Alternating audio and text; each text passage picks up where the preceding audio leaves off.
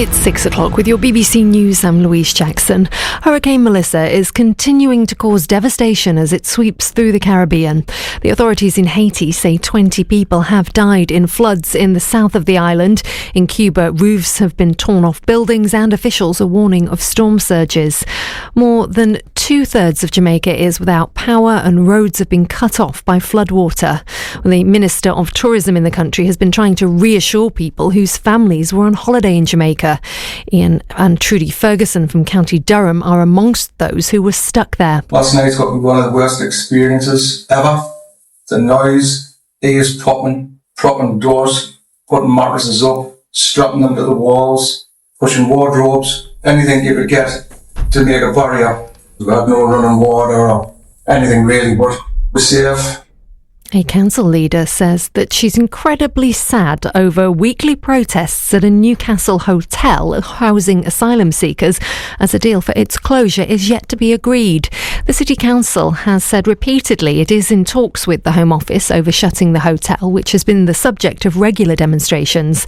Council leader Karen Kilgour has previously called for local authorities to be handed more powers over where asylum seekers are placed as part of a new system aimed at better protecting existing communities and integrating new arrivals. Angela Campbell has more details. A Home Office spokesperson said the government would close every single asylum hotel, but Karen Kilgour said those staying in a hotel in Newcastle have faced weekly protests, and I find this incredibly sad.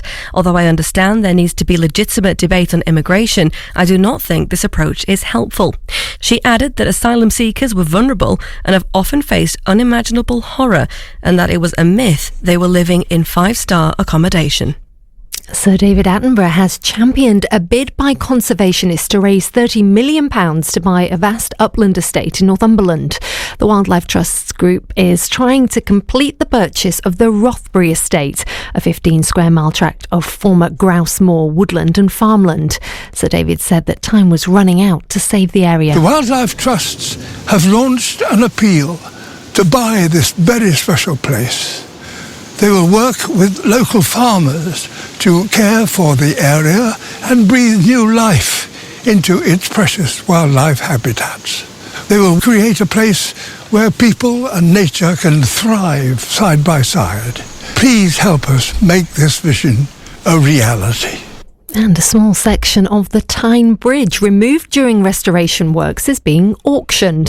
One of the original rivets, which helped hold the Grade 2 listed structure together for nearly a century, is being sold in aid of the Baltic Centre for Contemporary Art £10 million endowment fund, which hopes to secure the Gateshead Gallery's future. It's expected that the bridge part will fetch upwards of £500 at a gala for fundraising, where local musicians Sting and Nadine Shah will perform on Thursday. And that's your latest BBC Radio Newcastle news. Total Sport North East. Call free 0800 234 6565. BBC Radio Newcastle. Thank you, Louise. Thank you, Scott. Good evening from St James's Park. Newcastle United continuing their defence of the Carabao Cup tonight by welcoming Spurs here in the fourth round, or the last 16 if you prefer. We'll build up to what is an 8 o'clock kick-off across the next 2 hours. We'll get the team news around 6:45 as well. Matthew Raisbeck, John Anderson, your commentary team, of course, they're both alongside me already. We will chat Sunderland as well with Marco Gabbiadini. Shamsteen Talby's been speaking after scoring the winner at the weekend. We'll get the lowdown on Newcastle's opponent, Spurs, tonight as well. And if there's anything else you would like to talk about this evening, the floor is yours. Give us a call. 0800 234 6565 is the number, as it always is. Dom and Callum are standing by to take those calls. Total Sport North East. BBC Radio Newcastle.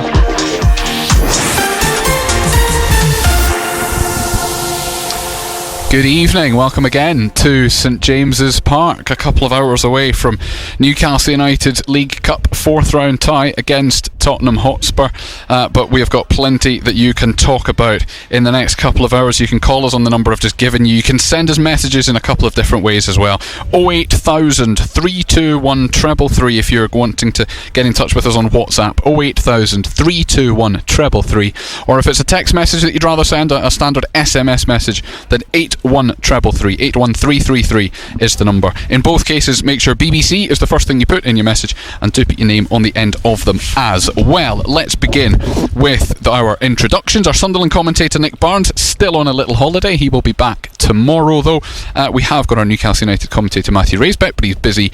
No, don't worry, Razor. He's busy hobnobbing with other people. That's fine. So in the meantime, I'll introduce John Anderson, former Newcastle defender. Hello, Ando. Hey, Colin. And of course the former Sunderland striker Marco Gabbiadini. Evening, Marco. Good evening, all. While you didn't have your headset on, Razor, I accused you of hobnobbing, so this is your right to reply. I was just speaking to a member of club staff there, sorry, who wanted a quick word, but we're not in trouble, so that's good. That is a good I hadn't assumed that we were, but you've put everybody else at ease. You've got Ando and Marco to talk to all the way through this evening. 0800 234 6565. This is the first show we've done out and about since the clocks went back. A, it's dark, and B, it's cold. This is I know it's not the warmest of stadia at the best of time, Ando, but at least it's dry. There is that. It's proper. It feels like it's because if it rains here and you're here for 4 and a bit hours, you're going to get very wet. Yes. Well, thankfully it isn't. No. Yet. It might get cold, but you won't. It will. Oh, have you got a hat for later? No, it'll be fine. You've got your fleece-lined hood. Will that suffice? That'll do. I've got a hat. You got a hat, Razor. You've got more hair than the two of us combined, so you don't need to worry. But that's why I don't wear a hat. And I'll tell you what is also not with us tonight: Ando's lucky jumper / cardigan. No, don't need it. Don't need it. Interesting. No. Okay. You wore it on Friday, didn't you? Ahead of the Fulham match. Yeah, it obviously worked. I just feel like we don't need it tonight. That is confidence. I don't really share that confidence, and normally it's the other way around with us two. I'm just a little bit concerned. Tottenham are good under Thomas Frank. They do have a lot of injuries, but they haven't lost away from home. That said, they got battered in Monaco in the Champions League last week, but the goalkeeper Vicario was unbelievable. Big win at the weekend at Everton. Just think this is a really tough tie, but the rewards of winning tonight would be a quarter-final. Potentially against Cardiff, the lowest ranked team, but it could be against one of the very best around. It'll be probably a big Premier League team if they get through, you'd imagine.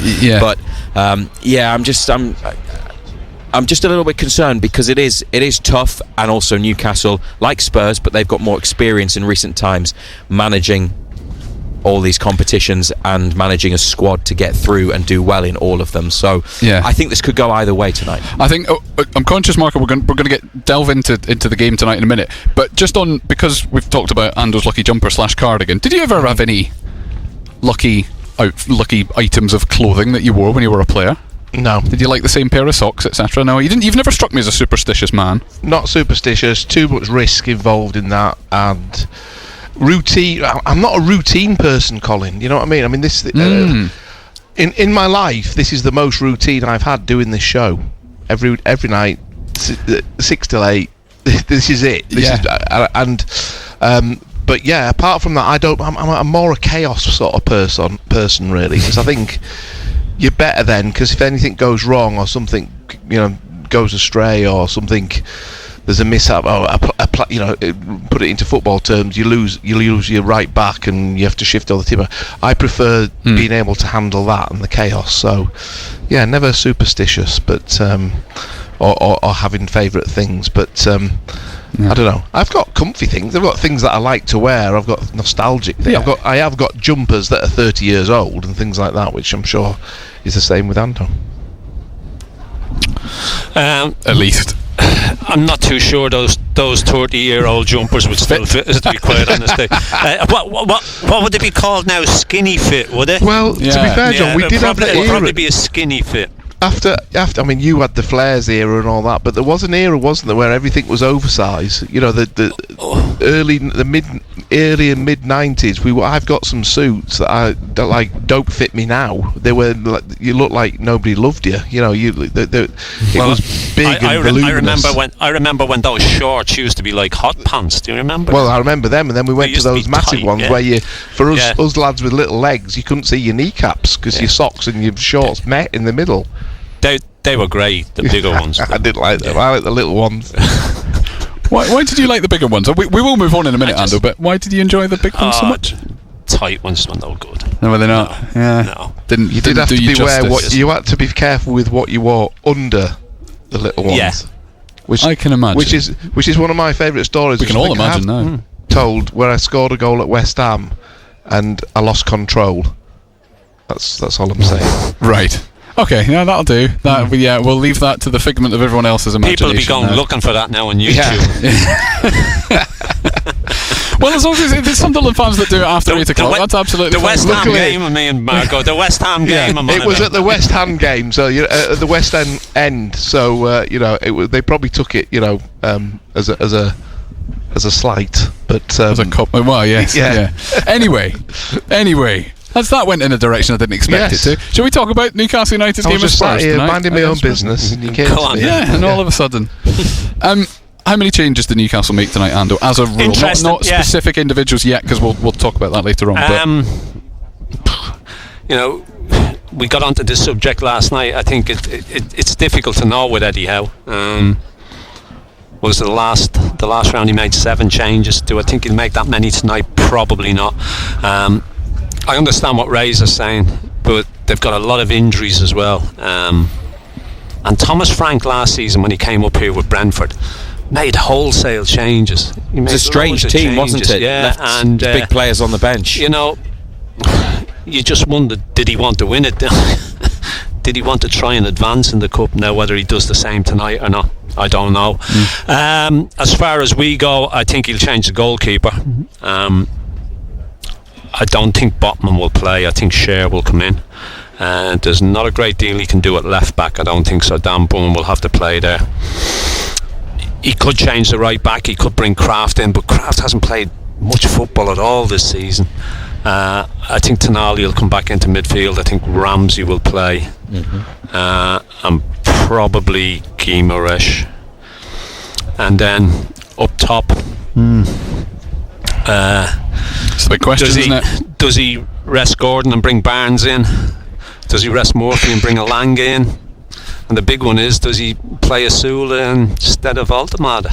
If we were to score you 11 out of 11 when the team is published, then I think you'll probably get quite a high score with the way that you're leaning there. So I'm not convinced about that top 3 though, Reza. Yeah, I mean, William Osula's been carrying an ankle injury which has restricted his involvement in recent weeks, but Nick Voltemade cannot start every match while they're without Johan Wissa, who is still due back in the next couple of weeks. But William Osula played in the last round, scored twice against Bradford, and was instrumental in Newcastle getting the late winner at the weekend, although he was only on the pitch for, I don't know, probably 10 minutes of football in total. You look at Barnes and Alanga, they will want to play, they need to play. They are good options from the bench, both of them, but then if they come out, you've then got Gordon and Murphy, who would be waiting in reserve tonight. I think you'd probably not be too far off with that team. I would be astonished if Tonali didn't come back in, and Ramsey as well. He played well against Benfica, which is his first start since his return from injury. They didn't use him at the weekend. It's the perfect night to give him another run out, and we like what we've seen from him so far. And you're right about the fullback situation. All you can do really is leave Trippier or Byrne in, play one of them at left back and bring Kraft in. I think Kraft would come in and maybe Trippier would get a breather tonight. That's the problem with not having Lewis Hall, who's still not fit for tonight, although he's not far away, and Tino Livramento unavailable and due back at the end of next month. They're targeting Manchester City at home for him, which is on the 22nd of November, so still about a month for Livramento. But so that would be 4, 5, 6 changes maybe, but we'll get confirmation soon, maybe in half an hour. Yes, well, I hope it is, because I said that earlier. Yeah, so it's varied. Premier League teams are announced an hour and 15 minutes before kick-off. In the cup competitions, sometimes it's been a bit different.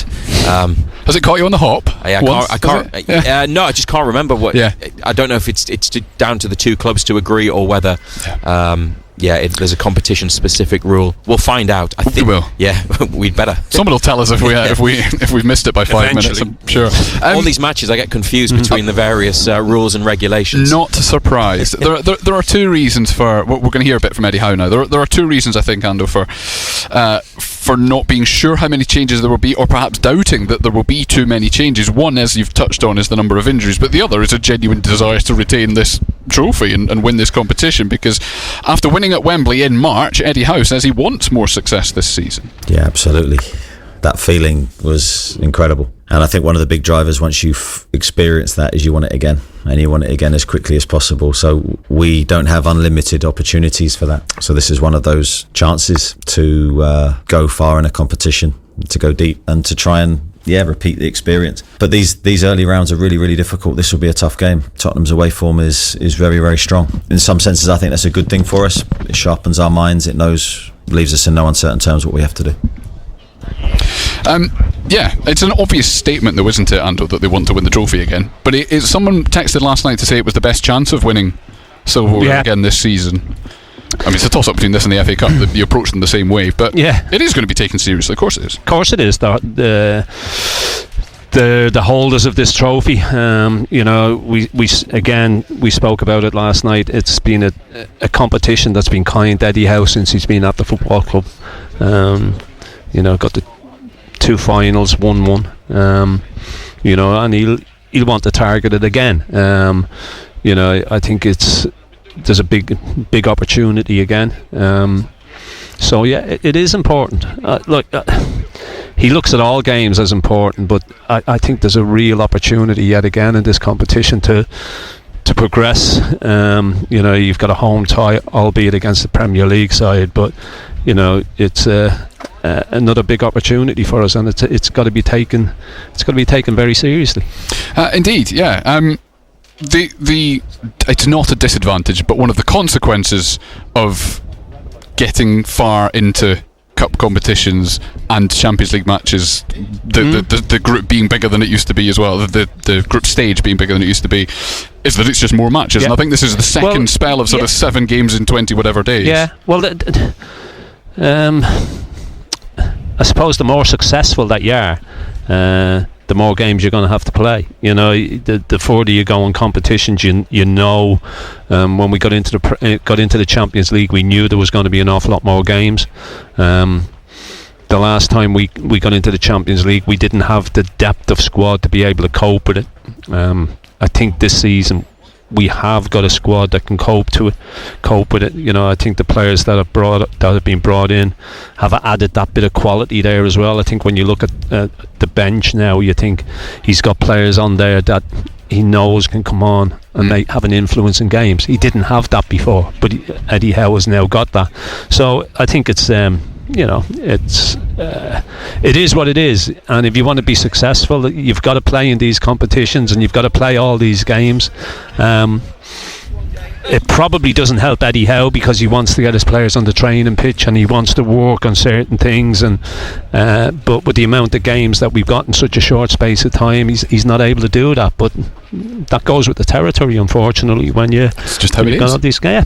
And he has spoken on this as well, because continuing in this League Cup does mean it adds to their workload, but it is a competition that Eddie Howe says he enjoys. The timing is unique. The FA Cup is staggered later on in the season, and I think depending on how your season's going, the feel of that competition is different. I think because this is so early in the season, there's a fresh energy to it, and you're trying to build momentum in your season in that moment. So these rounds are important to boost everyone's feeling and energy as you enter the season. The FA Cup is something we want to do better in. We haven't done well enough in recent seasons, so that is a target for us too.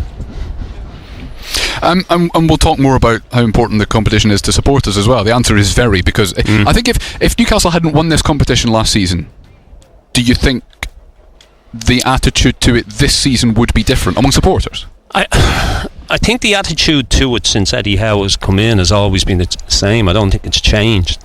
I think he looked at this competition and saw it as a stepping stone. I think if you look back at Manchester City, I think the League Cup was the first one they won. So I think he's seen it that way, that it was a big opportunity. And I think because, I'm not being disrespectful to the League Cup at all, but you look at the majority of Premier League clubs, you look at the majority of Championship clubs. When they first come into it, they make wholesale changes. It's not this competition isn't the priority for a lot of them. Teams who are down the bottom of the Premier League, their priority is staying in the Premier League, not the League Cup. And for whatever reason, Championship sides look at it in a similar vein. They all make wholesale changes as well, and it's different for the sides at the top because they've got squads that they can rotate, that they can bring players into, and we see that on a regular basis. So it gives you that opportunity. If the draw is kind to you. Although last season the draw wasn't so kind to us, we had to do it the hard way. You had to beat some big sides, and we were able to go and do that, and managed to do that, and deservedly did that. But to a lot of sides, no, it's not a priority. It's a competition that means a lot to Eddie Howe, to the club, to the fans, because for many years cup competitions were not important. They were not seen as a priority. It was something that fans went head to head with the club with during the previous era and the Mike Ashley ownership. It's different now, obviously. They are able to compete in the cups, although as the manager, we were just listening to him there talking about how they haven't done that well in the FA Cup during his time. But the League Cup under Eddie Howe, runners-up, quarter-finalists, should have gone through, lost to penalties, lost to Chelsea on penalties after being 1-0 up going into added-on time at the end of the game, and then winners last season. So they've always done well in the League Cup under Eddie Howe, and of course they want that to continue. I think pretty much everything that we've talked about so far is also applicable to Spurs in terms of workload, in terms of squad depth, in terms of a manager that is very, very popular, albeit he's been at Spurs for a much shorter time. And we'll talk to Phil Parry, our colleague at BBC Radio London, in about half an hour's time, specifically about Spurs and specifically about the changes that they make tonight. But Thomas Frank's done a good job from the outside, hasn't he? Yeah, look, he did a great job at Brentford. For the resources that Brentford have gotten, one thing and another, he got good players in. He had a system that worked really, really well for him.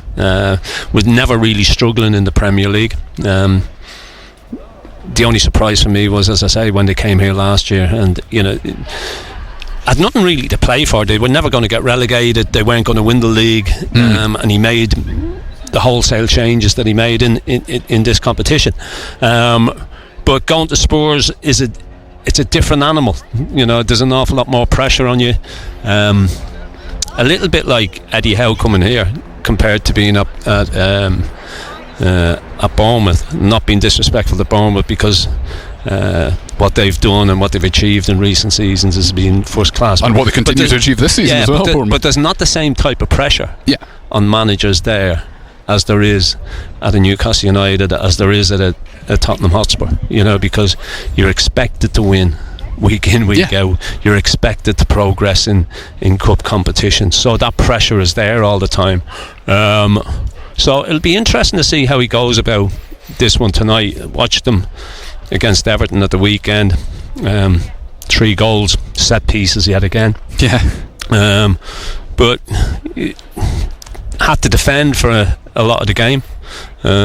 But we don't know what their side's going to be, so we're just going to have to wait and see. But I'm sure he will make changes. I don't think we can get away from that fact, same way as ourselves. But it'll be really interesting to see how many he actually makes. Indeed. Hopefully by the time we talk to Phil from Radio London, they will have announced that team as well, and we can have an educated discussion on that.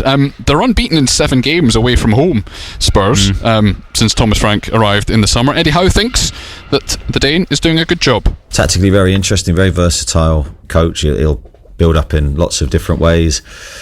Very aggressive off the ball, I'd say, predominantly. They have their different ways of trying to make that happen in the game and set plays. I think they're very, very well organised ultimately, and I think set plays is probably the biggest guider of that. When you watch a team, everyone knows their roles. They're very efficient both for and against. Credit to him and his coaching staff for what they're doing.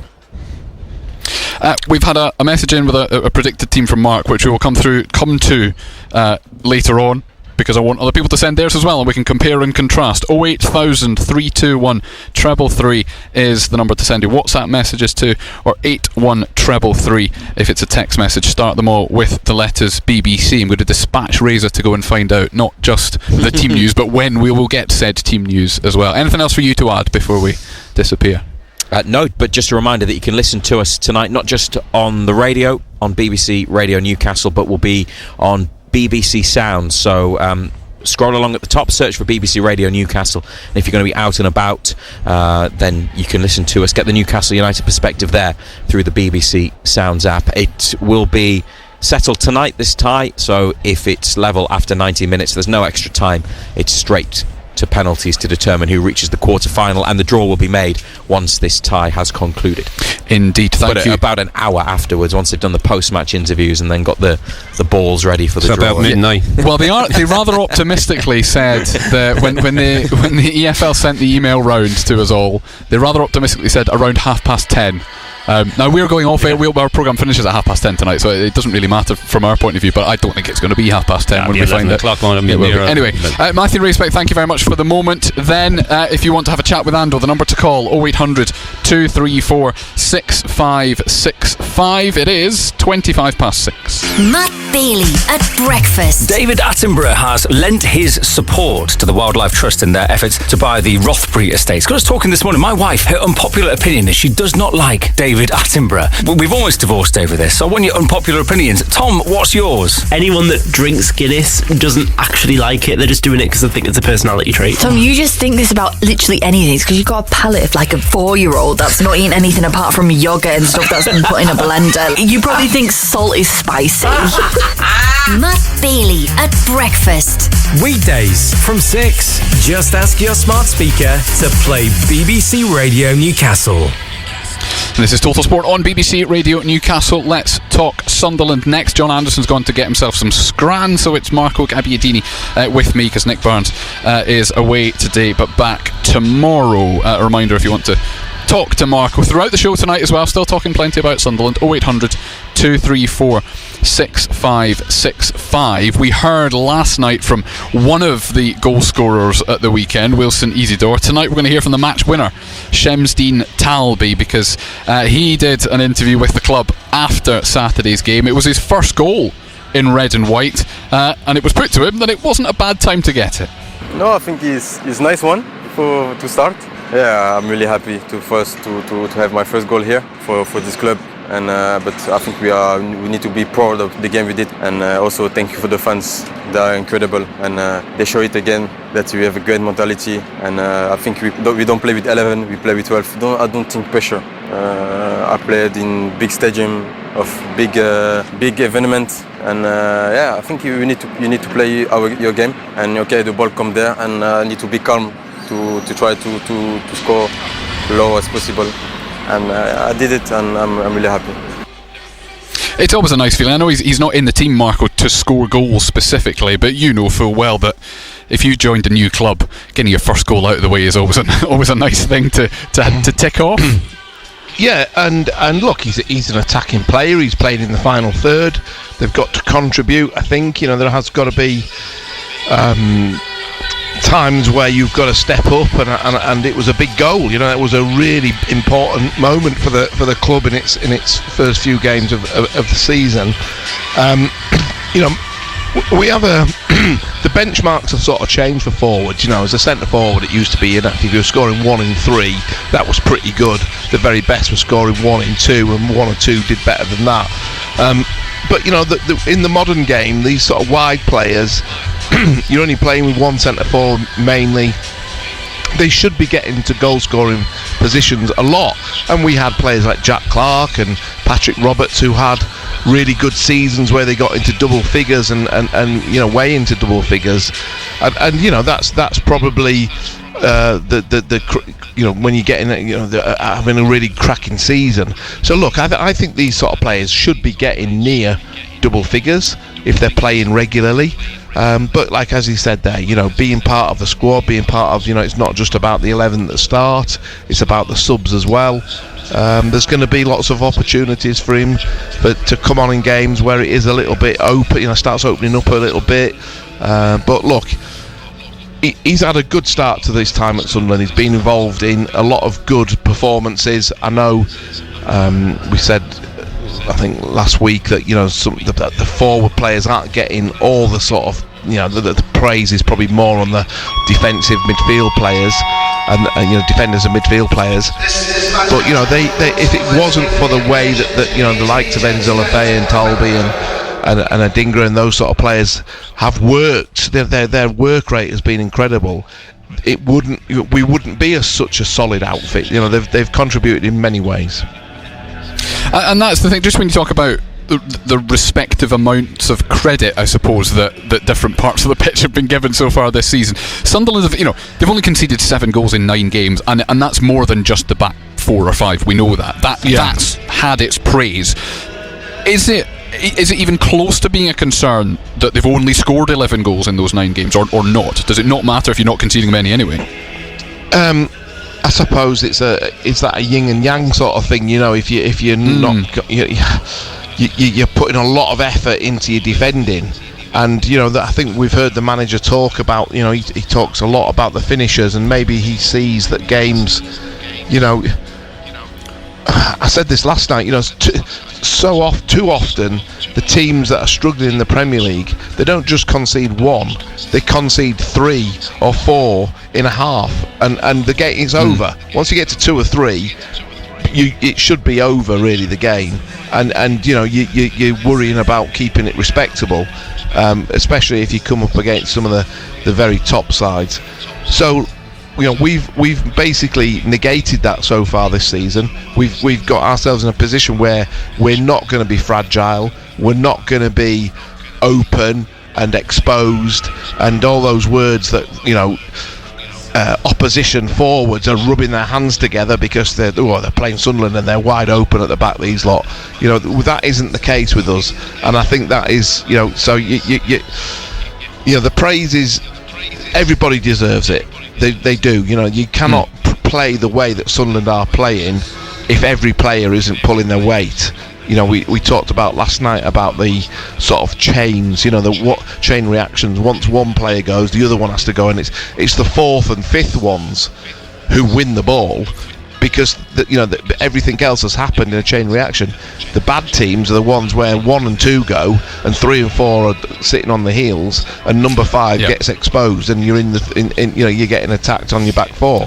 So it's, but look, I think Mukiele, Alderete, Ballard, the goalkeeper, they've had some really good, outstanding performances, and it's been a little bit less expansive than maybe it would be nice if we were more expansive, but at the moment I think most Sunderland fans are happy with the results, the way things are going.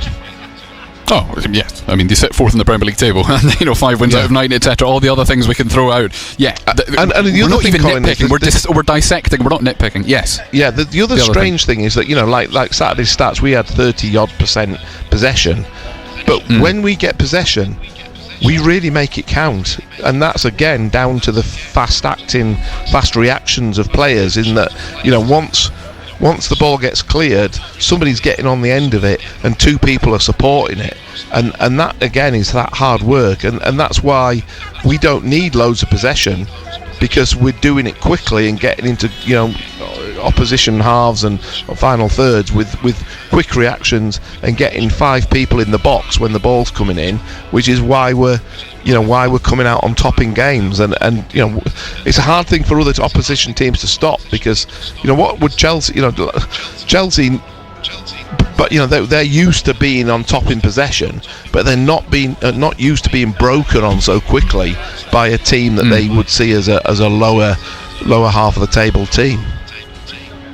Let's hear a little bit more then from Shamsteen Talby. We've talked about it a fair bit this season, the togetherness in this Sunderland squad that's been a standout, but Talby was asked about it. He said it is something that they pride themselves on.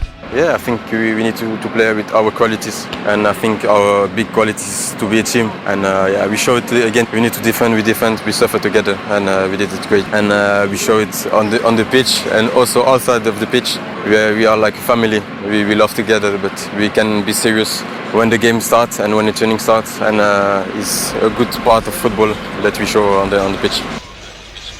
And it is. How rare is it to find... funnily enough, one of the reasons for asking you this, Marco, I did a couple of interviews this afternoon with South Shields, because they've got their big FA Cup tie at the weekend. We'll hear some of it tonight and some of it in the rest of the week. And they talk a lot, the manager and the captain, about the culture at the club, and how that fostering that has made them a better football team, quite literally. You've been in presumably a variety of dressing rooms. How much better does it make you play as a group when you have that whole culture and spirit off the field as well? I mean, look, you try and engender that every season. It doesn't always work, and especially it's hard to do it when you've got holes sometimes in your midfield, or your forwards aren't firing, or they're not chasing down those clearances. And so I think most teams trying, but definitely I've been involved in teams that you have that edge of invincibility, and also sometimes you only get it certain parts of the season. I can remember the season we beat Newcastle in the playoffs. That what year was that? 89, 90. I can't remember which one it was. We had a bit of a sort of a slump in the middle of the season, but the last 15 or so games of the season, we were fantastic. We just felt like whatever. I remember we had to go to Wolves and get a result to keep us in it, and we went there and got 1-0, and it was sort of like. We just, there was no argument to whether we would win that game. We knew that us in that changing room knew that we were going to win that game, and you only get it sometimes in short spells in a season, so the test now for the squad and the manager and the coaches is to see how long we can keep this feel good factor. Because there will be bad days, and there's going to be some days where we're scratching our heads. I think the Man United game the other week was a little bit frustrating for some of the fans were frustrated. But look, you just have to park it, move on, and bounce back, which is what we have done. Yeah, let's do one more little bit then. It is a very small bit from Shems bin Talbi, obviously one of the many summer recruits. But he says it's been an enjoyable first few months on Wearside. Yeah, I have a great feeling here. They invite me really nice, and I'm really happy here. But I think we need to switch on and to be focused for the next game. Yeah, it's funnily enough, he was asked a question about how much he's enjoyed being at the club, and he immediately answers with, "Yeah, it's great, but Everton's next." And I think there is a part of that is just. I don't mean this as a criticism, robotic, like sort of automatic. You're meant to say, yeah, I'm not going to get carried away, etc. But there is a genuine, every match matters, let's move on to the next, let's have the right attitude all the time. Again, it's one of those, it's a robotic answer to a robotic question sometimes. I think that's the trouble with asking a question like that. You're not going to get him, he's not going to say no. He's only got one answer to give, so that I think the lads sometimes. I've been in that position a long time.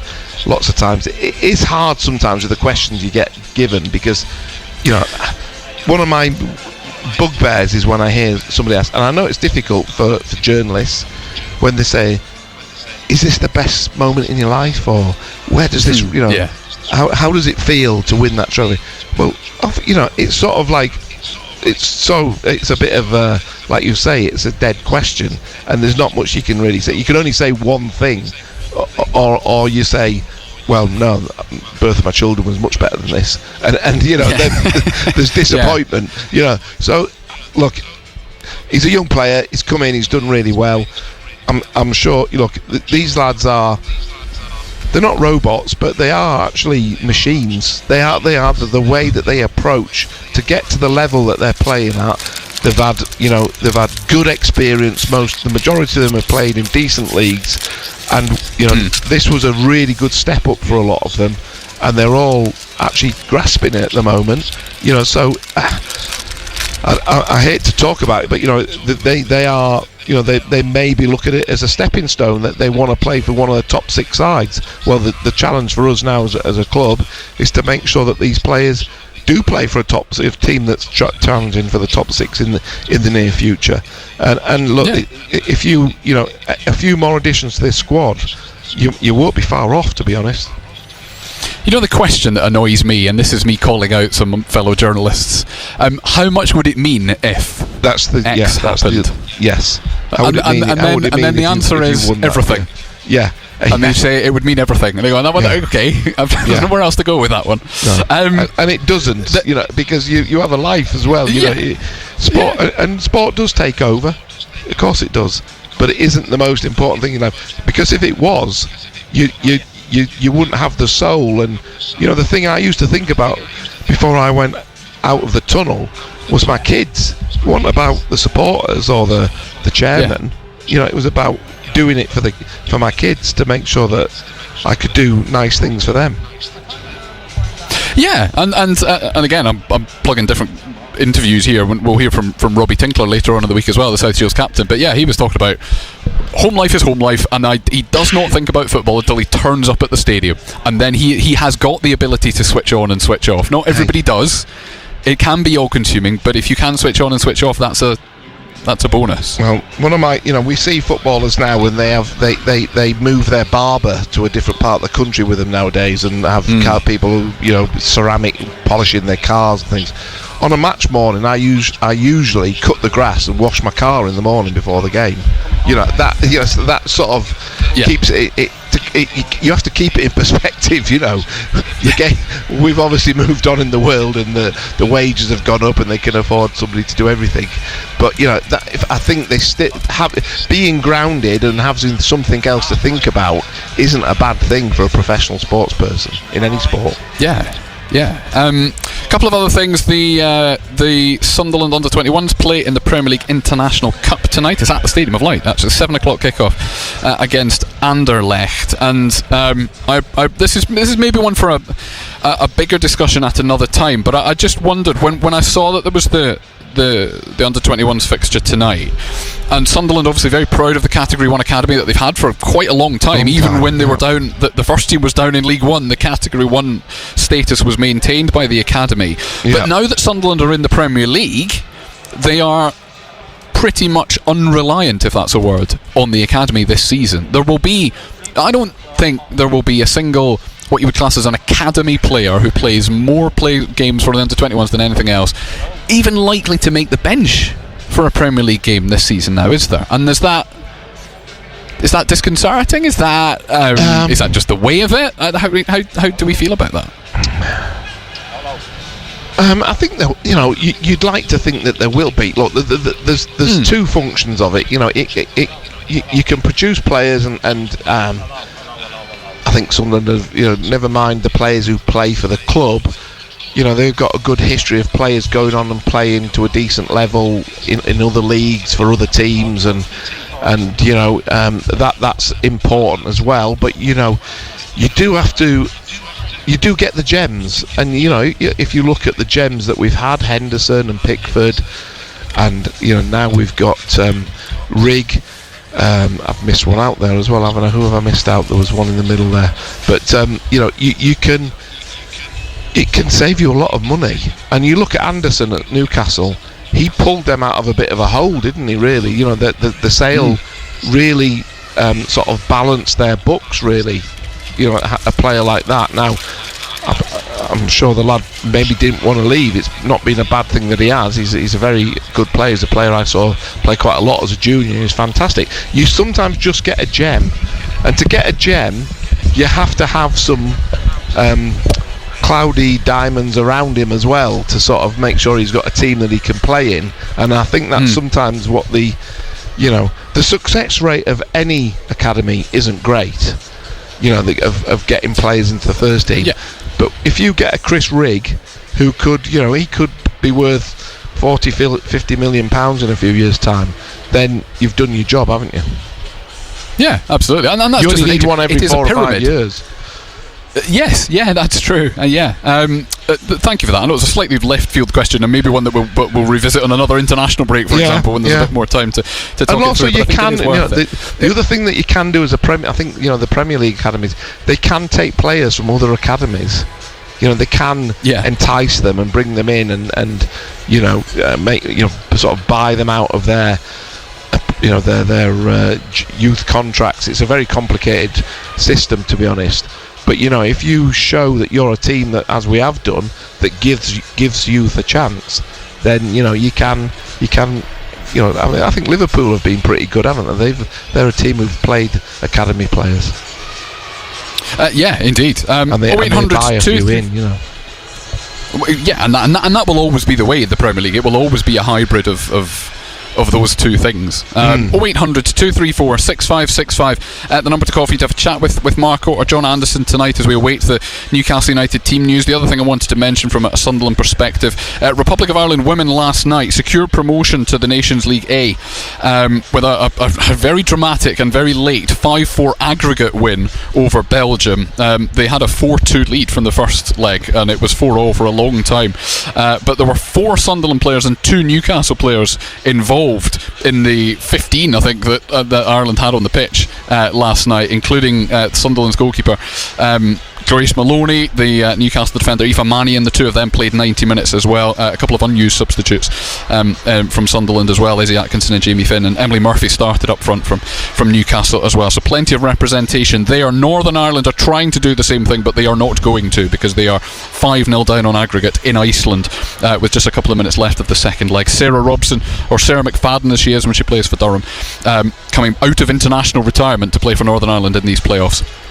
But they are not going to be going through. We will get, like I say, the Newcastle United team news in just a moment, because it is 6:45. On BBC iPlayer, we're making history as the worst set of faithfuls. Friendships have been tested. This game is making me evil. As our players approach the last act. It felt a bit of a performance. But who will take their final bow? I'm just terrified. This for me is life or death moment. I say people are nice and I don't necessarily believe it. The Celebrity Traitors continues tonight at 9 on BBC One and iPlayer.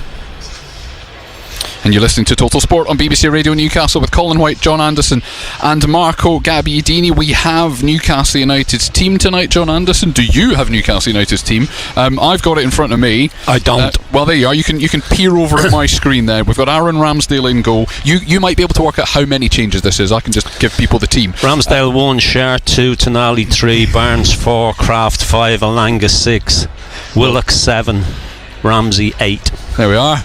Genius. Absolute genius. Shall we put it in a more acceptable order now for people? So that is Dan Byrne, captain, at left back, Emil Kraft at right back, Sher and Malik Chow as the 2 centre halves. Midfield 3 of Jacob Ramsey, Joe Willock and Sandra Tonali, with Anthony Alanga on the right, I would imagine, Harvey Barnes on the left, and Nick Voltemade through the middle. Substitutes therefore: Nick Pope, Kieran Trippier, Sven Botman, Joe Linton, Anthony Gordon, Willa Sula, Alex Murphy, Bruno Guimaraes and Lewis Miley. Your reaction to that first, Ando, and then we'll get Matthew Racebex as well. I don't think that's Alex Murphy, is it? No, it's Jacob Murphy, sorry. That's Jacob Murphy. Yeah. Well, we assume it is. Yeah, I mean, we spoke earlier on, didn't we, about the changes. I didn't even think of Joe Willock, to be quite honest. I did, only because just after we started the programme, we saw him walk in with. Yeah, well, I thought he would have been on the bench. Yeah, that's. But I just felt there was others ahead of him. We thought Ramsdale would start. We thought Sher would start. Tonali would come back. We mentioned Barnes and Alanga as wide players. We thought Kraft would come in. I thought Asula might get the nod over Voltemade, but obviously not. But look, he's rotated. He most definitely has rotated tonight. He's made 8 changes. Let's see how it goes. And that's significant, Razor. We talked earlier, and I think Ando said 4, 5, 6 changes, and we've ended up with 8. Yeah, more than I would have expected, and more than he made in the last round against Bradford, which was 7. Using the squad, using it well. I'm a little bit surprised Voltemade is up front, only because of the Osula factor that we talked about. But remember, he is carrying an ankle injury, and I think that will have played a part in the decision. It may well have been a different decision if Johan Wissa had been fit, but it's a strong team. He's been able to give a couple of players a rest, at least from the start, like Trippier, Bruno, Botman, Gordon. A strong bench as well. So I think they look good like that, but it is interesting, particularly the shout for Joe Willock, who's not had much football this season. He's only played 4 times, just 1 start. That was at Bournemouth last month in the Premier League. big night for him because they need to get Joe Willock back close to the levels that he had been at a couple of years ago when he can be such an effective player. There's a lot of competition in midfield. He gets an opportunity tonight alongside Tonali and Ramsey in there. Particularly looking forward to seeing Ramsey again because he's impressed so far. Indeed. Let's get the opposition perspective on this with Phil Parry from BBC Radio London. I'm hoping that he's not reliant on X for the Tottenham Hotspur lineup because it's not there. I've been refreshing them and it's not there. So if we have to have this conversation without actually knowing what the Spurs lineup is, that is absolutely fine because we can start a little bit more generically, which is, and it's a very reductive sentence, it's been a very good start to the season, hasn't it? It has, yeah, in many respects. Maybe it's there's been changes, of course. Thomas Frank has come in. He's a very different coach. He approaches things in a very different way to the previous incumbent, who, as we now know, I think by his own admission, threw all the eggs in one single basket in the second half of last season. I think elimination in the League Cup probably was the moment where he said, well, I'm going to focus on the Europa League, did Ange Postecoglou, and the Premier League went out the window, and we know that they finished their worst ever finish in the top flight of English football since they got relegated in the mid-1970s to come straight back in. So, you know, 22 defeats, something along those sort of lines. They were moribund when it came to the league campaign, certainly in the second half. However, they won a European trophy and they got into the Champions League as a consequence, so the gamble paid off from that point of view. But Thomas Frank is different. We know him from what he did at Brentford, and he's sort of settled into the job in a pretty positive way. It's away from home where they've picked up their points in particular. This home narrative is really quite weird, that they've only won 2 home games in the Premier League since mid-February, and that is even gone over into this season, and they're against Southampton at the back end of last season and Burnley this season. You know, they got only a draw against Wolves. They've been beaten by other teams. It's very, very strange, but it probably means that they come to somewhere like St James's Park and think, well, actually away from home is working better. It's a long way to go, but I would say he's been very encouraged by the start he's had, considering some of the issues he's had to deal with from an injury point of view. Yeah, I mean, Spurs are unbeaten away from home this season. You know, we talk about how surprisingly poor the home form has been or looks. The away form's been absolutely fantastic. Is there any rationale to that you can think of at all? He's been asked about it, and I think obviously one of the things that we knew that he would do would be to change their mindset when it came to being difficult to beat. Because if you look at what he did in his previous club, and what was happening beforehand, you know, they only had a minus, despite finishing 17th, they had a minus goal difference of 1 last season. So they scored lots of goals, but they conceded lots of goals, 65 conceded. And obviously Thomas was going to come in and have a very different view of that. So making them difficult to beat, and then maybe playing a little bit more counter-attacking football with the players that they've got, the skill set that they've got, with the likes of Kudus in particular. That's maybe the way that he was going to look at it. And this year is, I think he's got the transitionary year almost free card to play this year, because it is very different. There's players that they're bringing in, they're bedding in, the likes of Simons. He's new, he needs to settle down. But yeah, Thomas is very, very, very attention to detail focused as well as a coach. Nothing will be unturned in his investigation as to how he's going to go and get some results. So it may not be quite as flamboyant as Ange Ball, just trying to win left, right and centre by scoring all these sort of goals that he would try and score. But what he will do is he'll have a really, really tight structure to his team, and I think maybe away from home, where you can get away with that a bit more, that works. We've had lots of Newcastle conversations about managing workload and being in various different competitions this season. Obviously Spurs are Champions League team as well this season.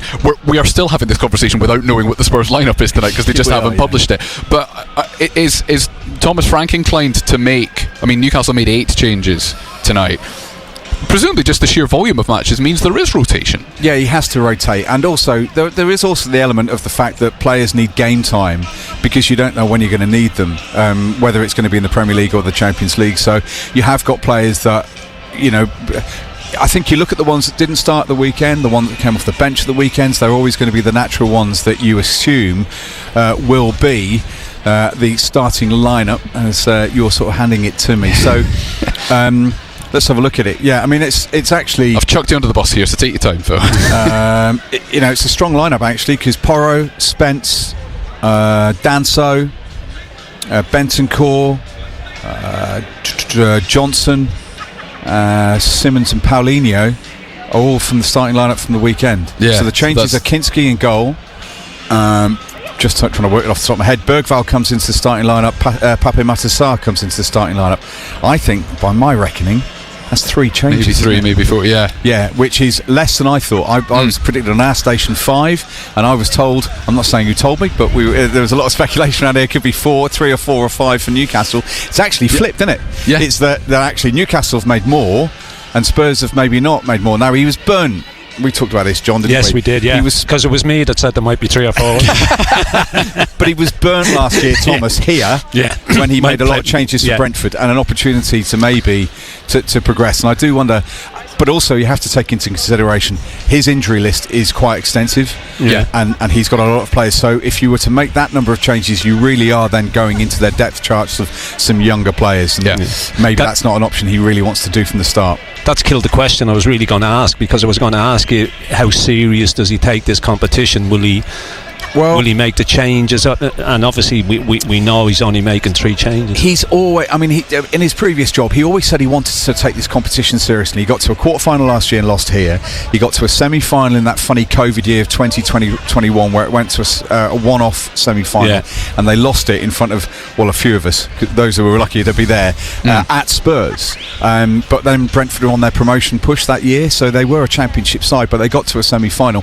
So he's always, I think, had this competition as a potential to actually do well. And Jose Mourinho said the first trophy that Jose Mourinho won in England was the League Cup, and he famously said, didn't he, if you win the League Cup, that's the first trophy you can win in a season. If you win it, all the pressure's on everyone else. Because you've got a trophy in the cabinet, and all those other teams that supposedly want to compete with you haven't. So there's pressure, because the number of trophies they can win has been reduced by 1. So I wonder whether Thomas comes in and looks at it from that point of view. But I'm pleased that he's gone strong. Maybe not surprised because of what he can and can't do. But I also look at that Newcastle lineup, and at the weekend, Matt Lockwood, who's with us again here tonight, said that the strength and depth in Newcastle's bench was quite obvious with the bench, and it just shows that there is a bit of depth here now at Newcastle, which you've been working on, I know, over the last couple of years. Indeed. Phil, really appreciate your time. Phil. Thank you very much indeed. Phil Parry from BBC Radio London giving us the lowdown on Spurs. I'm very conscious that Tom, who's a Newcastle fan, has been listening to that entire conversation, waiting very very patiently, and I've squeezed your time a bit, Tom, but welcome to Total Sport. Cheers, Colin. John, By a bit, I say you've got 2 minutes. Go for it, Tom. The lineup there. I was the only thing for me, what I would be surprised would be, I would have played Sula, but he's carrying the knock. Walter Marder up front. The Kraft on the right, which is fine. Dan Burn captaining it. I think it's a good side. And I think with Tonali and Ramsey playing together, it'd be nice to see them 2 play together. They're both quick. They're both agile. Get amongst the Tottenham midfield and let's go for it. And John, I always give you one word about the team. When we played Arsenal in the Cup last year, I said discipline. This year, it's just desire to retain the Cup. What do you think, John? Yeah, look. I thought he'd make changes. I didn't think he'd make 8 changes. I think it's because of the situation we're in. It's all about rotation and giving players game time. I like you. I'm interested to see Tonali and Ramsey. I like the look of Ramsey. I think he's a good athlete. He's got a good touch on the ball. I think he gives us something a little bit different in there as well. Tonali's just the all-round player for me. I'm a little bit surprised at Willock, I have to say. Because he's fallen down the pecking order, but he's got an opportunity tonight. I think Barnes and Alanga, it's been a stop-start sort of season for both of them as well. So it's a chance for them to go and show the manager what they're all about. Yeah, indeed. Score prediction from you, Tom, briefly. Apologies for cutting you so short again. 3-1. We'll beat them 3-1. 3-1. We will. Everybody in the crowd, clearly, apart from Spurs fans, would take that. Tom, Tom, genuine apologies for cutting you so tight. Cheers, mate. But thank you very much for talking to us this evening. It was interesting to get the thoughts of Phil from BBC Radio London as well. But we will give you plenty more time between now and probably about 20 to 8 when we hand over to Matthew Racebeck to talk about that team, that Newcastle United team tonight, and the game in general. We are going to talk Sunderland as well after 7 o'clock, so there's still reasons for you to give us a call to have a chat with Marco. 0800 234 6565, the number for you to call. I know plenty of you have sent messages as well. We'll get through them. If it's WhatsApp, then 08000 321 333. If it's a standard text message, then 81333. Start them all with the letters BBC, and we're back after the news. On the BBC Sounds app, on your smart speaker, Play BBC Radio Newcastle. and on your radio. The sound of the North East is BBC Radio Newcastle. At 7 o'clock with the BBC News, I'm Vicky Carter. Police have charged a 22-year-old Afghan national with murder following a triple stabbing in Uxbridge in West London that left one man dead. Safi Dawood is also charged with attempted murder and possession of an offensive weapon. 49-year-old Wayne Broadhurst died at the scene. Hurricane Melissa is continuing to cause devastation as it sweeps through the Caribbean. The authorities in Haiti say at least 20 people have died in floods in the south of the island. More than 2/3 of Jamaica is without power and roads have been cut off by floodwater. Nikki Finlay-Mulligan from Shropshire is on holiday in Jamaica. She was meant to be flying home yesterday but spent the night in a conference room at the hotel they're staying at. Everything's been boarded up. A lot of the the restaurants and shops and everything around the resort that we're staying in have all been boarded up since Friday, Saturday. Downing Street says the asylum seeker Hadish Kabatu, who was mistakenly released from prison, was given a £500 payment last night after threatening to disrupt his deportation to Ethiopia. A spokesperson said it was an operational decision taken to avoid an expensive process of cancelling and rebooking the flight. BBC's political correspondent Nick Ardley. The Conservatives leader, Kemi Badenoch, has described it as pocket money. Said it shouldn't have happened. The Lib Dems have said it's outrageous, and Reform UK agrees. Zia Yousaf, their head of policy, has been saying that this is an insult to the British people. A Somali national who came to the UK on a small boat has been sentenced to at least 25 years in prison for murdering a customer at random in a bank in Derby in May. Habir Abdirahman Noor pleaded guilty to the murder of Govinda Singh Johal at Derby Crown Court in August. A woman who lost 4 teeth after having a whitening treatment at a beauty salon in Lancaster is urging people to be aware of the dangers. Kelly Howson's been speaking as a BBC North West investigation has found illegal and dangerous teeth whitening treatments are being sold by beauticians and on social media. Some gels were found to contain more than 500 times the legal limit for over-the-counter products, strong enough to cause a chemical burn. Kelly wants people to be cautious. And everybody probably thinks it's not going to happen to me, but I was one of them and it did happen to me. All I can say to people is please do your research. You've got no idea what these guys are using. The government spokesperson urged the public to contact Citizens Advice or their local authority trading standards department if they had concerns over teeth whitening products for sale in their area. A woman says that she's in no doubt that BBC Radio Manchester's Stop a Stroke campaign has saved her life. Presenter Mike Sweeney has been leading the campaign after revealing that he suffered a stroke this year. Michelle Purtney from Stockport checked her own blood pressure, which was so high her GP said it could have warranted an ambulance. You're up to date, it's 3 minutes past 7. Total Sport North East. Call free 0800 234 6565. BBC Radio Newcastle. Welcome back to Total Sport live from St James's Park tonight. We're an hour away from kick-off the last 16 of the League Cup. Newcastle United against Tottenham Hotspur. Matthew Racebeck can remind us of a much-changed starting 11. Eddie Howe has made 8 changes tonight. The team is Ramsdale, Kraft, Cher, Chow, Byrne, Ramsey, Tonali, Willock, Ilanga, Barnes and Voltamada. And on the bench for Newcastle, Pope, Trippier, Botman, Joelinton, Gordon, Osula, Jacob Murphy, Bruno, and Miley. Thank you very much, Matthew Raisbeck. We want your thoughts on that lineup tonight. 0800 234 6565. From a Sunderland perspective, we were talking about Shamsdean Talby earlier. How pleased were you to see him get his first goal of the season at the weekend? He was also speaking about the togetherness, the culture in the dressing room as well. How evident has that been to you from the outside? That number to talk to Marco Gabbiadini is exactly the same, obviously. 0800 234 6565. We will hear from all of you who have sent messages as well. I'm going to read through some of them very shortly. 2 ways to do that. WhatsApp is 08000 321 333 and the text number is 81333. Total Sport North East. BBC Radio Newcastle.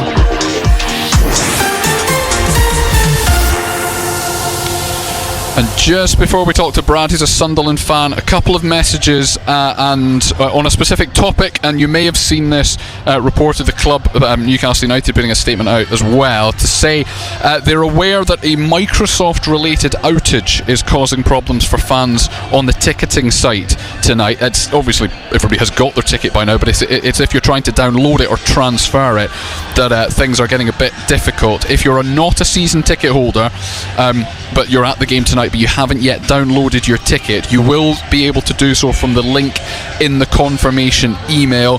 The club saying that season ticket holders looking to transfer a ticket for tonight's game can get help directly from the box office. But a couple of people, thank you to Dave in Cramlington and someone else who didn't put the name on the end of it, flagging that up to us as well. And yeah, sort of get here early if you are going to have to try and speak to the box office about the transfer of tickets as well. A Microsoft outage contributing to those problems this evening.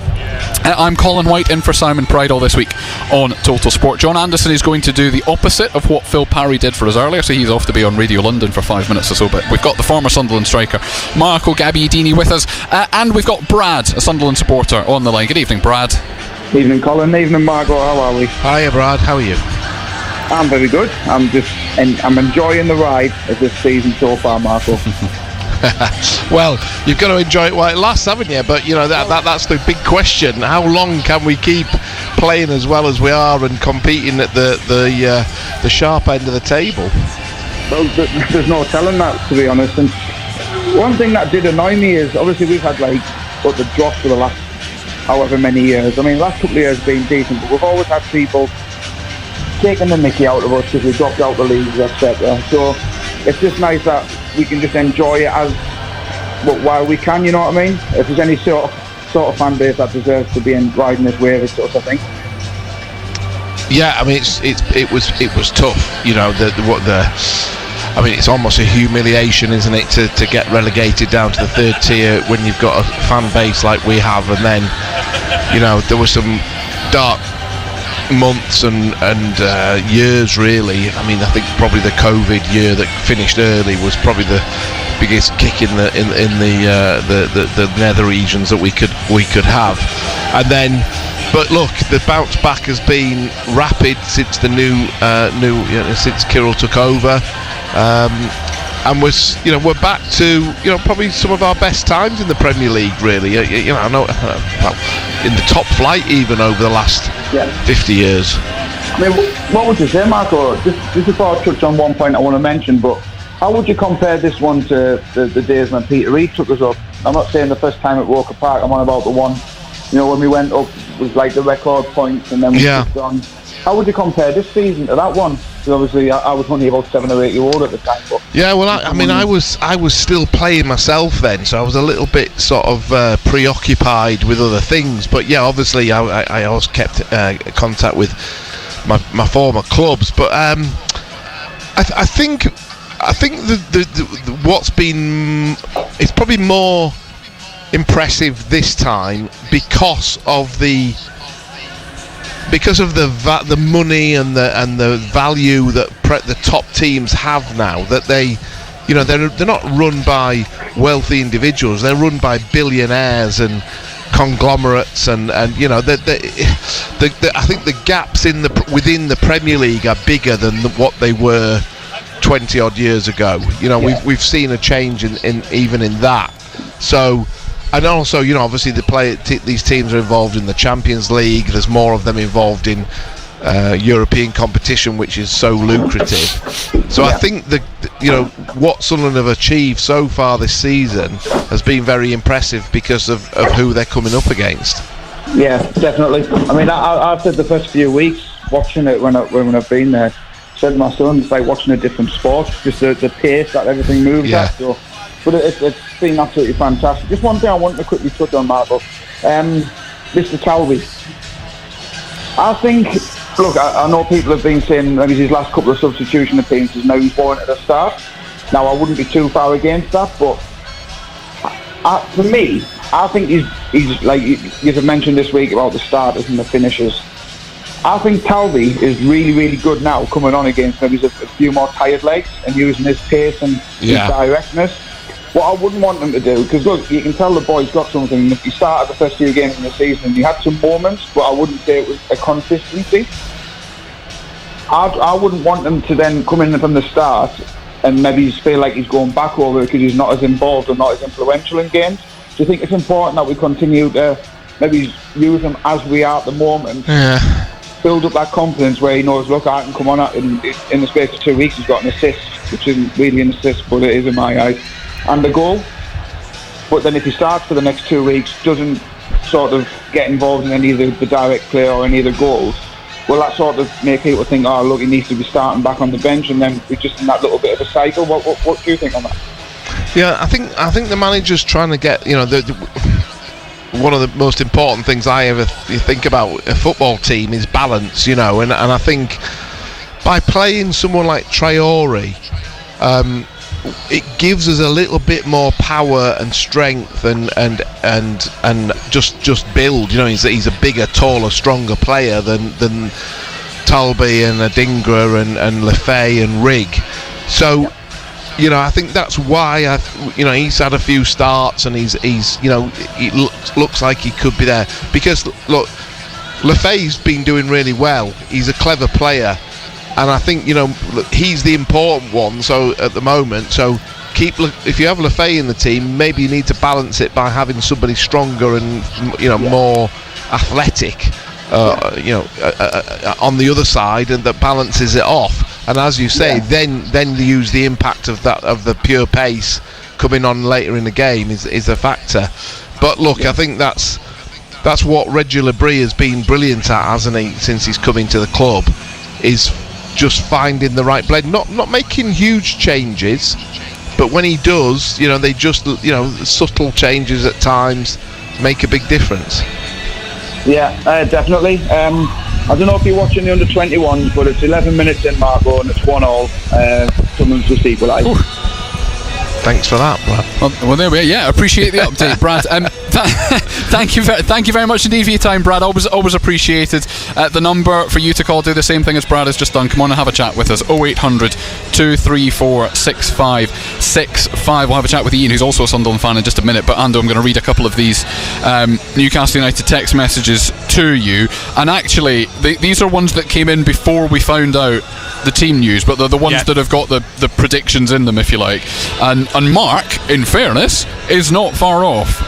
So he's got the back four spot on.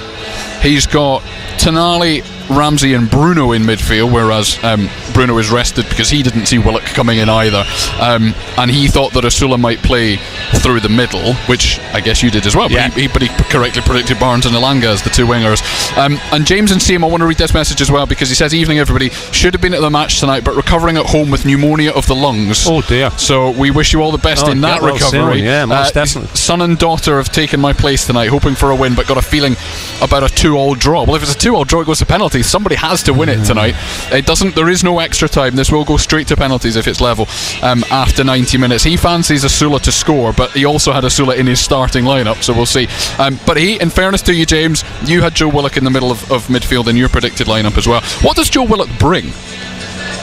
Energy, good carrier of the ball, gets you up the pitch early. He's when Joe Willock was at his best, good athlete, carries the ball well, gets you into advanced areas quickly. So it's been a frustrating season for him. It's been a frustrating time for him because he hasn't seen a great deal of football. When he has played, he hasn't reached the levels that we've seen in the past. And you would say that there's players in that midfield area who have jumped ahead of him.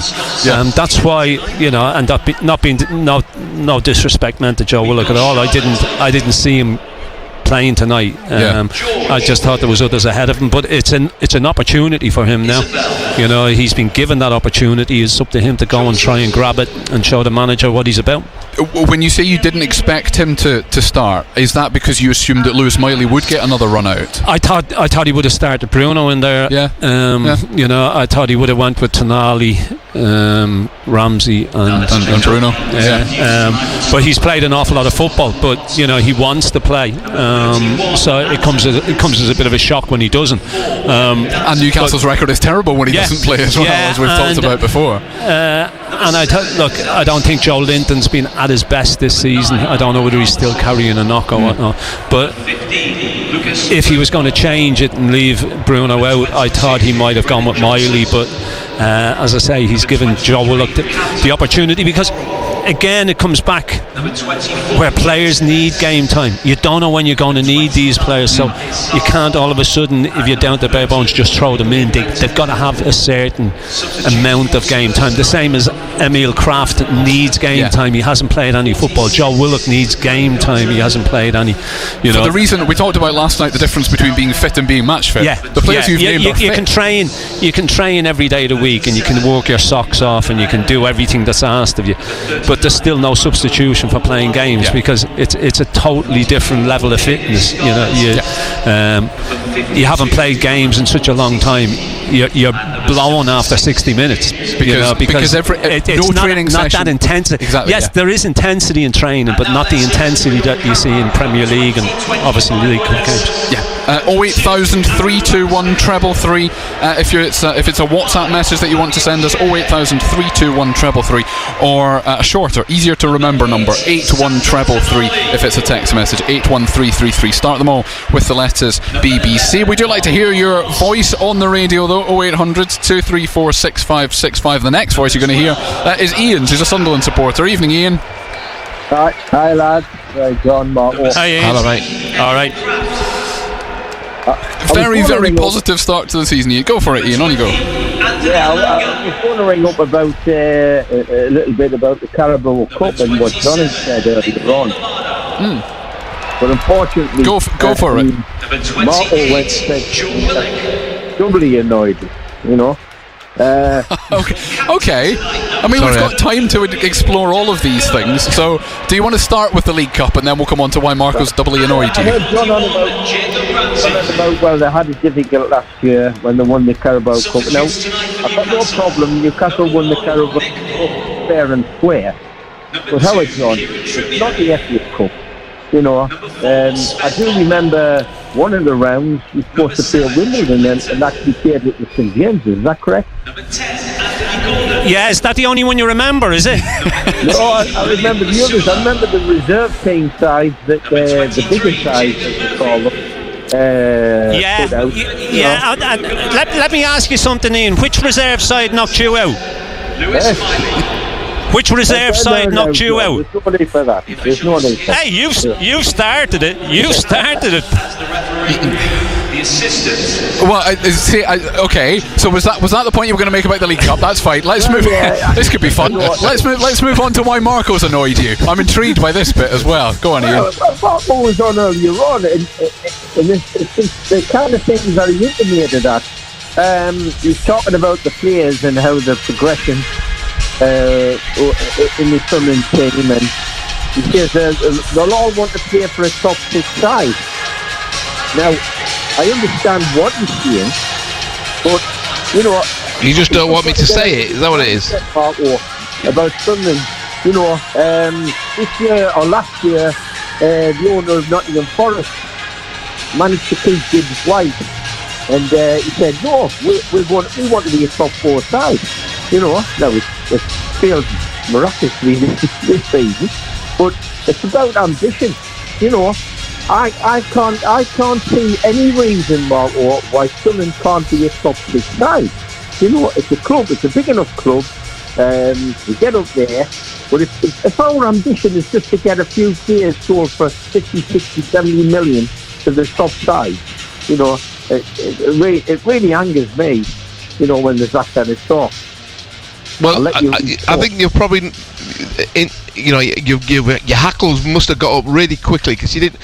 What I was saying was, you know, when in the summer, when those players are joining a club that has just got promoted, you know, realistically, you're not going to be a top 6 side in your first season in the Premier League. If we do, it will be absolutely outstanding, and I will be, you know, I'll be waving a flag, and you know, on the open top bus tour around the city, I'll be there. But you know, I'm speaking realistically, and you know, you shouldn't get upset about that, because that is how the mentality of these players works. Is that they're professionals. They want to play in the Premier League. They see an opportunity to cut it. They've been offered an opportunity by Sunderland, and yes, it's a good opportunity because they could see that there was lots of players coming in of good quality, and a few, you know, star names in, obviously with the likes of Xhaka. And then, you know, that's, but the point is that if we finish 15th this season, I think we'll all be delighted. But you know, if somebody comes in for, you know, if Siddiqui carries on the way he's going, would you be surprised if Arsenal didn't, you know, made an offer for him in the summer? Yes, I wouldn't be surprised. I mean, don't get us wrong. So then that's what my point was. So yeah, you know, that is, you know, you can't really dig me out for that, because that's not the point I was making. Well, the point I'm making as well, I know you're right. Well, it's about a mindset. It's a mindset of the Sunderland supporter. I've been fighting this for years. Because I think most Sunderland supporters probably think like a lot of them think like you, Ian. You know, I'm just other supporters who say, well, if we manage to escape relegation, yeah, that's the first thing we want. You know, and we might build this side up. We might finish mid-table. To hell with that. Let's have a go. Just like Newcastle did. You know, we're doing as well as Newcastle when they came first up. So why can't we go for it? It's about the mindset, Mark, and it's the mindset of the supporters as well. You know. Well, it's a mindset. I mean, the mindset thing. The most important mindset is the mindset of the people who own the club. You know, because that will, we will see what happens. Because look, we made a great start. Could we back it up with some more transfers in the summer? In Christmas, which is always difficult. They're saying now the ownership, they're talking about they've got plans for new players, for other players in January. That's music to my ears, because that tells me they're not settling for what they've got. No. You know? Well, the business model is good and solid, so that makes that available, doesn't it? Yeah. And I think the sky's the limit. You know, I'm not getting carried away. We're going to hit the path. We're going to go on a 5-6 game run where we're getting beat. You know, if we don't, brilliant. You know, but we won't hit the path. But it's Ian, I think Ian, just a point. Just like if we take it forward a bit. Look, there are many teams who've found themselves in the top 6. You know, I'm going to use the word surprisingly. You know, because maybe a Forest and I don't know who else has done it. You know, in recent terms. You know, even Villa. You know, they've come from. Even Villa have come from. You know, from years of sort of bouncing around the middle of the table. All of a sudden, found themselves at the top in Europe, Champions League places. I think, you know, if we did it as a one-off, you know, obviously Leicester did it that time. That wouldn't be. You know, I wouldn't be surprised at that. I think that the hard bit is being able to do it for 8 out of 10 years or something like that, which is what the very top teams do. And I think that is, can we get to a level, even staying in the Premier League? Obviously we were in the Premier League 10 years last time, which was a record, wasn't it, for the club over the last 30-40 years. That is probably, you know, we want to realistically be known as a Premier League club, not a bouncing about the relegation. To be fair, the 10 years we spent there, our only glory for Sunderland, and I start to say it, yes, we did finish 7th twice, but we were quite satisfied with retaining our Premier League status. I'm saying the mindset has got to change now. We might not do it, but if you put the money up and the buy players in January, then why not? Why not? Well, look, I think there are. Thank you. Only go, Marco. Then we'll. Well, I was just going to say, I think we have got. We've seen the intentions of the owners, and they are a family of one of the richest families in the world. So hopefully, they may take us to that next step. Ian, we have to just hope and pray that they believe in it. Yeah, and the evidence so far is that they do. Thank you, Ian, for your call. Really appreciate that. Some good points in there. 0800 234 6565, the number for you to call. If we can't squeeze you on tonight, we will get you on tomorrow night instead. You can book your call for tomorrow. We'll talk to Scott, who's a Newcastle fan, in just a moment. It is coming up on 7:25. Conspiracy theories really can impact the way the world works. Disinformation. You think you're winning. There could be 1,000 deepfakes. But it's because of you we work 24/7 to verify the facts with digital tools and reporters on the ground. BBC News, Moscow. Roger. In the West Bank. So, no matter how quickly disinformation spreads, we'll be ready. The fight for truth is on. Trust is earned. This is our BBC. And this is BBC Radio Newcastle, live from St James's Park. As you can hear behind us, it is very, very noisy. 35 minutes away from kick-off. 0800 234 6565, the number to call. I said we will talk to Scott in a second, which is exactly what we will do. But Ando, there's a message that's come in from you, from the Chesterley Street Geordies, saying, when Ando was asked about Joe Willock, he said he runs and carries the ball up the pitch quickly, but that was it. No mention of his lack of goals, lack of chances created, and of general effectiveness. Look, when Joe Willock when we had him first on loan, what was it, 8 and 8 he got. He's never rediscovered that.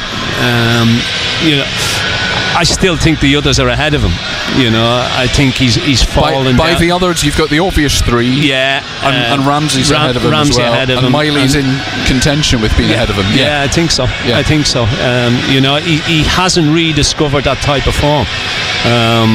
So look, I hear what people are saying, but I think it's an opportunity for him tonight to try and rediscover some of that form, because you never know when you're going to be needed.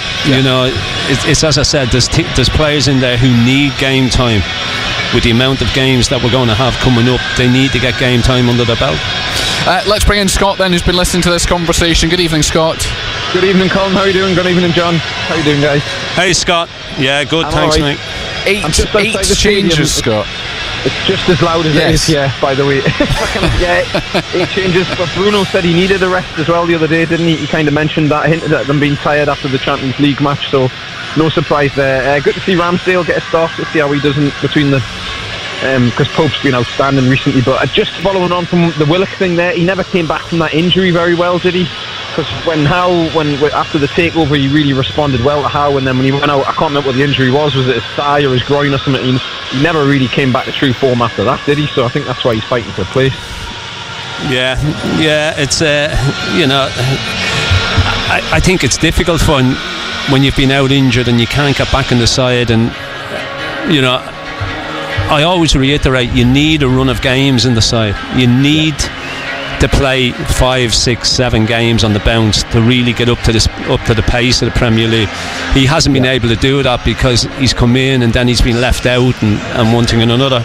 But it's he needs more game time. Does Joe Willock? There's no doubt about that. Yeah. I hate to say it as well, but my least favourite referee, I've got a long list of least favourite referees, but he's definitely on there somewhere tonight, I hope. And then Tottenham are doing well, so we have to pull our socks up and come out fighting tonight, I think.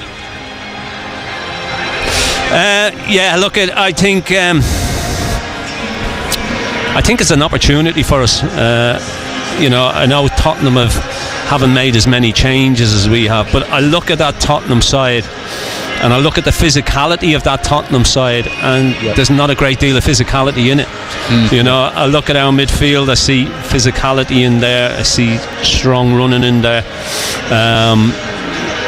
I think Elanga on the right's got pace to burn. He hasn't really set the place alight since coming here from Forest, but it's another opportunity for him. Barnes, we know, every time he comes off the bench, he has a huge influence in games. He needs to start having influence on games right from the off. So it's an opportunity for him. Just get him to run at goal, because if he gets tied up with two players, 9 times out of 10, only one of them can't stay with him, and then the other one can't get him off the ball. You know what I mean? So I think it's the strongest trait is just to run at the 18-yard box and put them under pressure. Yeah, well, yeah. Look, I think if you look at that front three, you think that you can ask questions of this Spurs defence. You know, they've got. I'm not too sure who's going to play centre back. You know, I think whoever it is, it's not an out-and-out centre back. I mean, Polina probably will play in there. Who's a midfield player? He's going to play centre back. So, you know, I think there's. Even though they haven't made as many changes as us, I still think. There's changes that Eddie Howe has made. It still makes it look a strong side. You know, there's still a lot of quality in there. Tonali, Ramsey, Barnes, Voltamada. You know, you've got Shar coming in, bringing Shar in, Weekend. No, you know, so it all looks good.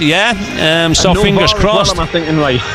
There's no VAR. I know I'm naysaying here. I'm just wondering. I've already ruled the referee out. I'm just hoping he doesn't have any company 300 miles away. You know, I think you're right. I don't think VAR comes into this competition till the semi-final. Why it comes in at all, I do not know. Was that the next round? I think was that offside? It's not offside. That doesn't matter. Get on with it. Did he pull his shirt? No, he didn't pull his shirt. Get up and get on with it, and then everyone gets what's going on instead of sort of lulling and dwelling. Yeah, but I think you're right. I think VAR comes in the semi-final, which is. It's ridiculous, you know. Why bring it in at all? If you've got it, use it. If you're not going to use it, don't use it at all. Gonna let you get yourself inside the stadium, Scott. Thank you for talking to us tonight. Take it easy. Cheers, mate. Enjoy the game. Thank you very much for your call. Just because you mentioned Fabian Schär there, he comes in for Sven Botman, who obviously took that head knock when Fulham scored their equaliser here at the weekend. He is on the bench, Sven Botman. So that's the absolute proof that there were no concussion symptoms at all. It is just, and he may well even have been fine to play. He's just one of those that's being rotated today. He must be fine to play, because you wouldn't leave him on the bench if he wasn't in a position to take part at some stage.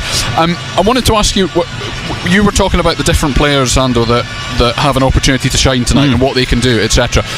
It's different when you're a goalkeeper, because yes, okay, Spurs will have chances tonight. It's not like when Bradford were here for Aaron Ramsdale. It will be different, but it's much harder to great strike. Yes, it was fabulous strike, Andy Cook, wasn't it? Yeah. But it is harder to shine, I think, as a goalkeeper. And also, it doesn't matter what he does tonight. Nick Pope plays on Sunday. Yeah, I agree. I think Nick Pope is number one at this moment in time. There's no doubt about it. I think he's been outstanding this season, you know.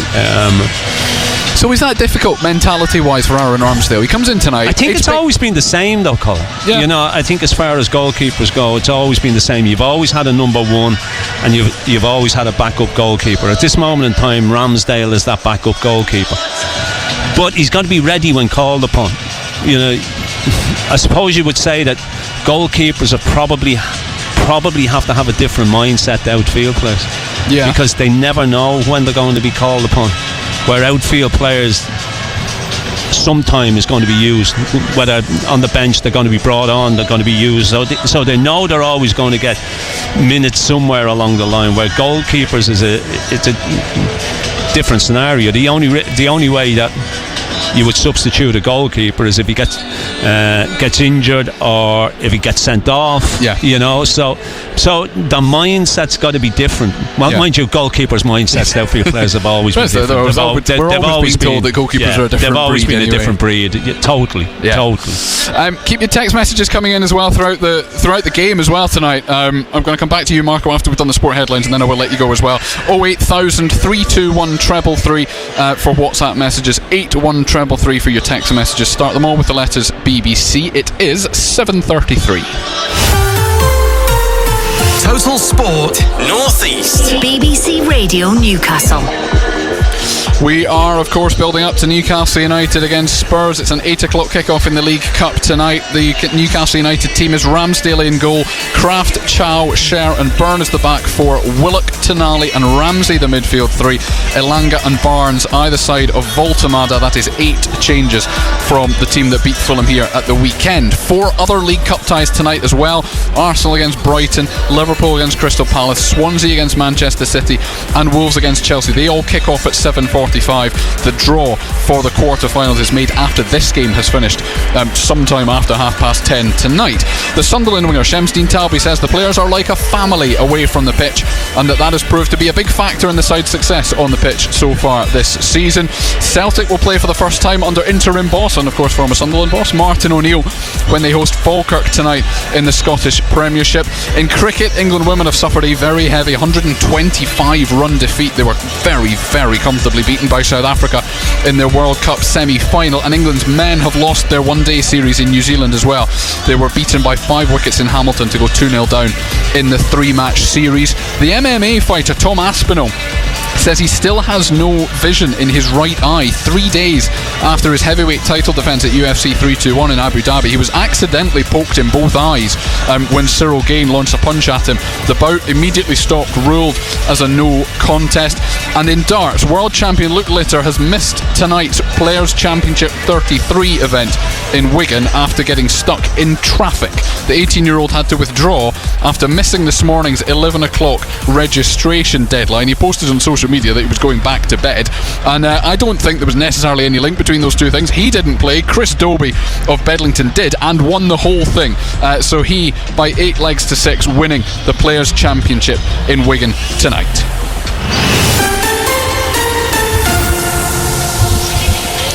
One more text message for you, Marco, and then I will let you go and we will focus on Newcastle United against Spurs. Ryan says, we were talking about the culture and the spirit earlier on. Ryan says, quite evident to see the togetherness, fight, courage, determination in the squad, and it's a joy to see. These players will fight till the end for each other and for us as supporters, says Ryan. That probably sums it up, doesn't it?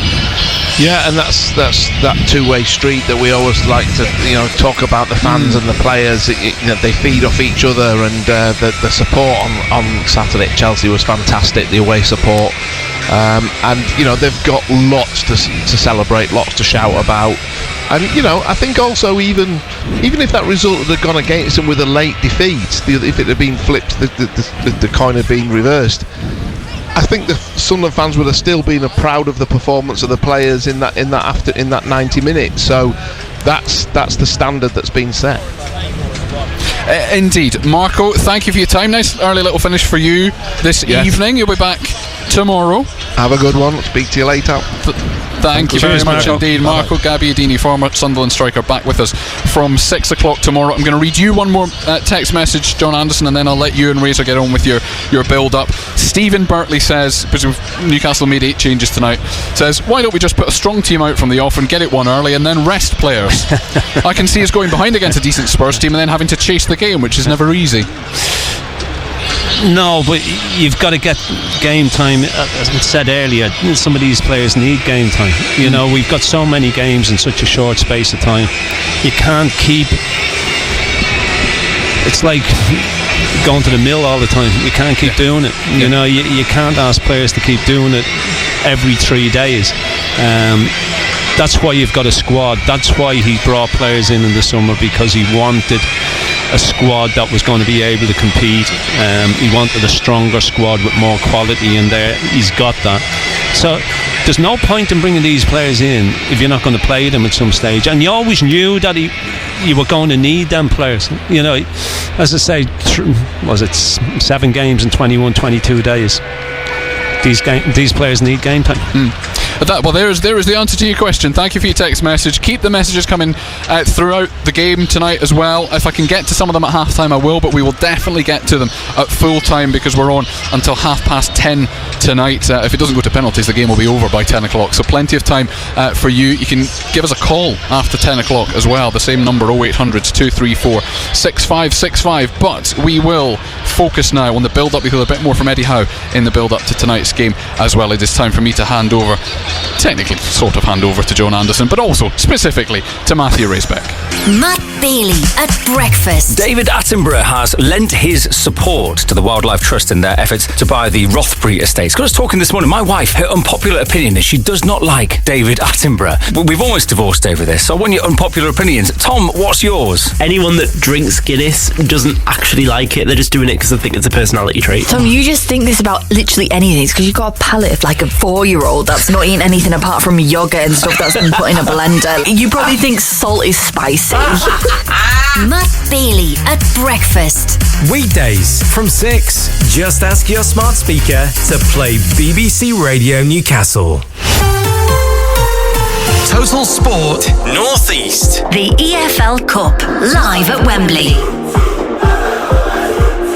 Kieran Trippier on the left, Newcastle. looking for Burn again. Dan Burn! Would you believe it? Big Dan Burn with the biggest goal he will ever score. And the black and white end of Wembley erupts. Dan Burn with an historic header scores Newcastle United's first goal at Wembley Stadium for a quarter of a century. And just 2 days after he was called up by England for the first time, the boy from Blythe scores in the League Cup final. And maybe this time will be different. Liverpool 0, Newcastle United 1. Great delivery, driven delivery, and he just powers it. What a header that is.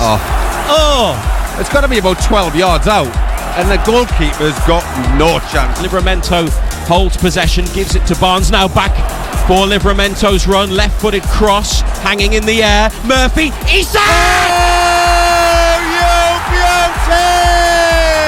No doubt about this one. Oh my! Alexander Isak at Wembley. Newcastle United's main man. Isak in the game? Yes. How do you get him into the game? Isak has edged them closer to glory. This is turning into a dream afternoon under the Wembley arch for Newcastle United. Van Dijk's header, Joelinton's header, Wilson's ball. It's Newcastle United's day. Finally, this is the one. Newcastle United win at Wembley. Eddie Howe's heroes celebrate. They have done it. Newcastle United have won something, and this is what it feels like. Bruno Guimaraes will be presented with the League Cup trophy. He's going to share the duties with Kieran Trippier. Newcastle United. Wembley is a place for winners, and today it's Newcastle United. Well, any excuse to relive last season's League Cup final. I'm sure you've done it many times over the last 7 or 8 months. Newcastle holders of this trophy in this competition in 4th round action tonight. It's the last 16, so it's the quarter-finals next, and the draw will be made after this game finishes. There are other League Cup ties tonight. They all start in about 5 minutes. Newcastle United against Tottenham Hotspur is an 8 o'clock kickoff, live right here on BBC Radio Newcastle. And you can also listen to our commentary through the BBC Sounds app, so you can get the black and white angle right there. If you have a smart speaker, ask it to play BBC Radio Newcastle, and you'll be able to hear the commentary from St James's Park. And we're also on BBC Radio 5 Live Sports Extra tonight as well, so a real choice of listening for the Newcastle United perspective on this League Cup tie. And Tottenham Hotspur, their opponents, unbeaten away from home under new manager Thomas Frank, who's made a strong start at Spurs. They currently sit in the Premier League table in 3rd position, 5 points ahead of Newcastle, and after their success in the Europa League last season, will no doubt be fancying a bit more silverware, just like United are and Eddie Howe is. And there are 8 changes to the team tonight, but it's still a strong-looking side. Such is the depth of quality available to him, even with injuries to Wissa, Livramento and Hall. This is how Newcastle look. Ramsdale in goal, making his second appearance. The other was in the last round of the League Cup. Same situation for Emil Kraft this season. 2 Newcastle appearances, both of them starts in the League Cup. He's in tonight at right back. Fabian Schär comes back in, his first start since he got the head injury against Barcelona. Malik Chow and Dan Burn complete the back four. Jacob Ramsey returns in an entirely new midfield from the one that started against Fulham. Sandro Tonali plays, as does Joe Willock, only his second start of the campaign. The other was at Bournemouth in the Premier League last month. And the front three, Elanga on the right, Barnes on the left, and Voltemada plays in attack again. So no rest for the big German from the start, maybe because William Osula is carrying an ankle injury. But that is the Newcastle team. So Chow, Byrne and Voltemada are the players that keep their spots in the side from Saturday. The 8 who drop out are all on the bench, along with Osula, and those 8 are Pope, Trippier, Botman, Joelinton, Gordon, Murphy, Bruno and Miley. And here's a look at the Spurs team tonight. 4 changes, including the goalkeeper, who is Antonin Kinski, a signing in January, who played for a spell last season when the regular number 1 Guillermo Vicario was injured. Vicario's fit again, but doesn't feature tonight. He's not in the squad, so Kinski comes in, the Czech under-21 international. Back four of Pedro Porro, Kevin Danso, midfielder João Palhinha. He's going to drop back into defence, we think. He's played there before for Spurs and for Bayern Munich, the club he's on loan from, but you may remember him from Fulham in the Premier League a few seasons ago. He was very, very good for Fulham in midfield. And Jed Spence, the England international, at left back. In midfield, Rodrigo Bentancur and Pape Sarr. Brennan Johnson and Xavi Simons in the wide positions. Lucas Bergvall probably playing just behind Richarlison, who is up front. So Kinski for Vicario, Richarlison for Randall Kolo Muani, Bergvall for Mickey van der Ven, and Sarr for Mohamed Kudus are 4 Tottenham Hotspur changes. And their bench, Brandon Austin and Luca Gunter, 2 goalkeepers, Mathis Tell, Mohamed Kudus, Mickey van der Ven, Randall Kolo Muani, the 3 outfield players who drop out of the team, all substitutes, and 3 youngsters, Dane Scarlett, Callum Olusesi and James Rosewell. So John Anderson, 8 changes, 1 more than he made for Bradford in the last round, but it still looks strong, and obviously so does the bench. Yeah, most definitely. The changes have been made, but even so, it still looks a strong side. And I was just saying to Colin earlier on, Razor, you know, even though Spurs have made less, 3 changes, I just don't think Spurs have got the physicality that we've got, especially in midfield. You know, so this is something me and you have spoke about, you know, the amount of games that we've got in such a short space of time. There was always going to be a period where he was going to need these players. He was going to have to get game time into certain players. You know, Emil Kraft, who hasn't played for such a long time, needs game time because you don't know when you're going to need him, when he's going to be called upon. I have to say, the one that surprised me is Joe Willock. I didn't see Joe Willock coming in.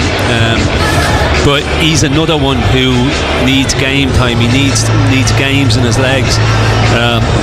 I suppose Asul is probably the one after his 10-12 minute cameo at the weekend. A lot of people were shouting for him to start, but he's carrying a bit of a knock, we're led to believe.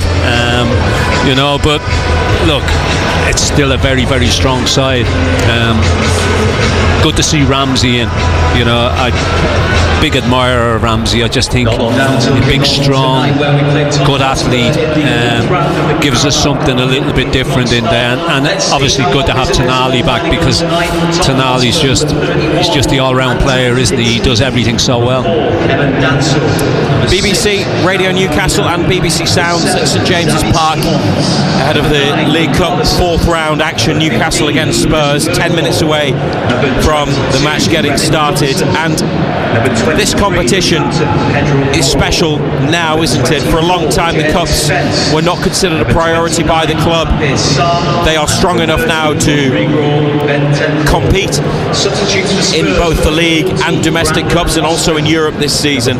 But given what they've managed to do in the League Cup in recent years, a competition that until March they'd never won before, it really has given it something. There's a lot of meaning attached now to the League Cup, to Newcastle, and I think to the supporters who have enjoyed so much the trips to Wembley, and even the run a couple of years ago, although it ended painfully at Chelsea. You know, they were looking good that season, so they've gone far, haven't they, Ando, in this competition? And that's why it means a lot. I'm not belittling this competition at all, but I think it means more to this football club than it does to an awful lot of other football clubs. I think all you have to do is look at the sides that are playing tonight, and you look at the players that they put in. You know, Arsenal have made wholesale changes. I think Liverpool have made 10 changes. I think, you know, they've left so many of their big players out. Mind you, the way they're going, maybe once they brought in and do better for them. You know, so yeah, look, it's been kind to us, it's been good to us, but it's been good to us because we've been taking it seriously. You know, we've been playing strong sides and putting strong sides out in every round of the competition, where other teams have been putting lesser sides out. And as I say, all you've got to do is look at some of the sides that have been put out by so-called bigger sides tonight. Referee this evening is Chris Kavanagh, who's from Lancashire. He was in charge of the home win over Wolves last month. There's no VAR in the League Cup at this stage. It comes in at the semi-finals, always as a matter of course now, and then obviously you have it at Wembley in the final as well. The date of the final is the weekend of the North East derby against Sunderland here at St James's Park. Now Sunderland are out of the League Cup. I wonder whether that match will have to move, whether Newcastle will get that far again, but it's on the 22nd of March, a return to Wembley potentially for Newcastle United. If they can get through, then they'd have 2 more rounds to navigate, with the quarter-finals next, played in December, and then the semi-finals over 2 legs early in the new year. But they've got to get there first by getting past Tottenham Hotspur. Good record against Spurs at home, haven't they? Won the last 3, and obviously there were 2 big wins in there, a 4-0, but most memorably of all, that 6-1 when they were 5-0 up after 20 minutes. Are Spurs, do you think, you've always described them, Ando, as having a soft centre. Do you think that's changing under Thomas Frank? It's still early days, so maybe it's too soon to make that kind of judgment. I look at it. All you've got to do is look at their away form. Their away form under Thomas Frank is incredible. I think they've only won 2 home games. You know, so that, I suppose, I still think they've got a soft centre. I still think when the going gets tough, there's too many go missing in that Spurs side. And as I said earlier, from a physicality point of view, I just think we've got more physicality in our side than what they've got. Both clubs before kick-off will be paying their respects to the armed forces ahead of Armistice Day. This is Newcastle's closest domestic fixture to Remembrance Day beforehand. So there will be the playing of the last post and a period of silence before the match begins. 8 changes tonight: Ramsdale, Kraft, Cher, Chow and Byrne at the back. Ramsey, Tonali, Willock in midfield. Elanga, Barnes and Voltemada. That is the Newcastle United starting 11 for the Fourth round tie in the League Cup. Winners last season, runners-up 2 years ago, and a quarter-final appearance sandwiched in between those. Under Eddie Howe, they tend to go far in this competition. A lot of great experiences this competition for us. As you say, the final was an amazing thing. Still remember vivid memories from that day before the game, and then obviously the emotions after the game were mainly negative, because I felt we left a little bit on the pitch that day. Yeah, the Chelsea defeat was still painful for me, because I felt we had a real chance to win that competition that year, but we put it right and did really well last year. A lot of challenging games. I mean, you look back at our fixture list to get to the final, I always say this, it wasn't by luck that we won that competition. We had to beat Chelsea in the early rounds, and that was a tough game, and so on, and of course Arsenal in the semi-final. So yeah, a lot of great experiences for us, which I think's helped us as a team, helped us grow. And no less important to you this season, even though you have Champions League football as well, but what's it like going between 3 different competitions, Europe, back to the Premier League, and now returning to the League Cup? I have to say we're really enjoying it. I love the different focuses that those competitions bring, the different challenges. Really love this competition, as I said earlier. So I think love preparing football matches and love the experience of managing. So from my perspective, it's fine. From the players' perspective, I think they feel the same way. I think they've got in a good groove and rhythm of knowing that this season is just going to be about playing, then resting, and then preparing again for the next game. Very limited training. The different focuses, I think, is a good thing, and we want to stay in as many competitions as we can. Total Sport North East. The EFL Cup. BBC Radio Newcastle. The teams are in the tunnel, and they will make their way onto the St James's Park pitch in just a moment. Lots of individual black and white flags flying high. The League Cup yellow and green ball lifted off a plinth by referee Chris Kavanagh, and Dan Burn leads out Newcastle United with Pedro Porro, the Spurs skipper, tonight. They've got lots of injuries. Players missing. Maddison, who got injured against Newcastle in pre-season out in Asia when they met in the summer. Bissouma, Davies, Dragusin, Kulusevski, Nohu Doggy, Captain Romero, Solanke missing. So Tottenham Hotspur with quite a lot of injured senior players, 3 academy boys and 2 goalkeepers on the bench tonight. Newcastle black and white stripes, black shorts and black socks, Ramsdale in light blue, and Spurs wearing a change kit, luminous yellow, with goalkeeper Kinski in orange.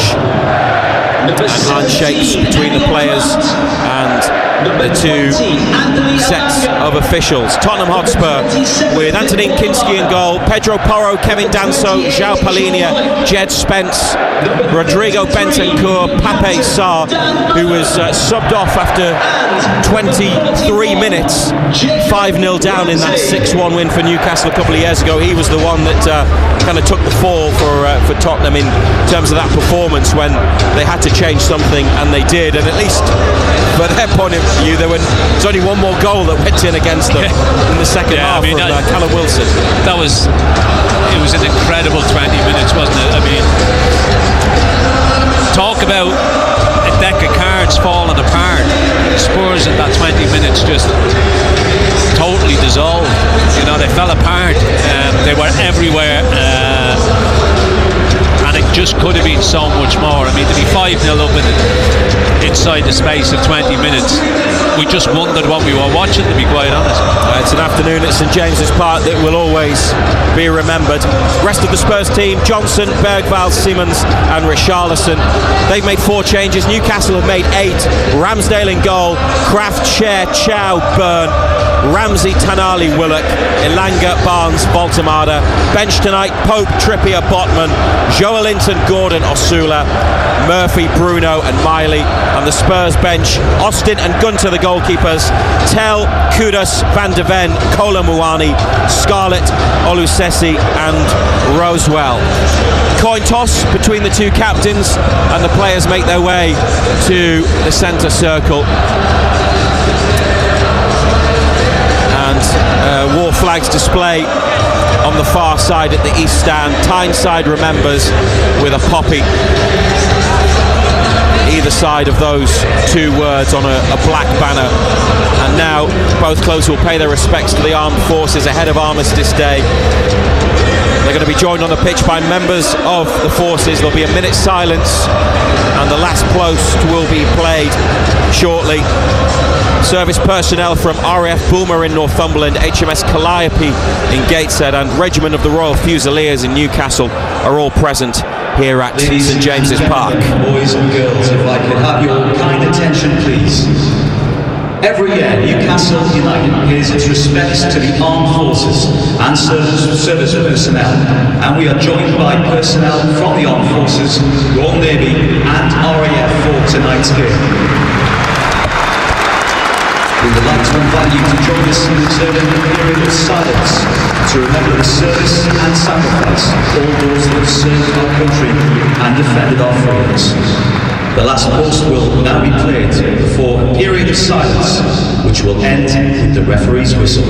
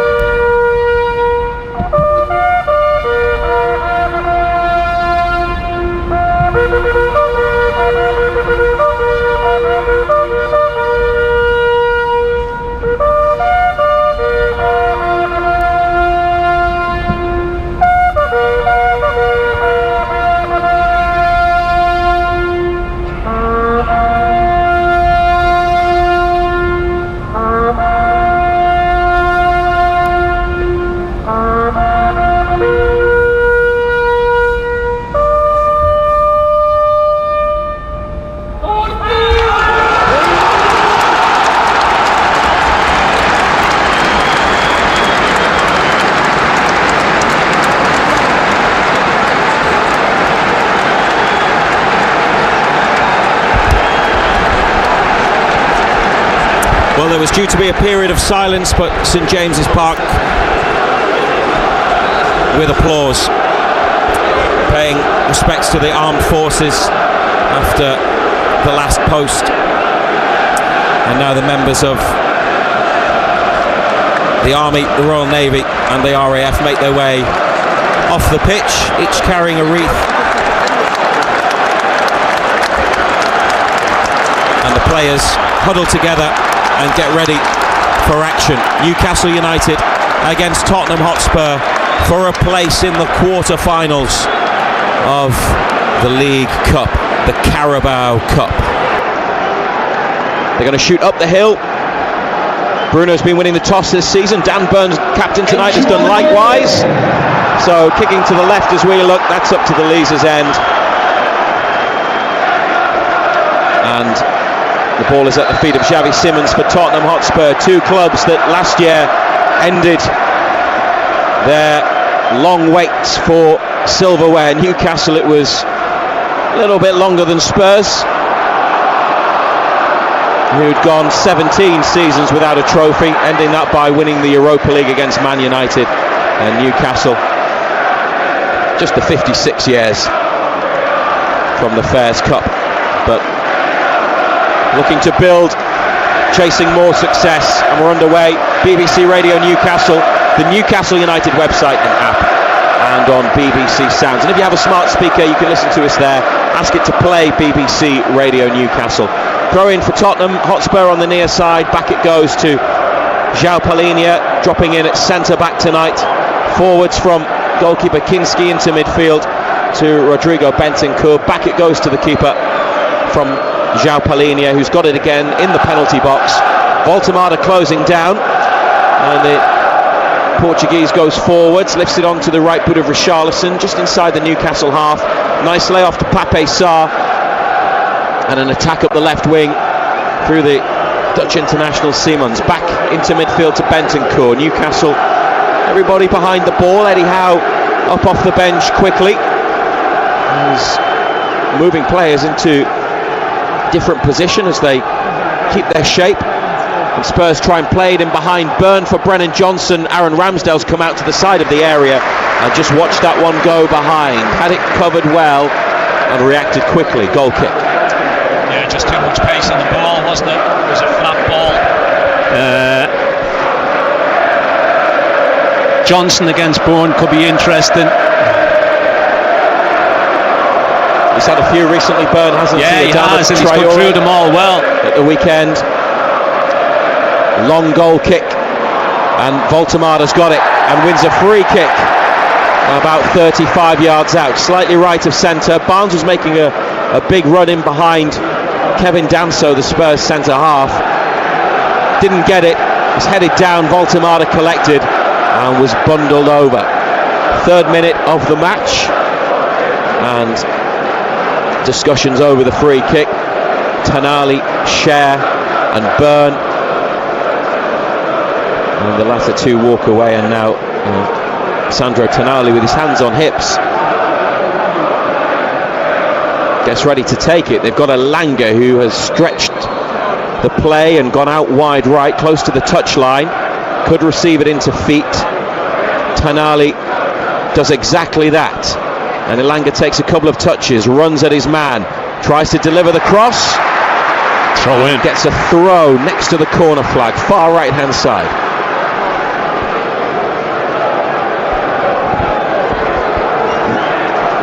Yeah, long throw. Kraft's gone across. Well, he's there to take this. Not too sure he can get a lot of distance on it. No long throw this time, and Spurs have won it back and then clear. Tonali collects, flicks it inside to Cher, gives it straight back to the Italian, and Jacob Ramsey up the line. Here's Emil Kraft again, trying to play the ball on the diagonal for Elanga's run. Out of play, and a throw taken already by Newcastle. Ramsey back to Malik Chow, and here's Dan Byrne with Barnes just up the line. That's where it goes. Barnes takes it around Pedro Porro, who trips him. Whistle's gone from Chris Kavanagh. Free kick on the left wing. Yeah, dangerous position as well. Big boys going forward again. Tonali's coming across to this near side to whip it in. About in line with the edge of the penalty box. Second free kick, this one out wide. Last one was in midfield. Kraft has stayed back. Spurs have everybody in the box, or in the case of Simmons, on the edge of it. And the Newcastle bodies are at the back of the penalty area. Now they make the move as Tonali lifts it in. Chow's header, near post, blocked. Here's Elanga and Joe Willock to strike.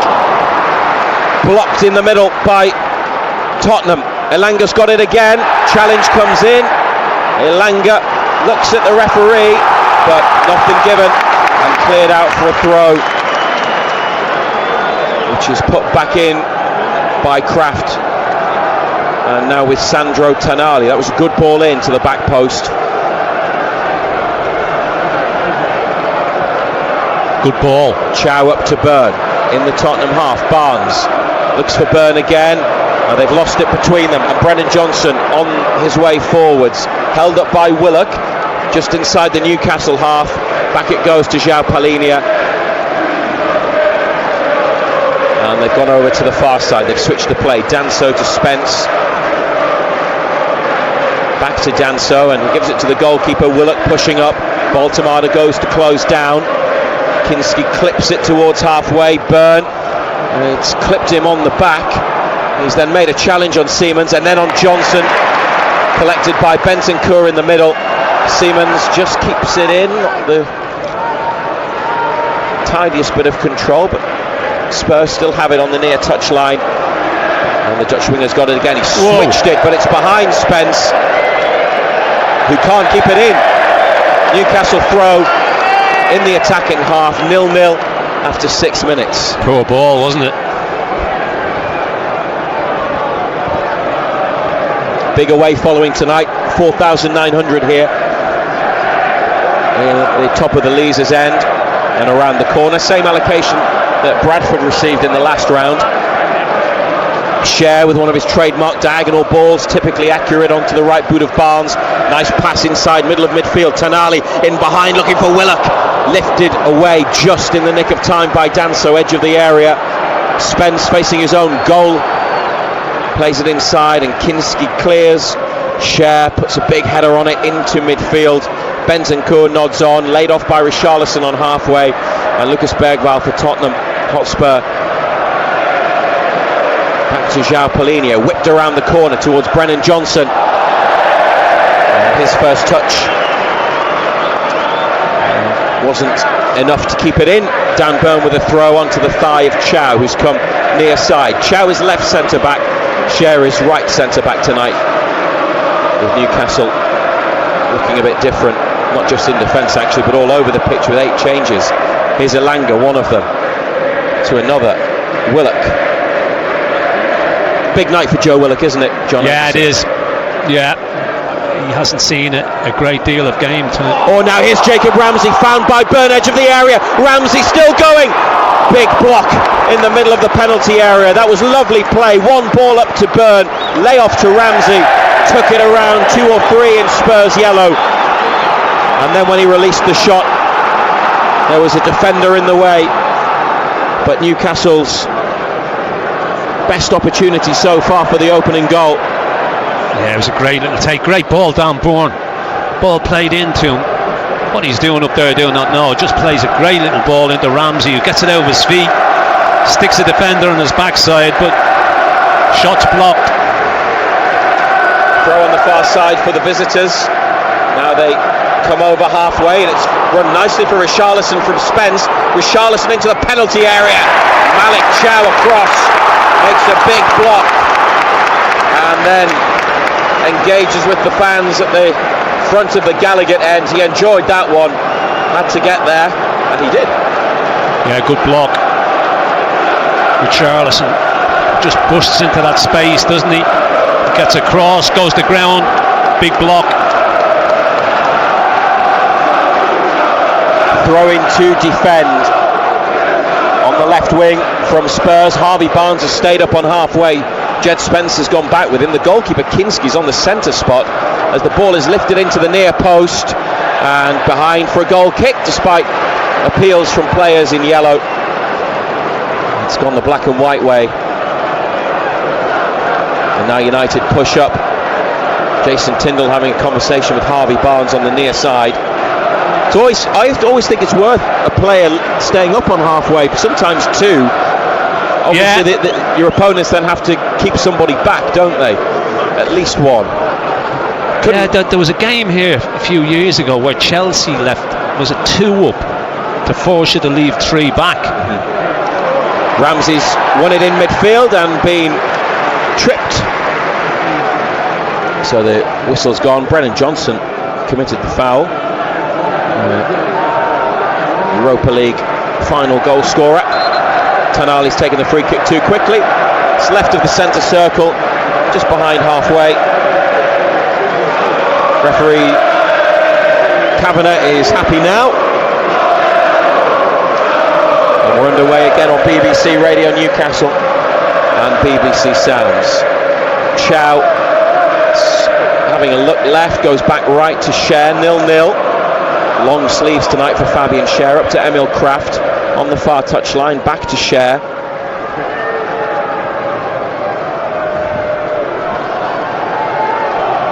We'll take a look at the other League Cup ties shortly. They all kicked off at 7:45. This one was at 8. Fabian Cher on halfway again.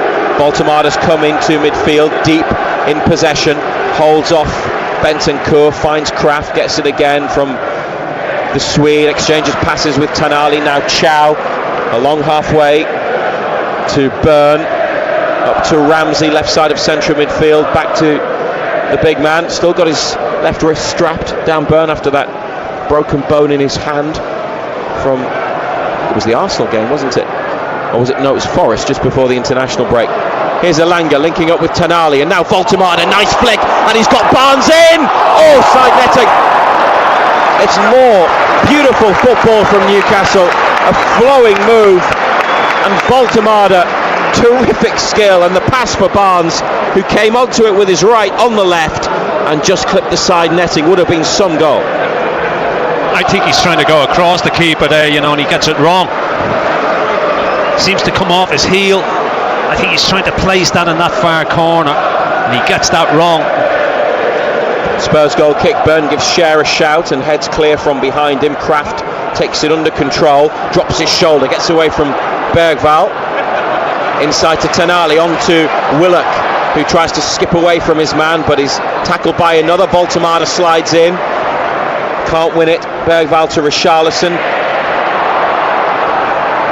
and Lucas Bergvall's done really well. The blonde-haired midfielder for Spurs, 19-year-old, finds Pedro Porro, a diagonal ping, but Aaron Ramsdale gathers. Richarlison was never getting there. 0-0 here. Also goalless, Arsenal-Brighton and Liverpool versus Crystal Palace. Swansea 1-0 up on Manchester City. Swansea of the Championship beating City, and it's Wolves 0, Chelsea 2. Andre Santos and Tyreek George for Chelsea. Dan Byrne wants the diagonal from Fabian Schär. He looks for him.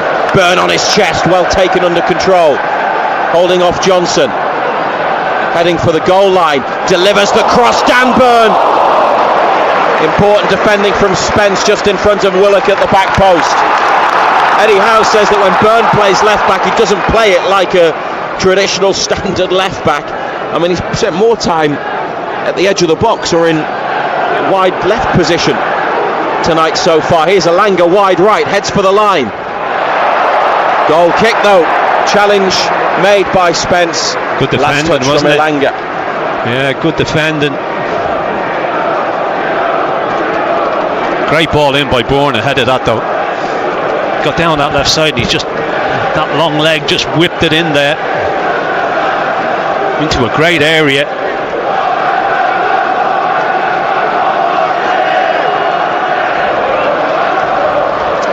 Fabian Schär pushes Richarlison in the back, so he claims. Nothing given. Chow behind him, plenty of time and room. And we'll let you know if there are any more goals in the other ties after the Swansea lead over Man City and the 2 for Chelsea at Wolves. BBC Radio Newcastle. This is Joe Willock.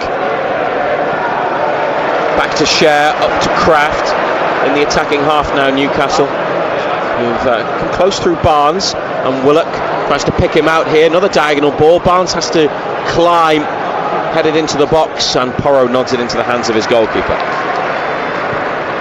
It's been a bright start. Good intent about it. Kinski to Richarlison in the centre circle. He's taken that down well, and Thomas Frank, the Tottenham manager, applauds his goalkeeper for the distribution as Xavi Simons plays it to Brennan Johnson. He sliced his cross behind at the near side.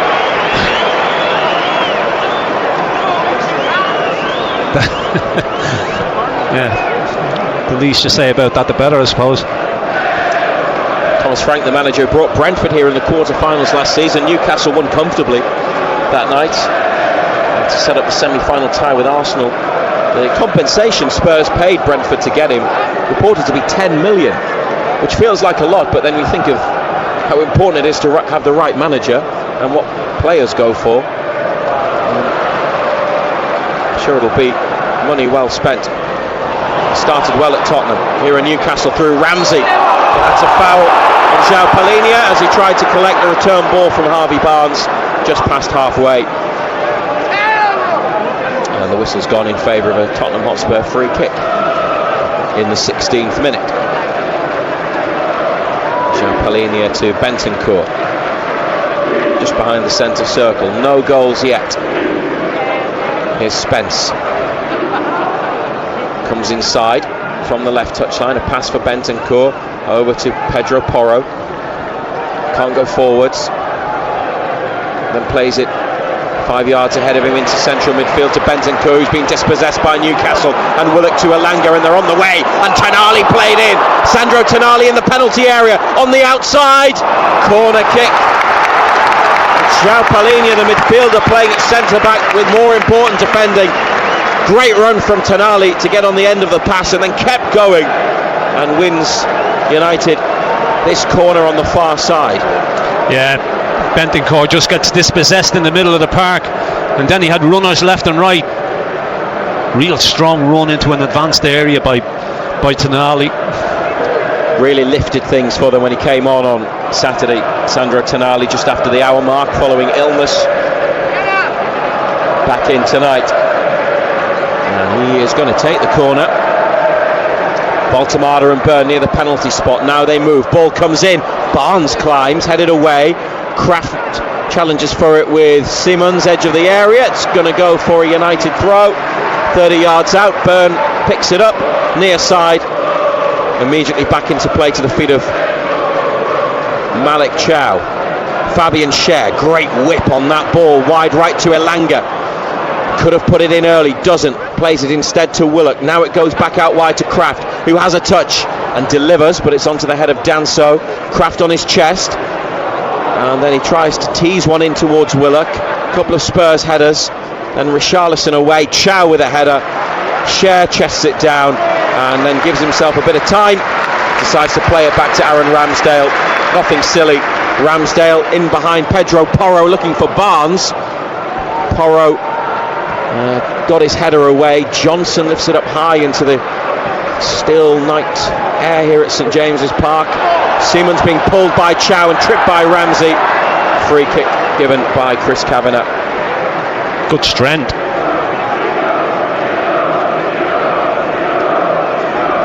Porro with the free kick. Thomas Frank very animated in his navy coat tonight. Eddie Howe and Jason Tindall both out there for Newcastle. Lots going on in the two technical areas. Here's the free kick lifted towards Johnson, but straight onto the head of Byrne. Ramsey wins Newcastle a throw close to the bench. It's a strange ball that for Johnson. Poor ball, wasn't it? Dan Burns there. Yeah, poor ball. Ready to head clear. He's going to take the throw. Goes long. Baltamada. João Palhinha at his back. It's bounced up and over the head of Baltamada. And away by Spurs. Tonali's got it with a header on for the big German. And Baltamada carries and flicks it out wide left for Barnes. Sends in a cross which is met by Sarr. And comes back out to Dan Burn here. Infield it goes. Malik Chow. Square to Schär, just in front of the centre circle. He's not tempted by the opportunity to shoot. And it's Elanga with the ball inside, but it's a misplaced pass. And Willock's had to make a challenge to put it behind for a goal kick. And Willock asks the question of Elanga why that ball wasn't more accurate. Just knocked it blind, didn't he? Just seemed to knock it blind. 0-0 tonight. They beat Chelsea at this stage last season. 2-0 at St James's, a couple of first half goals.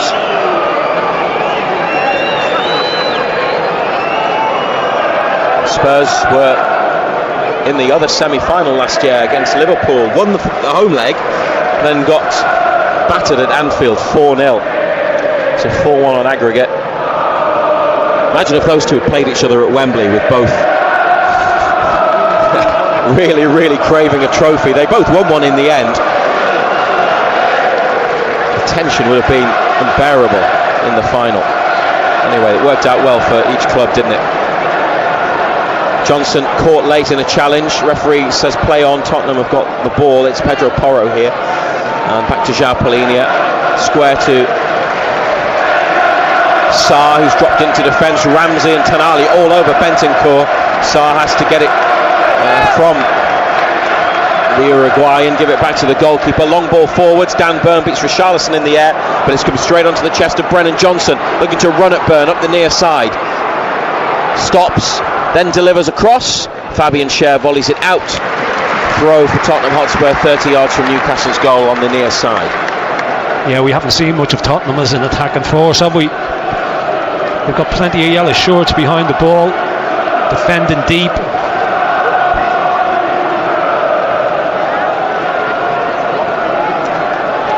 It's out again, a bit further back, still on this near side of the pitch.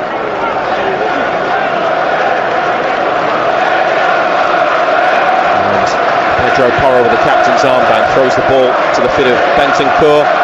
João Palhinha to Danso, right centre-back to left centre-back, Sarr. All the way back to goalkeeper Kinski. 0-0 on BBC Radio Newcastle. Cher wins it, sends it forwards, offside anyway against Richarlison. The assistant Dan Cook on the near side, flagging. It's Richard West on the far side, and Dean Whitestone is the fourth official tonight. Chris Kavanagh referee. Chow takes the free kick. Cher gets it and then returns it to Malik Chow, who walks it towards the halfway line. Nothing available. Back inside and over to the right to Cher. It's at walking pace at the moment. Spurs sitting in, Newcastle with possession. Dan Burn's gone on one of those runs, been allowed to roam. He's in between two defenders at the minute, probably the furthest player forwards actually. Still with Cher just behind halfway, looking for Kraft, wide on the right. Good header down for Elanga, who takes it on his chest, lifts it away and over Bergvall to Willock, and now Tonali out wide again to Elanga, 30 yards from the goal. Kraft on for the run of Elanga, crosses to the near post, and Kinski was coming, but Danso decided to act and put it behind for a corner. Yeah, it's keeper's ball all day, isn't it? No communication. Build-up play was decent, it was nice enough. And Elanga leaves the corner for Tonali, but he's available just back down the line if he wants to play short. It won't be taken yet because Jed Spencer's boot has come off, his right boot. And he's now putting it back on and tying his laces. No goals yet in this League Cup tie on BBC Radio Newcastle.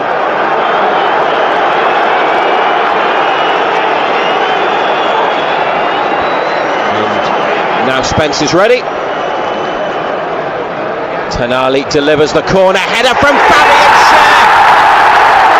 Back in the team tonight from the start, and Fabian Schär connects with a Sandro Tonali corner at the Leazer's end. Down into the ground and into the back of the net. 24th minute, Newcastle United 1, Tottenham Hotspur 0. Well, straightforward again, isn't it? Don't complicate it, just stick it into an area for people to go and attack. It's exactly what they've done. Cher gets there. Great header.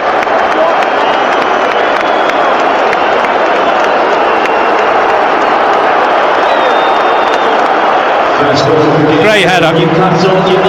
Just play it into an area with the height that you've got and let people go and attack it. It's exactly what's happened. He sticks it in the corner. Spurs aren't happy because they're saying the corner was taken too quickly because Spence wasn't ready, but hey, shouldn't be tying his bootlaces. Should have tied him before the game. Well, they gave him long enough to get sorted, didn't they? Yellow card for Richarlison for dissent. Not the first time that's happened. And Chris Kavanagh just makes a note of his name. There's no VAR. Thomas Frank, the Spurs boss, known for being one of the more amiable and well-mannered managers, has gone to the fourth official and was going mad there. He has escaped punishment. Spurs have kicked off. Newcastle in the lead by a goal to nil. It's a decision they're not happy with, but if it stands in terms of the decision from the on-pitch officials, it can't be overturned at this stage of the League Cup with no VAR. Spence into the attack and Bergvall wide left.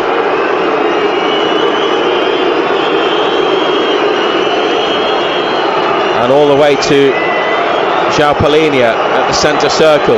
He's having to defend here following the kick-off. Spence tackled by Elanga. And out it goes. About 15 yards from the Newcastle goal.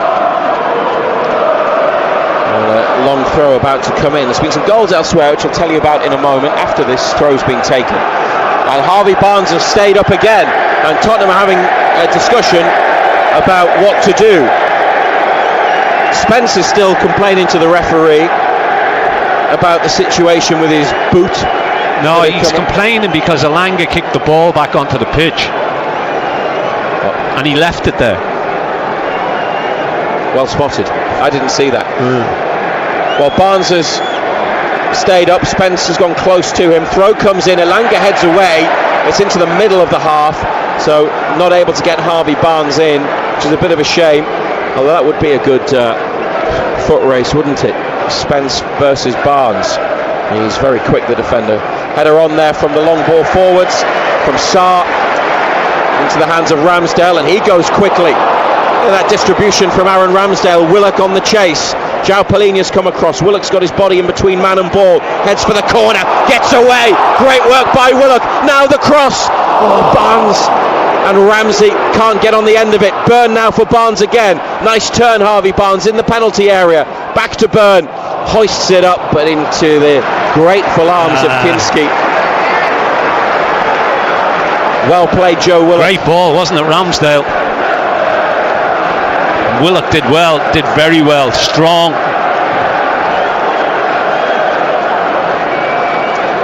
Ball is on the floor in the Tottenham Hotspur box. It goes square to the right. João Palhinha long. Richarlison nudged over by Cher. And a free kick is awarded to the visitors. Spurs are 3-0 up at Wolves now. Chelsea, you mean? Chelsea, sorry. Too many London teams playing tonight.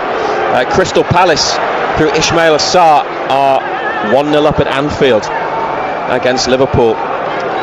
And Jeremy Doku has equalised for Manchester City. Now Swansea 1, Man City 1. Still goalless between Arsenal and Brighton.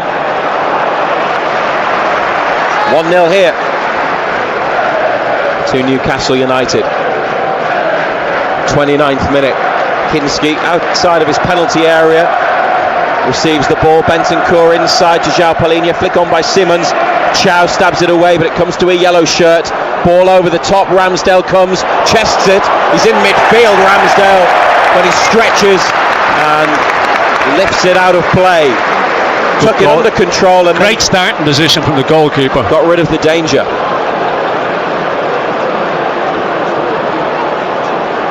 And that's, apart from anything else, where he differs to Nick Pope, because Ramsdale likes to play that game, doesn't he? Pope doesn't. He's really very comfortable with his feet, isn't he? Yeah.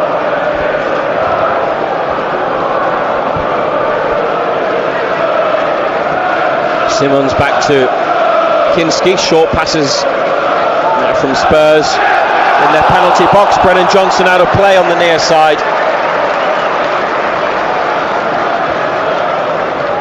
How well do you feel they've performed so far, John Anderson? Yeah, they played well. They've got a desire, closing Spurs down, giving them no time, no space whatsoever. Playing that high pressing game.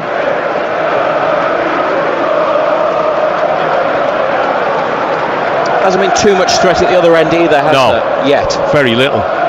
Well, I'm saying very little, none at all. Chow to Ramsey, out to Byrne, behind Barnes, and it's gone for a throw. Pedro Porro just behind the halfway line. To Pape Sarr, came on and got a late third goal at Everton in the win on Sunday. Another impressive result away from home. Xavi Simons here, wearing number 7 on the charge. He's carried it well and moved it to Spence, left corner of the box. In it comes. Ooh, just too high for Bergwall, who made a run, drifted into the middle. No one went with him. And Newcastle United goal kick. That was good break by Tottenham Hotspur, but it remains 1-0 through the Fabian Schär header, and it's now 2-0 to Crystal Palace against Liverpool at Anfield. Yeah, Liverpool made 10 changes.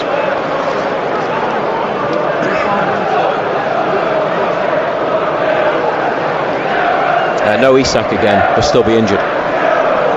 There's none of them. Yeah. No Van Dijk, no... Freddie Woodman's in goal, former Newcastle goalkeeper. Looking for Dan Byrne from the goal kick. Inside it comes. Voltemada helps it round the corner. Elanga goes after it, but Kinski gathers out at the left side of the penalty box, the outer edge of the box, but fortunately for his team, didn't get into trouble, didn't get too close to the line. He's given it to João Palhinha, can't really get away from Voltemada, has to turn and go back to the keeper, who chips it out to the left. Danso turns, he can't go forwards either. Newcastle with that squeeze.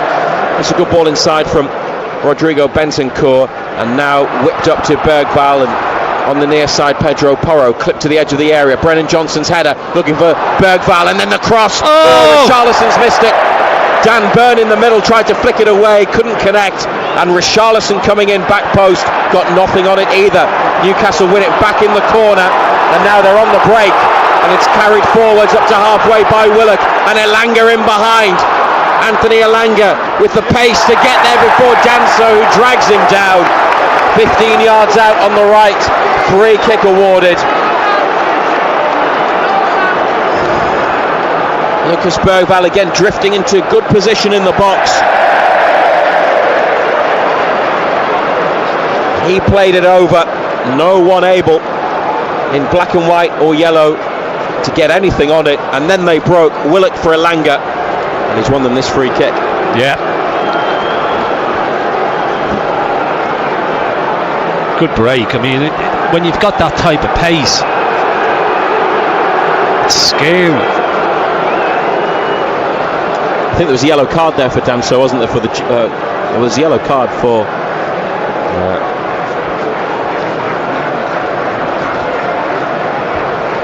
It's for Palhinha, wasn't it? Thank you. I knew it was for somebody. Just couldn't see who. So Spurs player, another one in the book, along with Richarlison. And the last set piece led to the opening goal from Tonali's boot onto the head of Cher. 34th minute now. Here comes this free kick. Burn, Cher, Voltemada, Chow at the back of the box, being closely watched. Tonali's delivery, Kinski claims, just picks it out of the sky. And then an overarm throw, a big one. A bit like Nick Pope against Benfica last week for Bergvall. Kraft's come across to slow him down. Dan Burn and Kraft make challenges, and they come away with the ball, and Emil Kraft looking for Harvey Barnes is intercepted, and he apologises. That was unbelievable. The boys made a 60-yard run, and nobody in a yellow shirt busts a gut to get up there with him. He started behind Brennan Johnson, and he ended up 15-20 yards ahead of him. BBC Radio Newcastle. Jed Spence away from Willock on the far side, back to the edge of the area. Siemens, Bentancur to Bergvall in the box, and Brennan Johnson to the far post, and Richarlison slides in and can't get there again. Well, Lucas Bergvall is having an increasingly important role in the Tottenham Hotspur play, and involved again, linking it up, finding Johnson. It's a teasing ball to the far post along the floor. Richarlison sliding in, didn't really get close. He was a million miles away from it. Warren signed up. There's been a couple of those. It remains 1-0 to United. Ramsdale, long ball. Dan Burn again in the forward line, trying to head it on, and he does. Danso's there in the middle. Tonali with a header from midfield. Bentancur back to the goalkeeper, and Danso left side of the penalty box. Drops his shoulder, spins away from. Did Elanga. well, didn't he? The defender, he was on loan from Lens in France in January. Signed him permanently in the summer. 21 million. Kraft and Tonali for Newcastle have got the ball back on the far side, and Fabian Cher.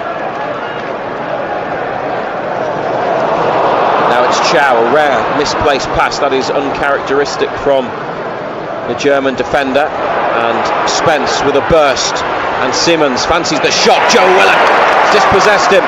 Great desire from Willock, and he's overrun it and taken it out of play, but importantly, when there was danger,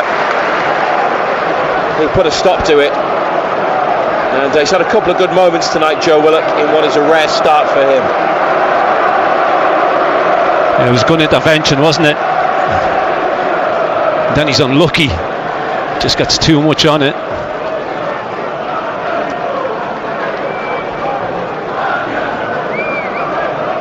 ball's in the Newcastle half. Sarr for Spurs. Near to the left touchline, back to Danso and inside to João Palhinha. Still got the ball. He's had about 10 touches by himself there, shifting it with his right boot, left and then right, then plays the pass, goes inside to Danso, up to Bergvall, nice flick, and Spencer's low cross. Share with the clearance. Tonali has gone down under a challenge. Referee says it's fine. Bergvall pulls it back. Ramsey intercepts and then it's cleared.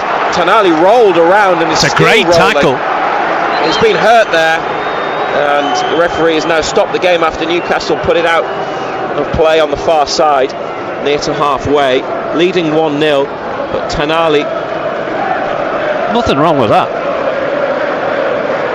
Following the challenge from Sarr, did he just stand on the top of his foot? Wins the ball.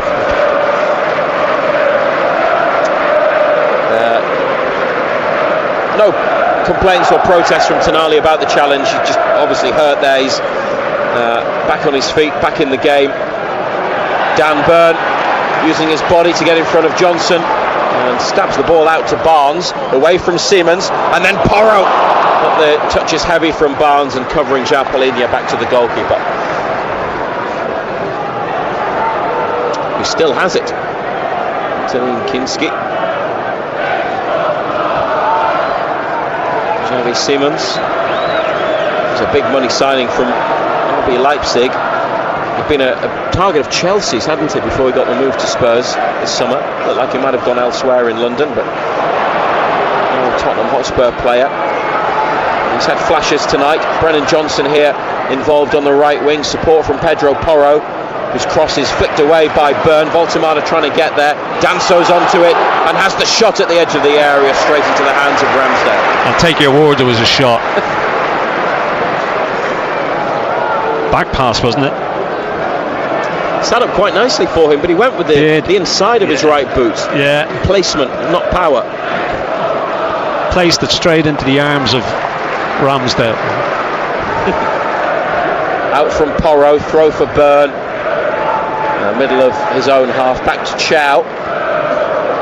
And inside to Ramsdale. He's got luminous orange and white boots and gloves tonight, Aaron Ramsdale. Forwards it goes. Here's Tonali, Willock, and Ramsdale edge of the area into the path of Chow. Dan Byrne up the left wing, could get it. Chow on the move, carrying it, finds Barnes. That's a good ball. Harvey Barnes, a 1-2 there with Ramsey. João Palhinha slides in. Yeah, good defending. Read it, didn't he? He's a big signing for Spurs, isn't he? João Palhinha. He's a good player, isn't he? Excellent for Fulham. Yeah, he's a good player. Before he got his move to Bayern Munich, he's on loan this season. Dan Byrne long throw from the left with Newcastle a goal up into the penalty box near post. Headed across the area. Barnes rises. Elanga back to goal. Down for Tonali. Sends it back in. And surely off the bar. Oh! Well, it looked as though they were going to get a second. And Harvey Barnes with an acrobatic effort from the header back across from Chow has cracked the crossbar. Put back in by Tonali. Looked like a great ball. No offside flag. Chow came. He was onside to head it across, and it came back to Barnes, who's behind the ball and the defender. Yeah, it was a difficult one, wasn't it? It was behind him. He's stretching on his left foot as well. He's 6 yards out, and it's off the bar. Fabian Schär penalised. Richarlison down. And the referee wants a word. He loves a moan, doesn't he? Schär or Richarlison? Richarlison. Schär likes a moan as well. Yeah. Says his piece, doesn't it? Still 1-0, but very close to a second there. But when Chow was coming in, he might have gone for goal, but he went back across the box to Barnes.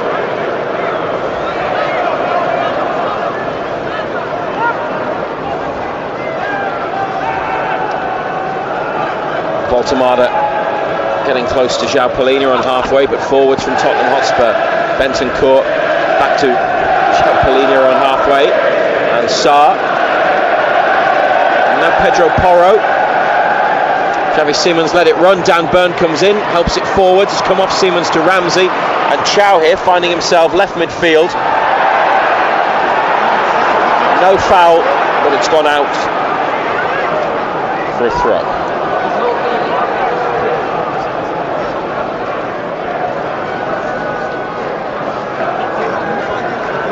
Eddie Howe made 8 changes tonight. Ramsdale, Kraft, Cher, Chow, Burn, Ramsey, Tonali, Willock, Langer, Barnes, Baltamada.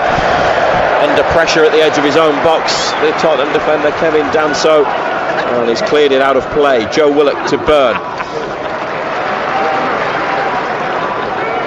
Chow for Tonali, back again, and Cher, the only player in the Newcastle half when the ball was played. Up to Baltamada from Cher, great ball, and a touch from the striker out to Elanga. Inside now to Ramsey. Elanga with it once more. Baltamada wide right. In he comes. Ramsey back out wide to Kraft, who takes a touch, rolls it to Elanga. Cut back for Baltamada. It's gone down in the area. Didn't really have control of the ball. Spurs clear. There was no foul. Now there's one from Fabian Cher on Richarlison again. If he keeps doing this, the referee will have to book him, and I think Richarlison is making that point about persistent fouling, and all those fouls have been on him. Yeah, I don't know why they're booing, because it's a foul. And they've moved it quickly. Newcastle weren't quite set. Jed Spence, what a great run this is, with speed and purpose up the left wing. Tonali and Elanga are there with him. Physical battle. And Newcastle win it. It was 2-on-1.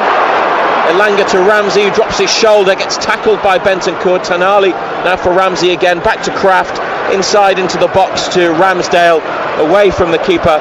Danso on his chest in the centre circle. Almost lost out to Baltamada. Then Ramsey makes a challenge on João Palhinha. He's carried it up to the edge of Newcastle's box and got away again. João Palhinha's cross. This time Richarlison connects, but the ball goes backwards. Siemens now to Bergvall. Shot blocked by Kraft. Tonali with a header, and Elanga in space on the right. As they put their bodies in the way, Newcastle, and keep themselves in front at 1-0 here in the final minute of the first half, just before we get the numbers board. Sarr back to Senegalese midfielder from Siemens, 30 yards out, now on the right wing. Brennan Johnson on the outside of Big Dan Bird, hangs up the cross, 2 coming in for it. Cher header, and Tonali volleyed clearance, and all the way back to Antonin Kinski, who plays it forwards to halfway. Pedro Porro.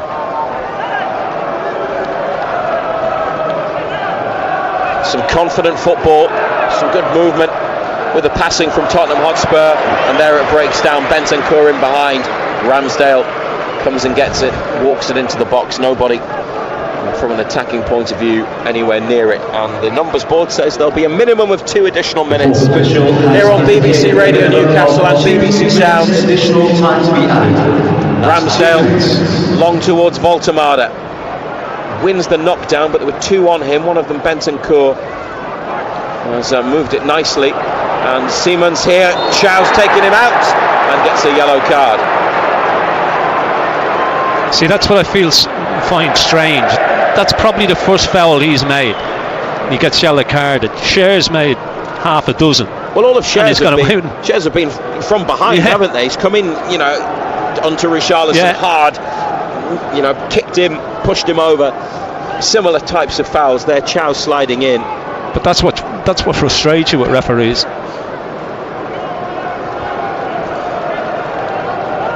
So you know what you can get away with, I suppose. Well, you can with some, and you can with others.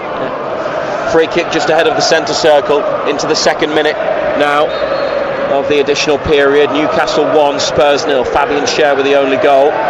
Pedro Porro's free kick to the left side of the box, headed into the middle and into the arms of Nick Pope from Richarlison. Chance. 6 yards out.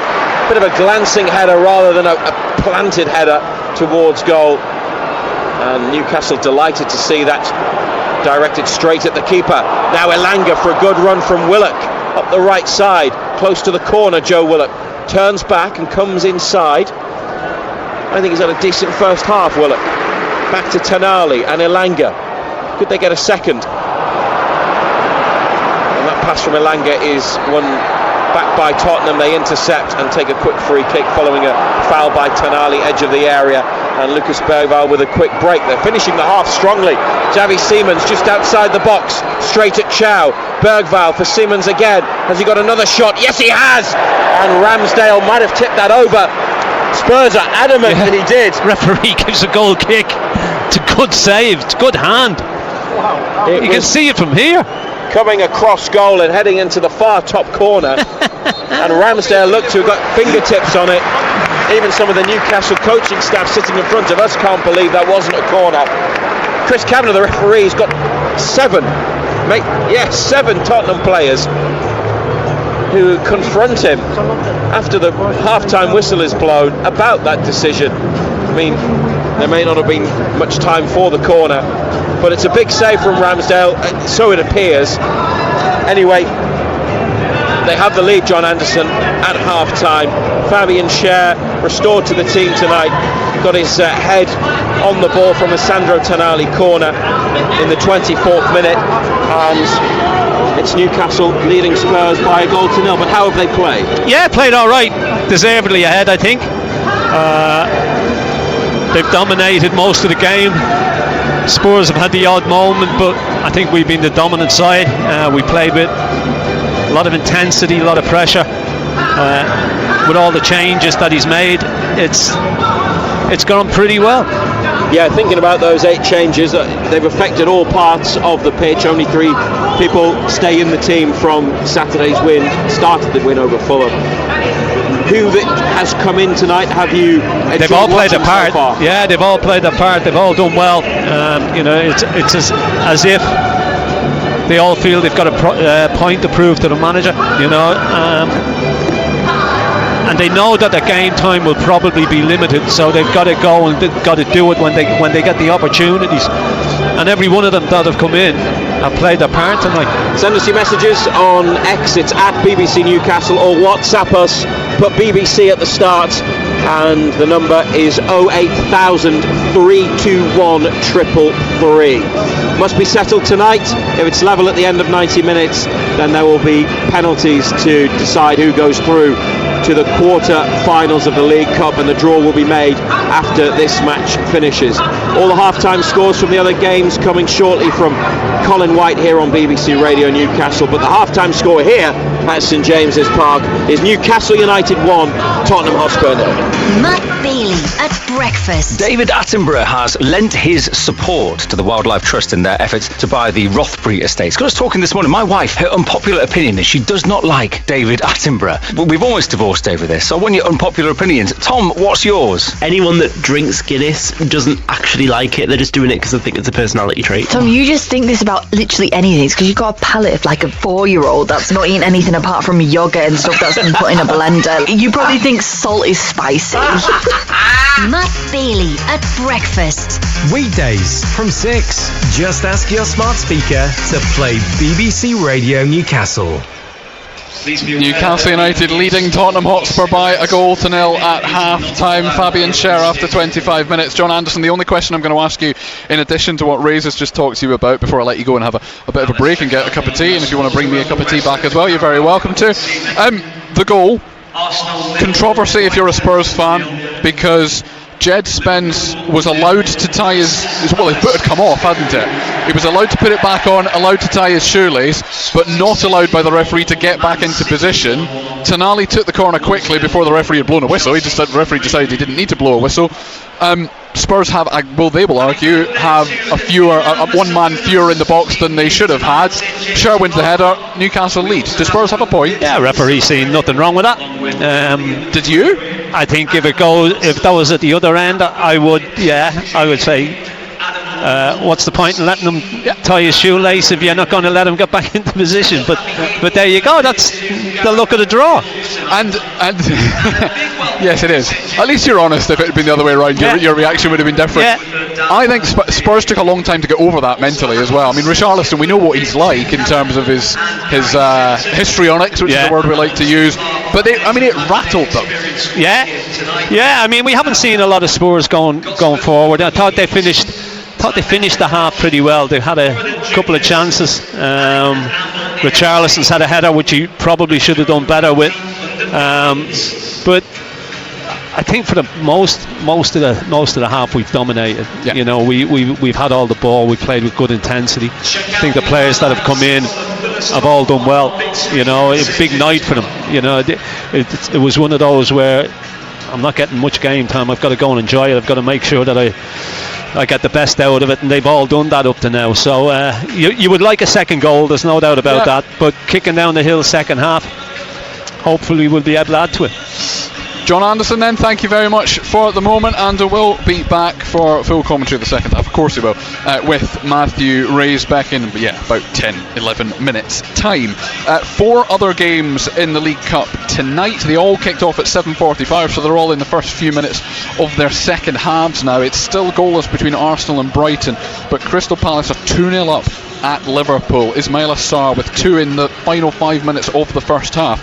So Liverpool 0, Crystal Palace 2 is the score in that one. Swansea City had taken the lead at home to Manchester City. Gonzalo Franco after 12 minutes. Jeremy Doku got an equaliser for Manchester City 5 minutes before half time. That is the score 3 minutes into the second half as well. Swansea 1, Manchester City 1.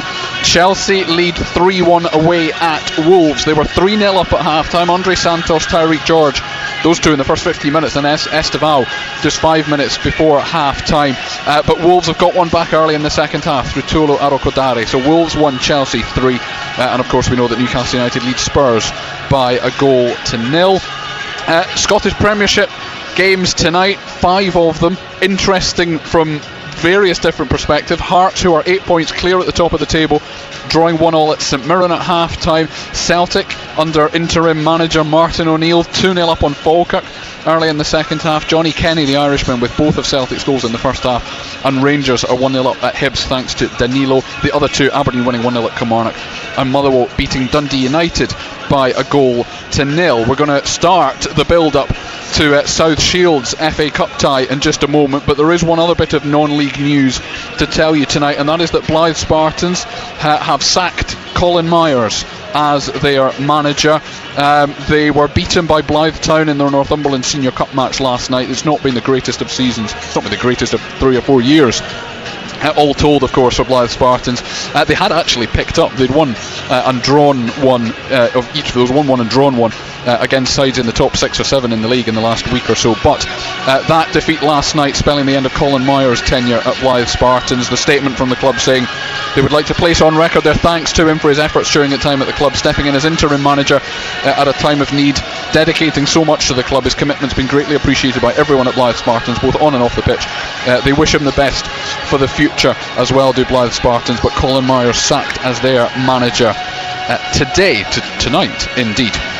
We're going to hear from a different non-league manager now, though, who has had the polar opposite in terms of starts to the season. It was almost perfect up until last weekend. South Shields losing at Macclesfield on Saturday, and that was their first defeat of the season in all competitions. This Sunday, they are at home to Shrewsbury in the first round of the FA Cup. They have never in their history made it to the second round, have South Shields. We will bring you full commentary of that one. It'll be on the BBC Sport website and app, or if you use the BBC Sounds app, then it's not on BBC Radio Newcastle, but it is on BBC Radio 5 Sport Extra 2, so that's where you will need to go if you are listening to us on BBC Sounds on Sunday. But we will make that abundantly clear on Total Sport on Friday night as well. Almost 3,500 expected to pack out the First Cloud Arena for South Shields game against a side that is 2 divisions above them in the lower reaches of League 2. Today had a chat with the South Shields manager Ian Watson. Of course he's expecting a tough game, but he's also hopeful of causing an upset. We're really aware of that. We're going to play really good opposition who are going to bring more than what teams will at this level because of the higher level, and that's just the nature of the game. The higher teams that play, the better you are. So we're really making the boys aware of that, which they already are aware of. But the week looks really similar in terms of the days we're training, the type of stuff we're doing in training, the way we work, the opposition detail that we're doing. It's all very similar, and I think that familiarity is a real good thing for the boys as well. So we're making sure not to make it something it's not. It's a game of football. It's 11v11, and we're all really excited to play. It's interesting you say that the training days are the same and all that sort of stuff, because I wanted to ask you about the logistics of playing at 12 o'clock on a Sunday as opposed to 3 o'clock on a Saturday afternoon. There's the fact it's so early in the day, but there's also, at this level, you don't play on Sundays. How different? What difference does that make to you? Well, all we've done is we changed the week round, so we're normally in Monday, Tuesday, Wednesday, and we have a Thursday off. This week we had Monday off, and we're in Tuesday, Wednesday, Thursday with the Friday off. Then we're going to change Saturday, but it will feel a little bit different because of the schedule. Like, it's a really good point, to be honest with you, especially with the early kick-off. It does make the game a little bit more special, because you feel that it's different and you're like, oh, this is not a normal game. So I hope that just works in a good way, because I don't want to try and manipulate anyone's mind and detract from what it is. Like, it is a huge game. It is the first round of the FA Cup. Everyone's really excited to play it. I'm not going to lie about that. But from our point of view, we just have to make sure that within the four walls of the change room that we attack the game like we would any other game. And yeah, the fans can get excited. There can be a lot of hype around the game. And you have to find a way to deal with whatever noise comes and whatever numbers are there on the day. And they have to use it as a positive. And if they do use it as a positive, brilliant, and they perform better. And if they don't, then it's a lesson learned. And if they want to go and play at the levels which they all can in terms of like League 1, League 2, Championship, then they're going to have to play in that every week. So it's a real good experience for a lot of them, and I'm really interested just to see how some of them do cope with it. And I've got my own thoughts. I think they'll be really good. I think they're really strong-minded, and I think they'll attack the game with a lot of excitement. Football throws at loads of different things, so we just have to really say, I guess. Yeah, everybody entitled to be excited at South Shields. That's their manager Ian Watson talking to me earlier on today. I forgot to tell you what time the game actually kicks off on Sunday. It's a midday kickoff, 12 o'clock on Sunday. South Shields against Shrewsbury. Gateshead are away at AFC Wimbledon in the first round of the FA Cup. 3 o'clock on Saturday afternoon. Last night, England's women beat Australia in their friendly at Pride Park, and on her 34th birthday and on her first start of the season after recovering from injury, Lucy Bronze from Northumberland involved in 2 goals. She set one up, she scored one as well, and afterwards she spoke to the BBC's Sarah Mulkerran. Turned 34 and got a goal and assist, but it's nice that we won the game at least. I think that was really important to bounce back from the Brazil game. A couple of debutants today, Taylor and Lucia, did really well, so it's nice to see them get on the pitch and doing well, and win the game. Talk me through the goal then. I know it was kind of roles reversed a little bit. It was Tooney running in behind, pulling it back for me, whereas I think it's normally me running behind, pulling it back for Tooney. But as soon as it went in, she ran up to me and went, "Happy birthday!" So I think that's my present off of her. Excellent stuff. In terms of you all as a wider squad, what are the important things that you want to see from this homecoming series? I think obviously the reason for going around the country is to share with the fans what happened through the summer, bring it back to England. Obviously we brought the trophy. Hempo and Grace were here today showing the trophy, and then I guess it's friendly games. It's giving opportunities to different players. I think we've seen that across the 2 games. Key England players playing and starting, but at the same time having fresh faces come into the squad. Squad was a little bit bigger this camp as well, and just giving them opportunities to put on an England shirt and show what they've got to put this team in a good place for the next 2 years where we're focusing on the World Cup. Congratulations to Northumberland's Lucy Bronze, and happy birthday as well. From football to rugby, Newcastle Red Bulls back in Prem Cup action on Friday night. They're at home to Leicester Tigers. BBC Radio Newcastle's rugby commentator Dean Gray has been speaking to the Red Bulls head coach Alan Dickens, who says there will be changes to his 15 for the match. We do need to freshen up. We've got senior players within the squad chomping at the bit, wanting to get game time. It's also an opportunity to blood some young players. So certainly we will be looking to change it up for Friday night against the Tigers. There's a little block of Prem Cup games, 2 games at home to kick off with, which is an advantage obviously. I assume, looking at past experience, there'll be a big crowd here again wanting the Red Bulls to record another win. Are you putting much store by this competition? A lot of clubs don't really. It's the sort of third competition for them, but is this an important part of the season, especially this game, to try and get some momentum back into the camp? I think it's very important. I think we've talked about getting momentum. We've talked about the last 3 weeks about getting cohesion. And this is every time we step onto the training pitch, into a match. It gives us a chance to improve as a team going forward throughout the season. I know you touched on there about in terms of how clubs view it. I think if you look at the history over the past 10-15 years of this competition in whatever forms it's been in the past, lots of teams who do really well or win it, they're building. I'll use examples when I was at Northampton. It's something we won first in terms of after a couple of years being back into the Premiership, and then 3-4 years later they went on to win the Premiership. Teams like Leicester have done that in the past. Exeter certainly. I remember actually losing against Exeter in the Cup. And it was the very first thing that they won in 140 odd years of their history. So it's a stepping stone, this competition, and certainly we want to go into it with and we want to win every game. That's Alan Dickens, the head coach of the Newcastle Red Bulls. Newcastle United lead Spurs by a goal to nil at half time in the last 16 of the League Cup tie here at St James's Park. To take you through the second half and maybe a penalty shootout, you never know, John Anderson and Matthew Racebeck. Half-time highlights. Total Sport Northeast. BBC Radio Newcastle. Tonali delivers the corner header from Fabian Schär. Back in the team tonight from the start, and Fabian Schär connects with a Sandro Tonali corner at the Leazer's end. Down into the ground and into the back of the net. 24th minute, Newcastle United 1, Tottenham Hotspur 0. Total Sport Northeast. The EFL Cup. BBC Radio Newcastle. Second half about to begin. We'd like to avoid penalties if at all possible, John Anderson, tonight, although... Well, it's not heading that way yet. Yeah, although if things change then maybe penalties would be acceptable. We'll see. Newcastle 1, Spurs 0. Second half has started, no changes for either team. And United shooting to the right down to the Gallagher end. We'll have a look at the lineups in a second. In full, Fabian Schär with the only goal, as we were just listening to it again there. He's on the ball, playing it to Emil Kraft, but it's a challenge from Lucas Bergvall, who's playing increasingly well. He's on the left wing for Spurs now, inside to Sarr, edge of the area. Touch back to Bentancur, pushed over to the right wing to Pedro Porro, back to halfway, and João Palhinha. Spurs were out first for the second half and started with some purpose. They seem in a hurry, they want to get level. And here's Spence on the near side.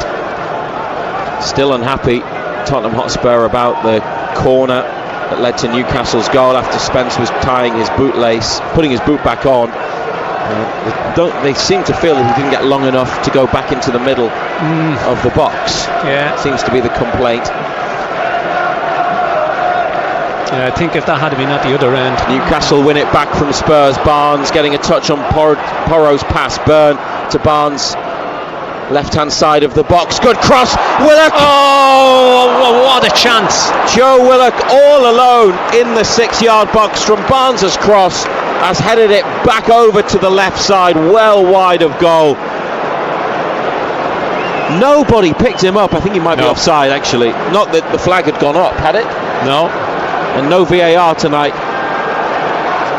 Free header, isn't it? Goal kick taken. Schär, backwards header to Burn. Here's the Newcastle team. 8 changes tonight. Ramsdale, Kraft, Schär, Chow, Burn, Ramsey, Tonali, Willock in midfield. Elanga right, Barnes left, Voltemada through the middle. And Tottenham Hotspur, Kinski in goal. Porro, Danso, João Palhinha, Spence, Bentancur, Sarr, Johnson, Bergvall, Simmons and Richarlison up top. Barnes for Jacob Ramsey's run in the corner, left hand side. Barnes still with it, having received a return ball from Ramsey. Tonali with a dink into the middle. Jed Spence with a header. Emil Kraft brings it down, and Emil Kraft releases a shot which goes over the top, but there was a handball in there. Doesn't score many goals. Emil Kraft only got 1 for Newcastle in 105 games now. By the way, Fabian Schär's goal earlier was his 22nd for Newcastle. Not bad for a defender over the years. Not at all. 1-0 the score. Tonali into a challenge away by Sarr. Might have just caught Tonali late, but accidentally after he played it. Ramsdale away to our left has got it in his hands. Centre of the box, out to the feet of Byrne, up the line to Barnes. Back towards Ramsey, intercepted by a sliding Simmons, up to Richarlison, edge of the area. Chow with a tackle, and Schär clears. It's on a yellow card, Malik Chow, but apart from that challenge that led to the booking, when he's gone 1v1, whether it's a block or a tackle, it's been typically excellent tonight, and there he wins it back, underlining that point for Barnes. It's come back to Chow in the penalty area. Willock, dinged cross, Voltemada! Nick Voltemada gets there before Anthony Kinski. Willock's dinked cross, Voltemada, he's big and he just stayed big, and the keeper couldn't get near it, he was nowhere, and Nick Voltemada heads in. Another goal in black and white, and it's Newcastle United 2, Tottenham Hotspur 0 on 50 minutes. Oh, the goalkeeper's not going to want to see this again. They try to play out again from the back spurs, and it gets pinched, and it's a ball lifted in. The goalkeeper comes and he gets absolutely nowhere near it. Oh, he's a million miles away from it. Number 27, Nick Voltemada. Yeah, the goalkeeper comes, and Voltemada near side of him from where the cross is, gets his head onto it, and Kinski comes and is just flapping at fresh air a million miles after the away. ball's gone into the net. Voltemada's 6th goal since his move at the end of the transfer window. Great position now to go through to another quarter-final. Yeah, most definitely. I mean, they've been the better side throughout the game, there's no doubt about it. Just got to credit Malik Chow as well in the build-up there, because he went in shoulder to shoulder, won the ball, got it to Barnes, it came back to him, not necessarily intentionally, and then he played on towards Willock. Here's Tonali for Elanga, edge of the area, over the top of Spence, who has recovered and brought it under control. And then Elanga wins it back. Willock now through his legs, nice flick. Over to Ramsey, left side of central midfield for Newcastle United, 2-0 up.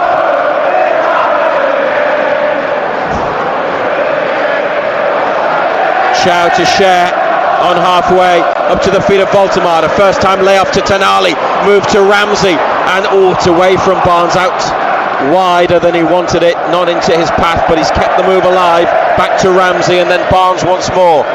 2 defenders to take on, plays it back 5 yards to Ramsey, inside to Sandro Tonali, back out to Ramsey, up the line to Barnes, tries to play a 1-2 with Byrne. Now they want a corner, but it's goal kick.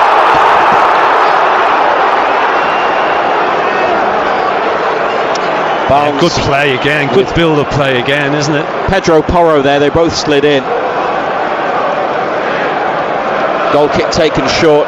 Danso to Kinski, looking for Richarlison. Schär comes to win the header, but the ball rebounds off Chow, and Tottenham Hotspur get it back, and they're trying to break quickly up the right-hand side with Siemens. Drops his shoulder, looking to take on Tonali. Oh, referee let it run and then decided that it was a foul, maybe on the advice of his assistant. Only that could explain the delay, surely. Surely. No. Siemens. How many times have you seen delays? Well, to be fair, Tonali had a bit of a pull at the top of his shirt. But he let it go, and Tonali was off. I think he's only given that because Siemens appeals. Siemens stops and appeals, and the referee goes, oh, well, it must be a free kick. instead of sticking to his guns and saying, no, you've got to be stronger in that situation. 2-0 on BBC Radio Newcastle. Free kick. And this could change things. Pedro Porro, 25 yards or so out. On his right side of the Tottenham attack, headed across to the far post, and Ramsdale punches because Richarlison was closing in, and it's gone for a corner out on this near side, the Tottenham Hotspur left. Goal for Arsenal, Ethan Nwaneri. They lead Brighton 1-0. Still Liverpool 0, Palace 2, Swansea 1, Man City 1, and Wolves have got one back. It's now Wolves 1, Chelsea 3.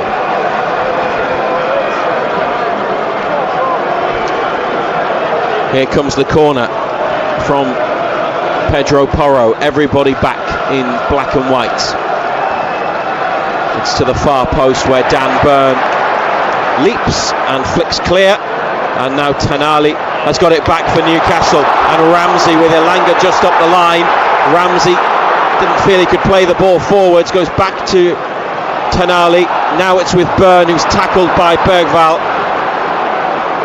And Siemens here trying to create something, but it's an overhit through ball for Brennan Johnson. Goal kick.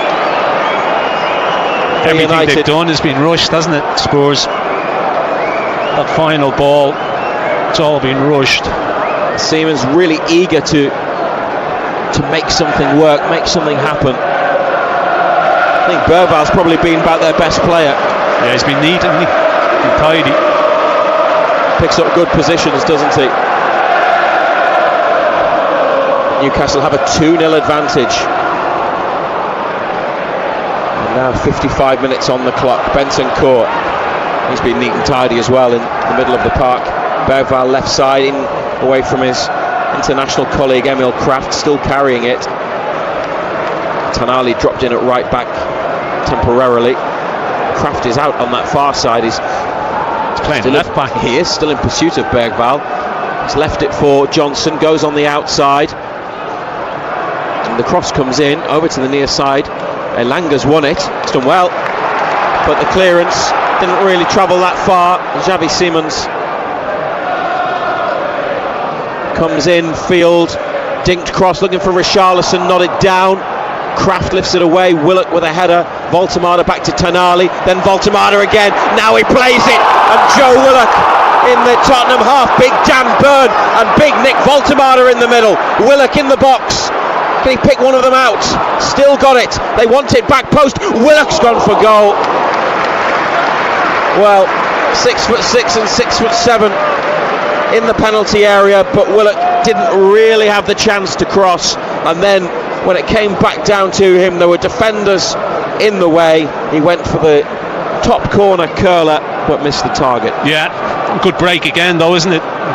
Get to the edge of Spurs penalty area, cuts inside. Let's see what he's trying to do. Big Dan Burn won't be happy. He's made a 60-yard run to get in at the back post. Full of determination. He was the furthest player forwards. Here's Cher. He's got hands on Richarlison, and this time he's finally the yellow card for Fabian Cher. Eddie Howe's got Sven Botman on the bench, and his two starting centre-backs have both been booked. That might be something that they want to keep an eye on. Kieran Trippier also there. After 12 fouls he gets booked. So maybe they'll look to make a defensive change. Trippier's actually jogging back to the bench. Still 2-0 up here on BBC Radio Newcastle and the BBC Sounds app, as well as the Newcastle United website and app. 5 Live Sports Extra, we're everywhere. About half an hour remaining. The Spurs free kick. It was a training ground rehearsed move inside to Jed Spence. Bit of movement and running up ahead, but a through ball that's gone straight to Aaron Ramsdale, thrown out to Joe Willock under pressure from Bergvall, back to Kraft, inside to Tonali, who's come to get it from him. First time to Willock, back down the line to Kraft in the corner here, and now Cher, who has a touch and just has to get rid of it. Bentancur stretching straight to Jacob Ramsey. Trying to play a pass.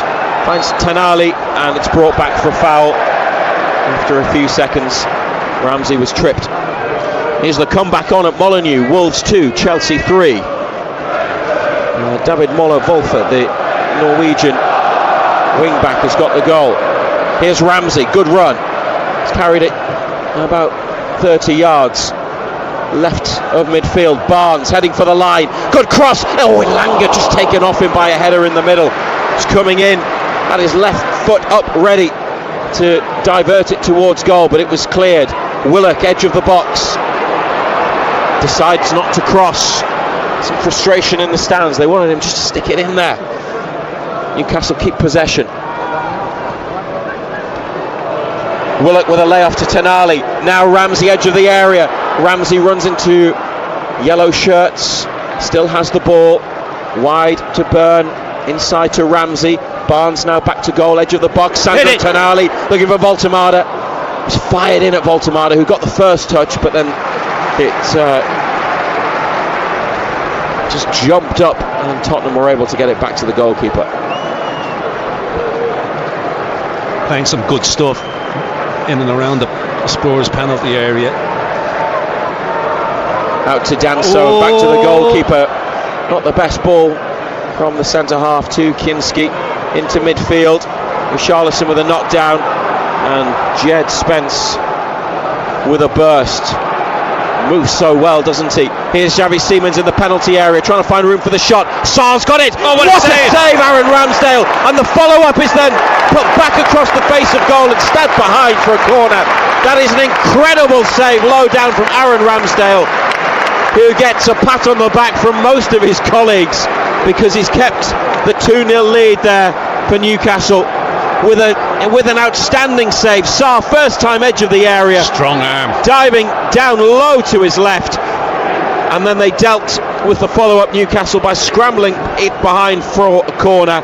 It's only his second appearance, Ramsdale, but that was sharp goalkeeping. It was sharp goalkeeping. It's a strong arm.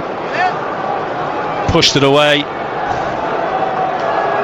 Pedro Porro's corner, dropping it to the back post. Dan Byrne heads clear. Ramsdale came, but Byrne got there first. Edge of the box, blocked effort from Johnson, and Spence to Simons, who lifts it high to the back of the penalty area, and Johnson over the top.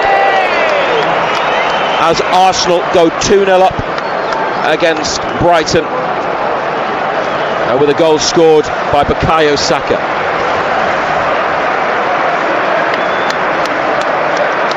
Perfectly set up there. Xavi Simons with the ball to Pape Sarr, goal scorer on Sunday, but not a goal scorer on that occasion. Aaron Ramsdale with a wonderful stop. Yeah, fabulous save. He's looked assured tonight, hasn't he? He hasn't had a great deal to do, but it's a real smart save. 62 minutes played. Sven Botman sent up to join the warm-up along the touchline. Newcastle lead 2-0, and Tottenham Hotspur go back to the goalkeeper. Too high for Spence with that pass. Dear oh dear, goalkeeper. 22 years of age. Kinski. And it's been a tough night for him. Tough second half for him. Yeah. Fabian Schär. Elanga going to run after this. Spence header. Sarr, that's gone straight to Jacob Ramsey, brought down nicely. And they've got it with Barnes 20 yards out, left wing. Byrne is beyond him. Ramsey here plays it into the path of Byrne. First time cross. It's a good one from Byrne, but very well defended by João Palhinha firstly to block the cross, and Pedro Porro, that's bright. He's done well in there at centre back, hasn't he, Palhinha? Back to the goalkeeper from Pedro Porro, but João Palhinha, I mean, looks like he's always played there. Fabian Schär from the goalkeeper's kick stabs it forwards. Sarr straight to Ramsey. Elanga beaten to it by Danso, and Bergvall onto Danso again, stopped by Tenali, but Tottenham Hotspur have it back.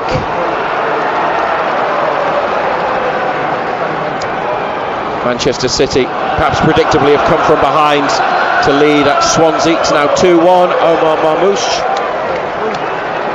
with their second goal. Share, good header. Kraft stretching, can't get there. Spence for Spurs, just behind halfway. And what a ball! Ping out to the right wing for Brennan Johnson, who's hasn't kept it in. Tell you what, Spence has been impressive at left back. He's been quick and strong.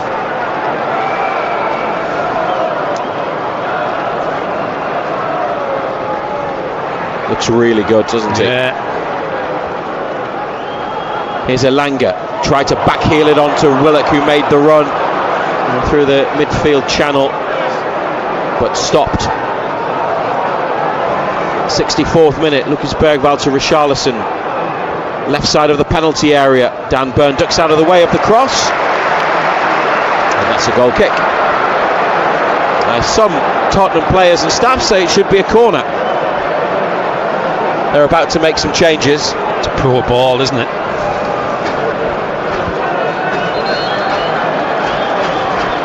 And Randall Kolo Muani, French international forward, comes on for Rodrigo Bentancur, the midfielder. Kolo Muani on loan from Paris Saint-Germain. You may remember he played twice against Newcastle in the Champions League 2 seasons ago. He was on loan to Juventus last season. Yet to score for Spurs. Brennan Johnson replaced by the winger Mohamed Kudus, a summer signing from West Ham. And on his day, he can be one of the best, Kudus. Richarlison stayed on. So what they've done is they put Bergvall back into midfield next to Sarr. Kudus has gone to the right. Siemens playing behind Richarlison. It looks like Kolo Muani on the left, or is Kolo Muani in the centre and Richarlison on the left? We'll see when the match resumes following the goal kick. But two big players to bring on. Yeah. And good header on. Burn. Oh, good defending again. How strong was he? It was Elanga trying to nip in ahead of Spence, who once again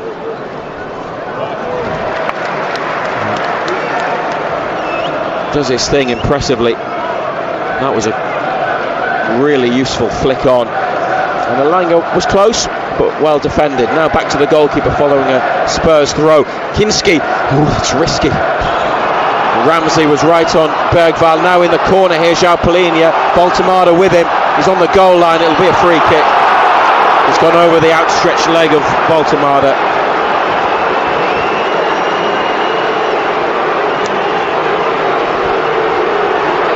They very nearly played themselves into trouble. Kinski's looked a nervous wreck, hasn't he? Danso up this near left-hand side on the move. And Jed Spence, through the legs of his man, gets it back. Comes into midfield and lifts a ball to the far side. Burn climbs. Kept in by Pedro Porro. 20 yards out now. Sends in the cross to Richarlison near post. Good save again. Repelled by Ramsdale. And now Barnes up to Baltamada. Newcastle trying to go the other way. That could be a free kick. Referees brought it back. There was no advantage. Richarlison puts his hands on his head. They found him well. He made the run across. Good save again at his near post. Across the defender. Gets across. It was a share. Gets something on it. Still Newcastle 2, Tottenham Hotspur 0. In the last 16 of the League Cup, Jacob Ramsey with runners, one of them Barnes. Ramsey gives it and goes. Barnes on the outside. Cuts back in. Still with Harvey Barnes just inside the area. And gets a corner out of it. Deflection. On his cross, takes it wide at the near side of the goal. How has Harvey Barnes played tonight? Yeah, he's done all right. He's flitted in and out a little bit, hasn't he? It looks like Baltamada's work's done. Asula looks like he's going to come on. Joe Linton's going to come on. And Kieran Trippier is getting ready as well. So it'll be at least 3 substitutions. 68th minute. Well, Asula will give them plenty of speed and energy. Joe Linton the physical presence and the experience of Trippier, all about to be introduced by Eddie Howe, perhaps after this corner kick, certainly not before it. Here's Tonali to the near post. Richarlison's header has come out to the edge of the box where Elanga meets it. Dan Burn on the right wing turns. He's in the corner here, Burn. Tottenham have won it back. Kolo Muani, Newcastle think there could have been a foul there. Burn having words with the assistant referee. Tonali wins it from Kudus on halfway and scoops it up for Elanga. Slows it down, Anthony Elanga. Tonali makes a burst beyond him. Elanga cuts inside and then is stopped by two defenders. I wonder why Elanga didn't just knock it and run. No. Still 2-0 Newcastle United though. At this stage, not too much to be unhappy about or be picky over. The triple change coming. The ball is in Newcastle's half with the Tottenham Hotspur passing now from right wing to halfway, and Danso, Spence here. Up to another yellow shirt, Kolo Muani. First touch takes him backwards, and then Sarr plays it against again. Tonali. Picked up the right position to block the forward ball. Bergvall across midfield to Pedro Porro. Bergvall lets it run. Having got it back again, plays it to Danso, forwards to Spence. Elanga in front of him. Inside to Bergvall, laid off to Danso. Play it away from Voltemada, over to Pedro Porro, and up the right wing to Mohamed Kudus. On to Xavi Simons, just gets there, and Ramsdale has to flick the cross away. Kept in on this near side, left corner. And Spence with a cross to the back post, and Burn. Nobody in there. Had the awareness to let it go. And on 70 minutes exactly here are Eddie Howe's changes. Last instructions for William Osula, his arm on the shoulder of the 22-year-old striker who is coming on to replace Nick Voltemada. His 6th goal in his 11th appearance. To be replaced by number 18. A standing ovation, and Osula roared on. Joe Willock replaced by Joelinton. I think he's had a pretty good night. Willock, apart from that header, although he might have been offside anyway. Also coming off number 28. Yeah, he hasn't done bad, has he? He's been lively. To be replaced by number 7, Joelinton. And Kieran Trippier will come on in the final change. Be Kraft, won't it? And it is Emil Kraft. And finally, coming off a rare start for Kraft, only his second outing this season. To be replaced by number 2, Kieran Trippier. With Livramento and Hall still unavailable after injuries. They are limited in full-back positions, and probably the rest that Trippier got will be a good thing. Dan Burn just playing on, having to play on. Been involved in all of them apart from Bradford, Burn, this season. Osula with a header on immediately, and Elanga, edge of the area, tried to get on the end of it, but Kinski came and picked it up, and then the throw out for the keeper. He's most definitely had one second half. There was too much on it ahead of Spence, and Trippier out of Sarr, and the throw next to the corner flag on the near right side for Newcastle United. Still leading by 2 goals to 0. How comfortable do you feel that lead is, John Anderson? Yeah, I think it has been comfortable. I don't think Spurs have shown enough. Ramsdale's had that one really good save to make, but apart from that, he hasn't been troubled too much. Following that throw, they've won a corner kick. It was headed behind at the near side. The set-piece coach is out along with Jason Tyndall. Wonder what they've got for us this time. Tonali to take it. They scored from this situation in the first half. Tonali, out-swinger. Tottenham Hotspur header clear. Sarr. Elanga away from Pedro Porro. Siemens wins the ball with a sliding challenge, edge of the area. Elanga wanted a free kick, got nothing. Jacob Ramsey intercepts on halfway, and big Dan Burn onto Fabian Schär, left wing. Osula in the middle, and Elanga back post. Oh, back across and headed behind by Danso. I thought Elanga was going to score his first Newcastle goal, and then you had Osula at the back post. I think he tried to find him, and the defender put it behind. Great ball played in, wasn't it? He could have very easily put it in his own net, Danso. He's done well, but how close was that? Yeah. Just past the post. Another corner.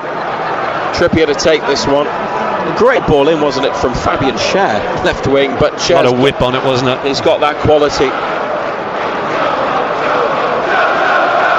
Trippier then with the latest corner. Dan Burn makes a run into the middle of the penalty box, headed away. Joe Linton header backwards. Ramsey, intelligent ball to Trippier. And a diagonal from Trippier into the area. Schär, another corner. Schär back across, but out off Spence. Trippier's come to halfway to speak to Ramsdale. Chelsea, who've got 10 men, haven't they? They've had sending off, but they've scored a fourth goal. Wolves 2, Chelsea 4. Liam Delap sent off for Chelsea, but Jamie Gittins has extended their lead. Here, Newcastle 2, Spurs 0. On BBC Radio Newcastle, Tonali's in swinging corner, but it was a bit too flat really, and then Ramsey does well, back to Trippier following the clearance, and Trippier returns the ball to Jacob Ramsey, and back to halfway Kieran Trippier, and they give it to Ramsdale. Nothing silly. Then the goalkeeper, look at that ball. Dan Burn heads on and finds Elanga in the corner. Ramsdale's distribution is excellent. Elanga's cross, another corner kick. Right now this feels more likely to go 3-0 than 2-1. They got the crucial second. Wolves have pulled another one back. Succession of corners. What's that now at Molineux? 4-3 to Chelsea. Yeah.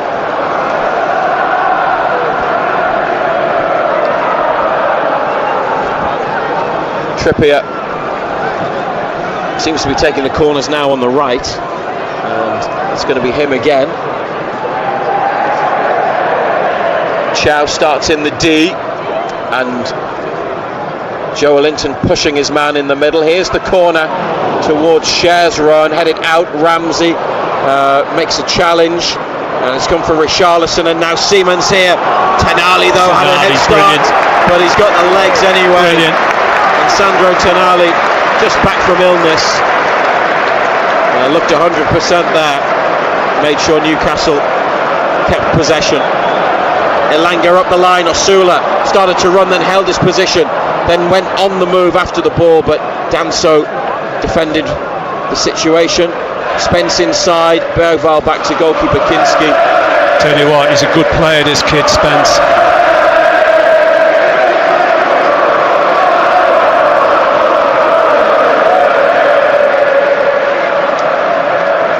Matis Tel is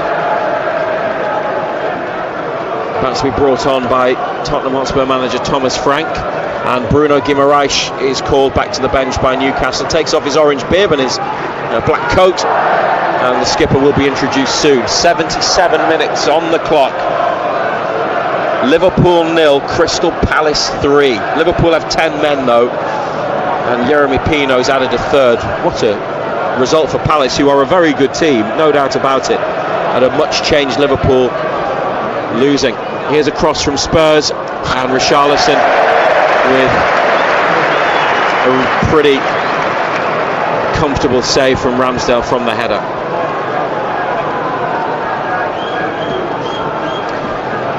Swansea 1, Man City 2 is the latest score in South Wales, and Arsenal 2-0 up on Brighton in added on time.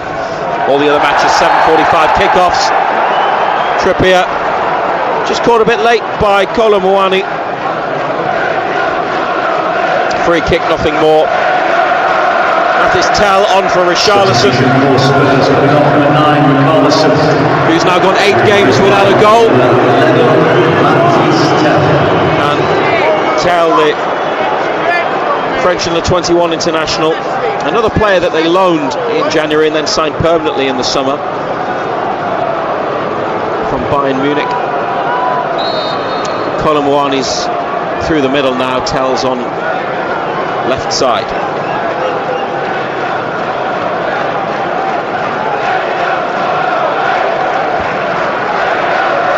Newcastle lead 2-0.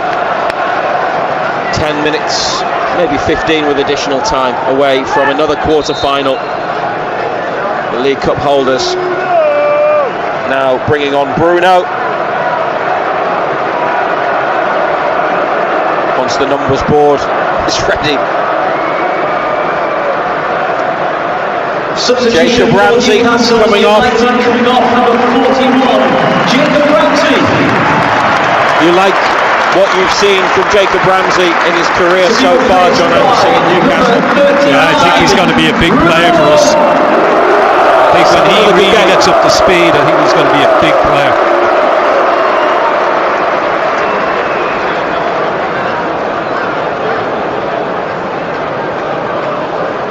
So that's 4 changes made by Eddie Howe. Tell here back to João Palhinha. It's really connected properly with the clearance. Tonali here and Tell with a challenge, and the throw goes the way of Tottenham Hotspur. Despite Newcastle appeals, the 4-time League Cup winners need 2 goals to save their campaign this season in the competition. Joelinton with pressure on Bergvall, back to the goalkeeper, first time out to Danso, who chests it. As he was stooping, he chested it and then played it short to Spence, back to Danso. Trippier battling for it with Tell. Fabian Schär lifts it away, and the goalkeeper keeps it in with a header. I thought he was going to get that wrong. Danso let it run, the goalkeeper got behind him on the goal line, just wide of the box, and headed it inside. It's got it in his hands now, on the edge of his penalty area. 2 black and white shirts nearby, Bruno and Osula. It's played short into midfield to Xavi Simons, who's dropped deep to get it.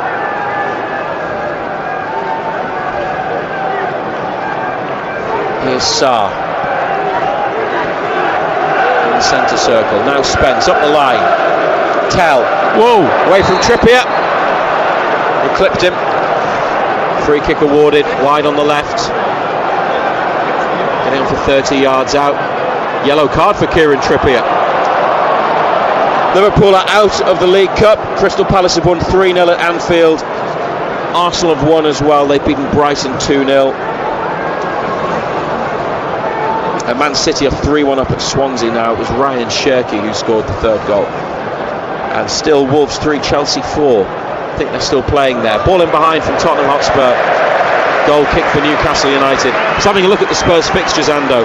Chelsea tea time on Saturday. Then they've got Copenhagen in the Champions League at home. And then Man United. And then after that they've got Arsenal and PSG away after the international break. So yeah, good luck with that. Big games, tough games. They have started the season well in the league. What have you made of them tonight? They have got a lot of injuries too, that must be said. Players who would probably start are not available in most cases to start. Yeah, it's that soft centre again, isn't it? Burn with a header on. Osula, bit of skill, trickery on the left wing. Doesn't get anything, wants a throw. Goes Tottenham's way at right back.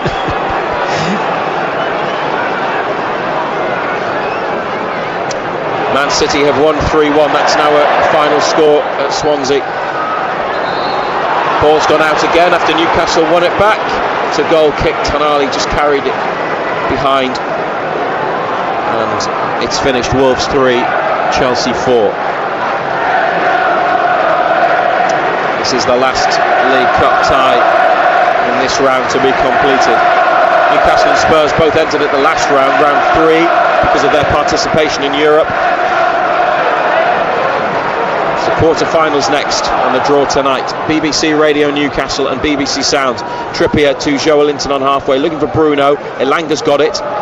Bruno back to Tonali. And Elanga once again. Tonali caught. Referee doesn't give anything. Play continues. Fabian Schär here. Up the line to Tonali. Osula inside. Tonali knocks it around Danso. Oh, that's lovely from the Italian. You can see what he was trying to do with the ball into the middle. But it was just cut out by the defender. Bruno here for Tonali, away from a sliding Simmons. Made him look a bit daft there, didn't he? He's limping, he's sore. Gets it from a Bruno flick. Newcastle as the allays start from the supporters. Enjoying it now. Schär to Tonali in space, and Elanga. Can he take on his man? Spence inside to Bruno. Back to Elanga in the penalty area. Elanga wasn't really in control of it, and the cross is blocked by Jed Spence. Kudus here with a layoff to Porro, still in the defensive third. Tottenham. Dan Burn away, and then a clearance from João Palhinha. Tell, that's gone not the way he wanted it, it's gone backwards straight to Bruno Guimaraes, who gets it again from Joelinton. Bruno, Barnes trying to twist and turn just inside the area, stopped by the defender. And Joelinton with a challenge, and Kudus didn't like it and pushes him over, and it's really kicking off now, and referee Chris Kavanagh intervenes, and it's Kola Muani who drags Joelinton away. Dan Burn and Malik Chow getting in between players. Joelinton with a Joelinton challenge that was probably worthy of a yellow card, but Kudus reacted angrily. Haven't seen it back. Referee stepped back away from the crowd of players. He's got his yellow card out. They might both get a booking there, and that will hopefully be all it is. Newcastle fans giving Joelinton some love, and they are both yellow carded. Newcastle 2, Spurs 0, 86 minutes. It's a scissor tackle.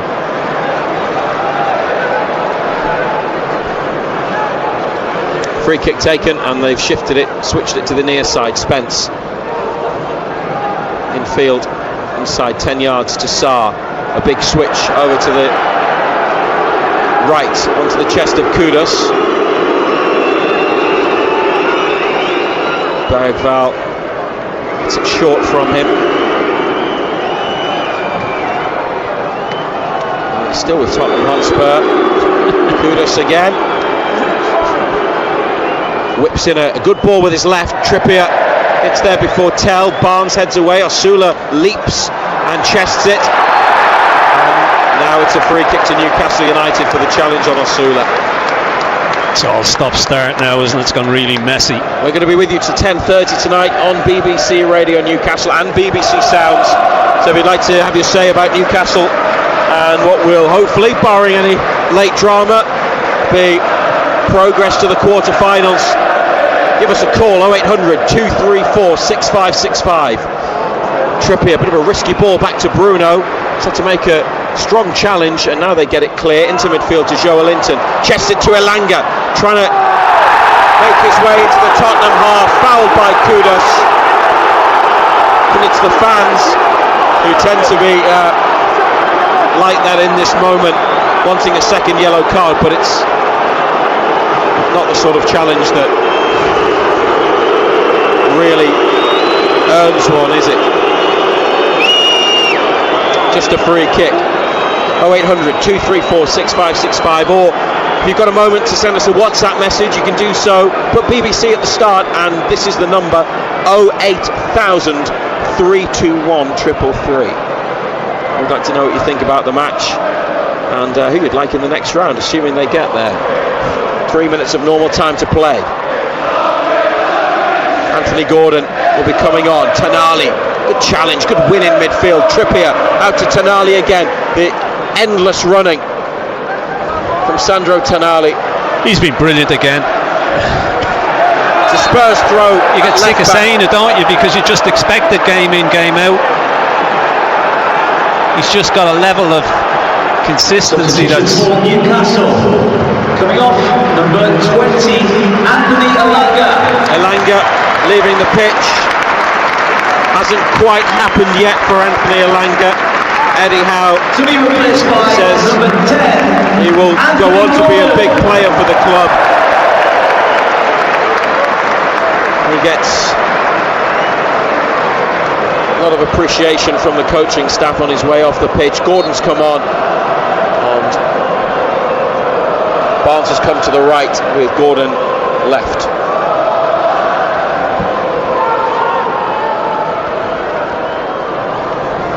Colomawani with a little nutmeg, and then he gets the ball back. They go into Newcastle's half, away from Joelinton. It's hit the referee. Well, that was such a positive and exciting run.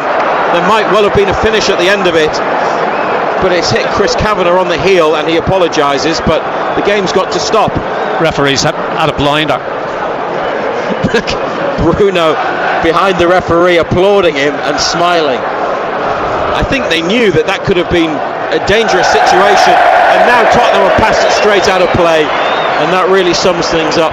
And quite a few of their fans are heading down the steps from level 7 towards the exits.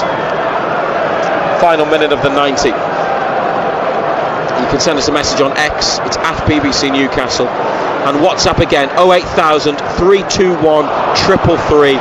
Put BBC at the start. You can write a message out, or you can send us a voice note on WhatsApp. We'd love to hear from you between now and 10:30 on BBC Radio Newcastle and the BBC Sounds app. Kevin Danso up to the edge of the area, stopped by Cher. Bruno got it caught under his feet, but he's got it back from Tonali and sends it in behind, and Gordon chasing. Kinski comes. Whoa! Just about got there. Just sliced it out of play.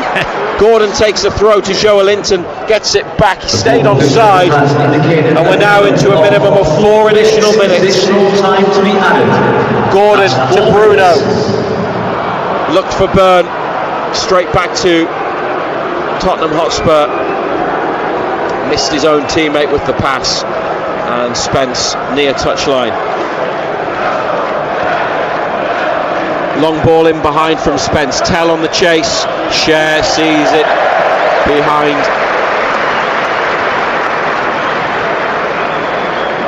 It was his header in the first half from Tonali's corner that gave United their lead.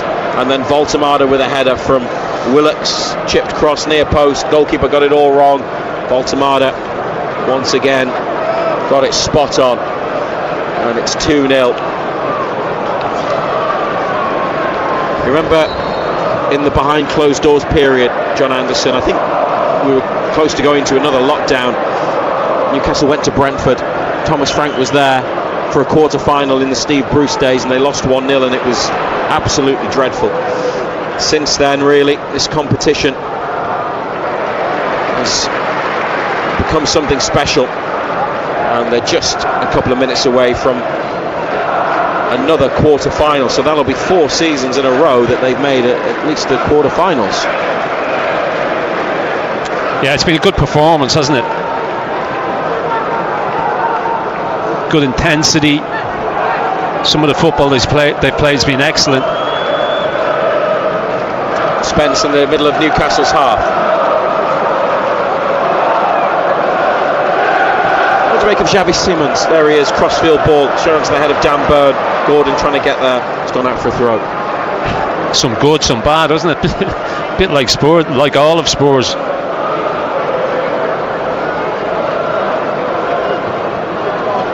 They're unbeaten in the Champions League with 5 points, but below Newcastle in the standings with their 2 wins from 3. They got in through winning the Europa League.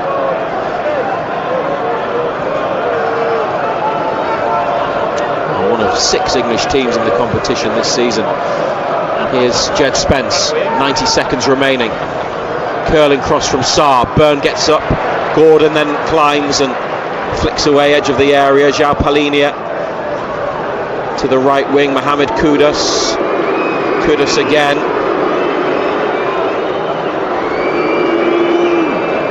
turned to him by Pedro Porro. Right-footed chip cross. Aaron Ramsdale stretching, collects it, and then drops to his knees in the 6-yard box.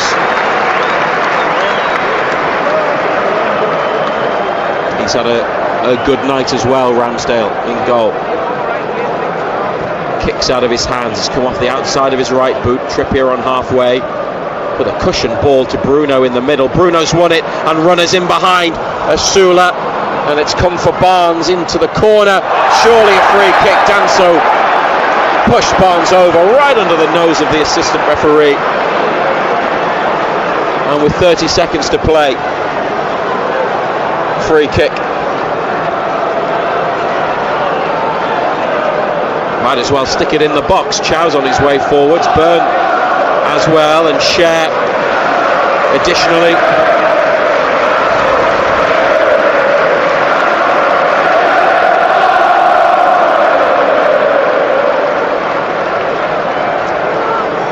Kieran Trippier to take it. Everybody's gone back to defend. Tonali stayed on halfway for Newcastle. Here it is. It's 2-0. Will it be 3? Trippier's free kick. Malik Chow. Ooh. It's wide of the post, but it's the final whistle to signal progress to the quarter-finals of the League Cup. The 4th year in a row that they have made it that far. Tough-looking tie against an in-form Tottenham Hotspur, but they've seen them off to reach the last 8 of the League Cup, with the draw to follow tonight. Newcastle United through, and the competition that they love so much could yet be another route back to Wembley and maybe more glory this season. 2-0, Fabian Schär in the first half, Nick Voltemada in the second. It's a deserved win, isn't it, John Anderson?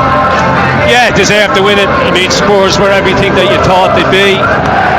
Soft-centred, couldn't live with the intensity that we played with, couldn't handle the strength that we had in midfield either. You know, it's just a comfortable win. You know, it could have been more. I thought some of the football we played was excellent. Spurs huffed and puffed, didn't do a great deal. Ramsdale's had the one save to make, which is a really, really good save. But apart from that, it was pretty straightforward, to be quite honest. Well, they didn't need penalties.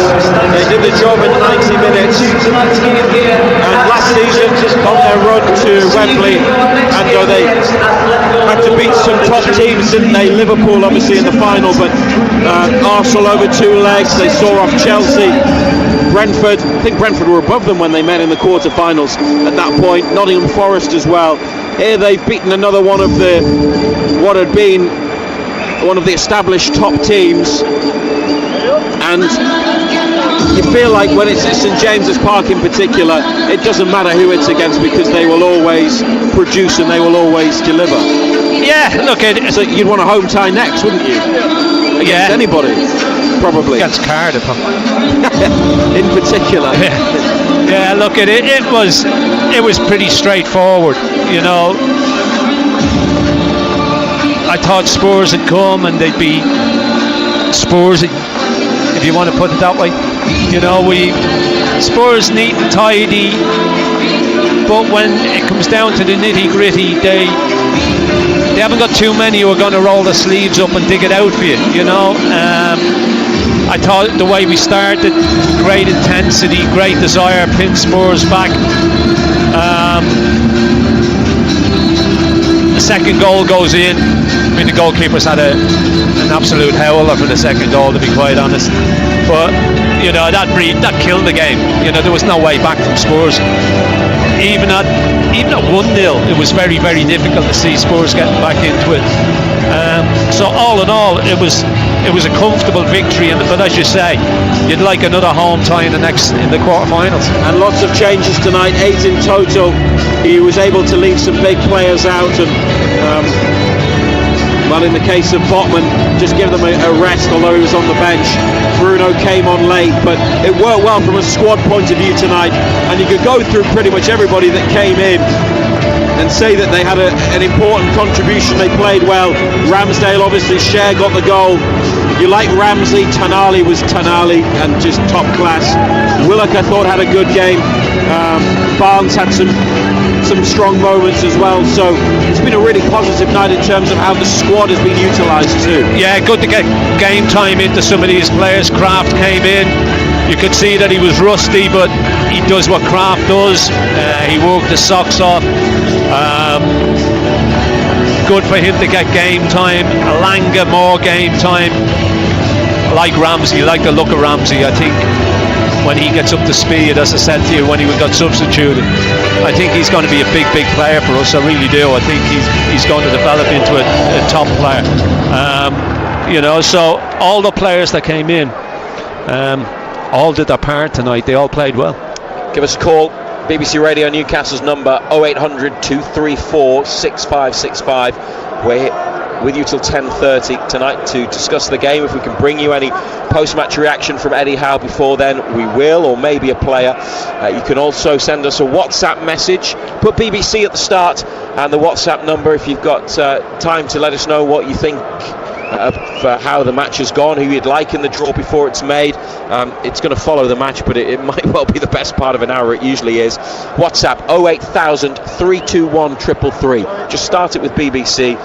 You can type a message on WhatsApp or send us a voice note as well, or on X at BBC Newcastle. The lineup then for the quarter-final of the League Cup: Newcastle United, the holders, winning last night, Fulham, Brentford and Cardiff of League One, and tonight going through Arsenal, Crystal Palace, who beat Liverpool at Anfield, Manchester City and Chelsea.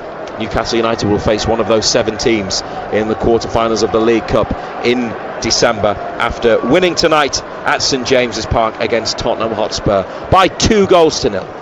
Scott Meakin, BBC Radio Newcastle. We've had a chat about Saturday night in our house with me and Em, and after you're a sweet surrender, a sweet surrender, stick it on there. Yeah. I want to know what goes on in Marty Pello's house after a few drinks. I love the idea of getting people around the table and having some good food, and the music's just bubbling away at the background. Em wants to know the next time that you come round for tea, right? What do you want this time? Till I put on something nice, we're going out.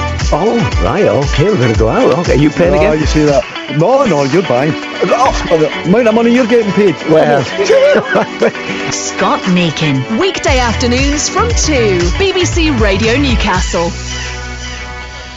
And so Newcastle United make it through without too much trouble in the end. A 2-0 victory over Spurs this evening takes them through, as Matthew Raisbeck has told you, to the quarter-finals of the Carabao Cup for the 4th time in 4 seasons. If you're just joining us, Chelsea, Manchester City, Crystal Palace and Arsenal, the other winning teams tonight, joining Fulham and Brentford and Cardiff City from yesterday. I think most of the other 7 would quite fancy Cardiff at home, to be perfectly honest. We'll come back to John Anderson in just a minute or two. A little bit more detail on those League Cup games tonight. Then Arsenal 2-0 winners over Brighton, Ethan Nwaneri and Bukayo Saka in the second half. Crystal Palace 3-0 winners away at Liverpool, 2 for Ismaila Sarr in the last 5 minutes of the first half. Then Yeremy Pino with the third.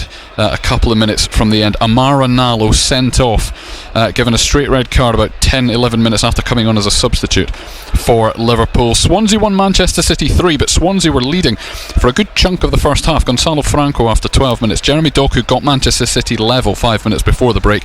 It wasn't until the 77th minute that Manchester City got their second through Omar Marmoush, and then Ryan Sharkey making absolutely sure. So Manchester City winning 3-1 at Swansea. A heck of a game at Molineux that eventually finished Wolves 3, Chelsea 4. Chelsea 3-0 up at half-time through Andre Santos, Tyreek George and Estevao. Wolves got one back early in the second half through Arokodare. Then Müller-Wolfe got another one for them 73 minutes in. Wolves 2, Chelsea 4. Then Liam Delap was sent off, and the comeback looked as though it really was on until 3 minutes later the 10 men of Chelsea scored their fourth. Jamie Gittins with that one. There was still time for Müller-Wolfe to get a second, but Wolves 3, Chelsea 4 the final score. And of course Newcastle beating Spurs 2-0 here this afternoon. Last night Brentford 5-0 winners at League 2. Grimsby, Fulham needing penalties to beat Wycombe Wanderers of League 1, and Cardiff City winning the all-Welsh battle 2-1 away at Wrexham. Also tonight in the Scottish Premiership, it was Martin O'Neill's first game in interim charge of Celtic, and they have cut Hearts' lead at the top of the table down to 6 points already. 4-0 winners over Falkirk were Celtic tonight. 2 for Johnny Kenny and the Irishman in the first half, Nigrin and Tunekti in the second. That combined with Hearts drawing 2-2 at St Mirren. Both of those sides had a third goal disallowed by VAR. St Mirren would have gone 3-1 up. Hearts, because it was so late on, would probably have won it 3-2, but in the end they have to settle for a 2-2 draw.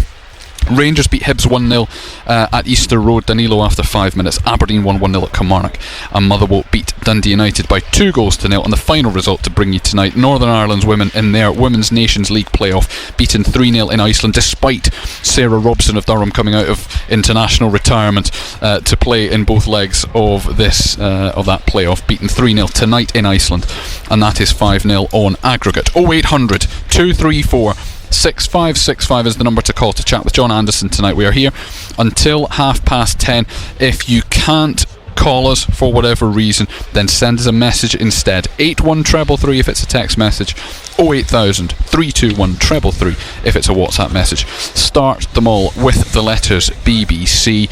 I think quite a few talking points actually from that, John Anderson, but overall, to start with, 8 changes tonight, but it was a fairly cohesive performance. It didn't look like a team that was 8 players different from 4 days ago. No, it was comfortable. The players that came in slotted in very well. Thought we started the game really sharply. I thought that intensity, that press, forced Spurs back. I think everybody that came in did their bit. I think it was an opportunity for a few of them, and they've done themselves no harm at all. They came in, played well, won 2-0. Could have been more. Could have been more. But you would have taken that before the game, and especially when you looked at the team and seen that there was 8 changes, you just wondered how it would go. But I thought some of the football we played was excellent. Yeah. I'll come on to we'll start with the one when we talk about individuals who had to perform tonight and were some of those 8. We'll start with the one who's got a little bit of criticism, and I know both of us during the game felt the same thing, that we were getting frustrated with him, and it's Anthony Elanga. We actually had a text message at half time from John, who said not particularly happy with that first half. Our passing's been sloppy at times. Elanga's got pace to burn, why is he not using it? And that's the simple question, isn't it? There were times when he was up against Jed Spence, who we know is quick. Tell you what, he looked a player. He did, and we'll come on to Spurs later on as well. But that's what you want Anthony Elanga to do, is get it, knock it, and run after it.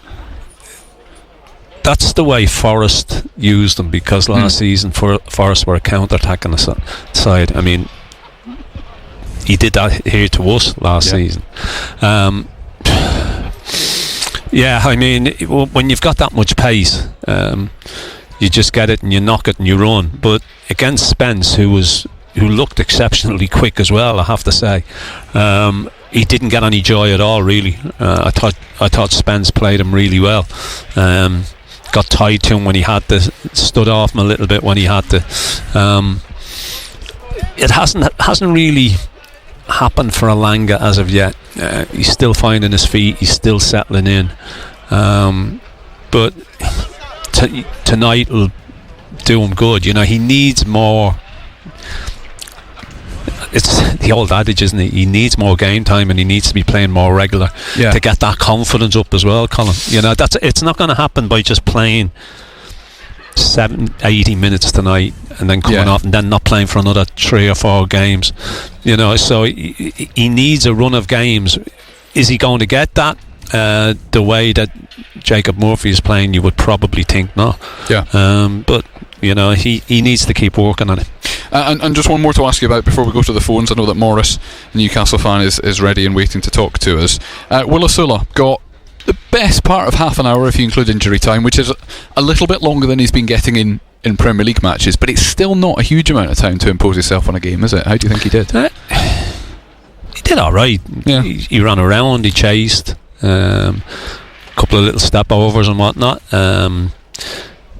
puts defenders under pressure. Didn't really get a chance in front of goal, to be fair, but yeah, he did all right when he came on. Yeah, but he's still not knocking on the door of starting ahead of him. He's nowhere near starting ahead of Ultimate, is he? No, I mean, not even close. No, not even close. And therefore, he's not really providing competition to him. Is that fair? Look, you would think when Wissa's fit, Wissa will go ahead of him as well. This is something we spoke about on Total Sport. He needs to be a little bit like the Elanga situation. He needs to be playing more on a regular basis. He needs to be playing more regular games. It's all right saying, oh well, he'll get game time. Yeah, but he needs to be playing that on a regular basis. As I say, he needs to be starting games. He needs to be getting half a dozen games on the spin. Is that going to happen? You would think not, because as I say, when Wissa comes back, you would think Wissa goes ahead of him as well. Yeah. There is praise for you and Matthew Raisbeck's commentary tonight that I shall return to shortly from more than one person, it must be said. Let's bring in Morris then, who's a Newcastle fan who joins us on the line. Evening, Morris. Evening, lads. How are we doing? Hey, Morris. Fairly routine, fairly straightforward, fairly happy. Yeah, definitely a clean sheet. I wasn't that impressed with Spurs tonight. I expected a bit more. I thought, the star boys were poor. I thought Brendan Johnson was awful. But you've got to look at Newcastle, another clean sheet and a wonder save off Ramsdale went at 2-0. I thought Sandro Tonali was just his usual outstanding self, and just will take straight to quarter-finals, and I'll take Fulham at home next, please. Oh, just on that, you would rather have Fulham at home than Cardiff, would you? Yeah, I think. Well, I don't know. I mean, I forgot about Cardiff. If the truth is known, but there's one good thing. Isak's not winning the cup this year again, is he? Yes, Liverpool are out tonight, beaten very comfortably in the end by Crystal Palace. A few little points in there. Spurs, Ando, were they? You picked out individuals who I thought played quite well. Yeah, Bergevall looked decent in midfield, Spence Paulinho at centre half, Spence at left back. I thought Pedro Porro looked good at right back, and yet they didn't really lay a glove on Newcastle for 70 minutes. I said before, Spurs for me were Spursy. Yeah. What you expect from Spurs? Neat, Paulinho tidy. Yeah, but when the going that was it. Yeah, when the going gets tough, they've got nobody who rolls their sleeves up and is going to dig in for you. They'll need tidy players, but have they got the heart to go with it? As I say, Paulinho centre back did well. A midfield player going in there. Thought Bergevall had moments in the game. I thought Spence at left back looked a good player. He looked strong, quick. But apart from that, especially in advanced positions, they weren't really a threat. They weren't really a threat. Ramsdale's had this one save to make, which is a top save. Strong hand pushes it away, but you never really felt under any real threat from Spurs. The thing as well tonight, Ando, is pushing Spurs aside, you've got to look at our performance. We had the strongest bench we've ever had, and the 8 changes. Apart, I know you've probably just talked about Elanga as I was walking out the ground there, but apart from him, I thought that the other lads played really, really well. Jacob Ramsey fitted in really well. He probably should have scored early on. And I mean, they're all playing their places with the squad we've got. Yeah, I like the look of Ramsey. I think when he gets up the speed, when he becomes 100%, I think he's going to be a big player for us, Morris. I really do. I think he could have a big future. I thought Willock worked really hard as well. I thought he ran his socks off. Probably should have scored with the header that he had. But I think everybody that came in played their part. I thought everybody, the 8 changes, you thought, well, it'd be interesting to see how this goes. But I think everybody that came in were excellent. Shaw slotted in well again as well, didn't he? And another clean sheet. I mean, you get a clean sheet, you're going to get a result of some description, aren't you? It's as simple as. Well, yeah, I think Cher came in and probably felt he had a point to prove. He scored the goal, he was solid. How he didn't get booked earlier, I do not know, but that's beside the point. I thought he was good on the ball.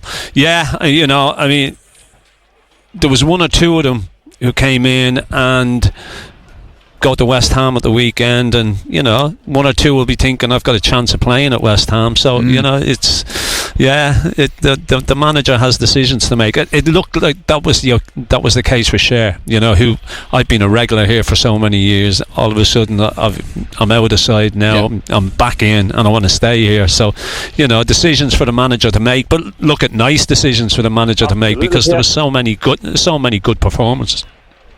Yeah, all good, and it bodes well for the future, doesn't it? Yeah. Morris just mentioned Dan Burn there at the very end as well. Obviously one of the three that did play on 33 years of age, playing game in, game out, game after game, solely because we've got no real options at left back at this moment in time. Hall may well be back at the weekend, but you would probably think the best he could hope for is to be on the bench, because he's been out such a long time, so you got to be careful with him. What Dan Burns done is remarkable. Every 3 days he's been asked to go, and he's been asked to put his body on the line again, and he does it, and he comes out smiling, and his performance levels are exceptional. But how long can you keep doing that at that age? That's the big question. Thank you, Morris. Cheers, Morris, for speaking to us this evening. Really much appreciated. 0800 234 6565, the number for you to call. We've got about 15 minutes left of the programme tonight. Just one more bit on Dan Burn as well, because it was clearly a tactic that when the goalkeeper had the ball, or if one of the fullback, if Trippier had the ball at right back, Dan Burn at times was leading the line. He would be further forward than anyone else. Outside left, and he was playing as centre forward. Yeah, but in specific situations, and it was so that they could knock a long ball forwards. He's more likely to. Well, he's not more likely to win it than Voltemada, but it's two options up there, and then it works. Yeah, he's stronger than Voltemada. Yeah. He's stronger in the air than Voltemada in the air. I know people will be saying, "Oh, well, Voltemada scored again," but he attacks it with a real strength. Dan Burn, he knocks people over. The trouble is when he gets up there, it's a long way back from and tired legs. But look at he's been brilliant. And that's the thing, because you say, and you're absolutely right, that he's been asked to play week after week, game after game, played another 90 minutes tonight. But the quality of his play as well is high. The performance levels are high, because almost every team that we see play Newcastle, we think, and we say it beforehand, we said it with Traore, we've said it with various other players. Brennan Johnson tonight, Morris is right, he didn't have a good game. He was shocking. But there were times they clearly target Dan Burn. They go, get the ball in behind and get someone to run. He wasn't in trouble tonight at all. He played very well. That's the point I'm making. In order to ask him questions, you've got to have somebody who's prepared to run in behind him. And Johnson wasn't prepared to do that. Yeah, Johnson didn't fancy it against them all night. He was. No. Yeah. Let's have a chat to Andrew, who joins us on Total Sport. Evening, Andrew. Hi, Colin. Hi, Andrew. Hi, Andrew. What were you happiest with? Wait, first of all, when Razor gets back, ask him what he was worried about. Because yes, he was worried before the game. He was, and I was expecting a really tough game as well, and especially with us having 8 changes, but Tottenham were just so powder puff, just weak, just tippy tappy, and that nobody in the midfield like a Tonali or a Bruno who can dictate a game and put their foot on it and get it forward. But I thought the players that came in were absolutely brilliant. I thought it was a good reminder from Joe Willock as well, because he's not had much football, and he's had criticism from fans, but it was a nice reminder of the quality that he has and the energy he possesses. I thought Emil Kraft hasn't had a sniff of a football for ages, and he came in and slotted in and was excellent, sharp, faultless. It was just an incredibly comfortable performance. Yeah, I thought it was a typical Spurs performance. What I call a Spursy performance. One or two neat and tidy, but not too many of them were prepared to roll their sleeves up and dig in and put their bodies on the line. And you're right about the players that came in. I think they all they all proved the point to the manager, you know, that he can rely on them, that he can put them in, that he's not going to let them down. And a big night for Joe Willock as well, who, when he's been given opportunities, his performance levels haven't been of the standard that we've seen from him in the past. But I thought tonight he worked his socks off. I thought his running was great. Probably should have scored, you know, but Kraft as well, as you rightly say, somebody who hasn't kicked the ball in anger for I don't know how long, you know, but he comes in and he does a job, he just gets on with it. And Ramsey, you know, I like the look of Ramsey. I just think he's going to be when he gets up to speed, I just think he's going to be a big player for us. I really do. You know, all bodes well for the future, because all of a sudden now you look at the squad that we've got. There's a depth to the squad, but the quality of that depth is there as well. You know, so he can make changes. He can bring people in. And he doesn't have to worry about them. You know, he doesn't have to worry thinking, can these go and do a job for me? Can he do this? Can he do that? Because they've all proven that they're capable of going in and doing a job. Just to round it off, Andrew, who do you want in the quarterfinals? Cardiff at home, please. Thank you. I thought that might be the answer. Andrew, thank you very much indeed for talking to us. I'm sure you enjoyed the game. If you also enjoyed the game, give us a call. Still might just have time to squeeze you in. If not, send us a message. But the number to call us is 0800 234 6565. I'll come back to some of your text messages and WhatsApp messages in just a moment as well. I don't think we're going to be able to hear from Eddie Howe before the end of the programme tonight, but we can hear from the Newcastle United defender Fabian Schär, who's been speaking to Matthew Racebeck. Thanks, Fabian. How pleased are you with the way that you performed tonight on your way to getting into the quarterfinals? Yeah, very happy. I think we know how big the competition is for us. We've done so well the last few years, and we know how the feeling is to win it. So I think you could see on the pitch how much it meant to the whole team, to the fans, to the whole club. So I think yeah, we've done a great job today. Wasn't easy, but into the next round, yeah. On that point about the importance of this cup competition, it's no less important to you this season, is it, even though you're back in the Champions League? No, of course not. I mean, every competition is different, but like I said, I think everything is there to win for any team. So if you have a chance to win any competition, you try to win every game, basically. I think we said before the start of the season, like every game matters, and in this kind of competition goes so quickly. You have to be there. You can't miss basically a game, and I think not just today. I think over the last few years we've been pretty good in that kind of things. So I'm really proud of the team. Talk to us, please, about your goal, the header from a lovely corner kick in from Sandro Tonali. Yeah, I mean, great ball from Sandy. I think we actually have been quite dangerous the whole season so far, just maybe not scoring as much as like chances we created. So I feel quite, as a team, we were quite close to scoring goals, and obviously today was good to get a goal from a set piece, and I think it's always important to get the first goal in this kind of game. So yeah. Fabian Schär there speaking to Matthew Racebeck.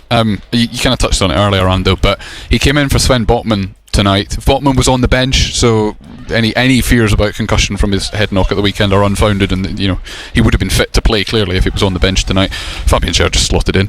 Him and Chow looked as comfortable together as Botman and Chow have, haven't they?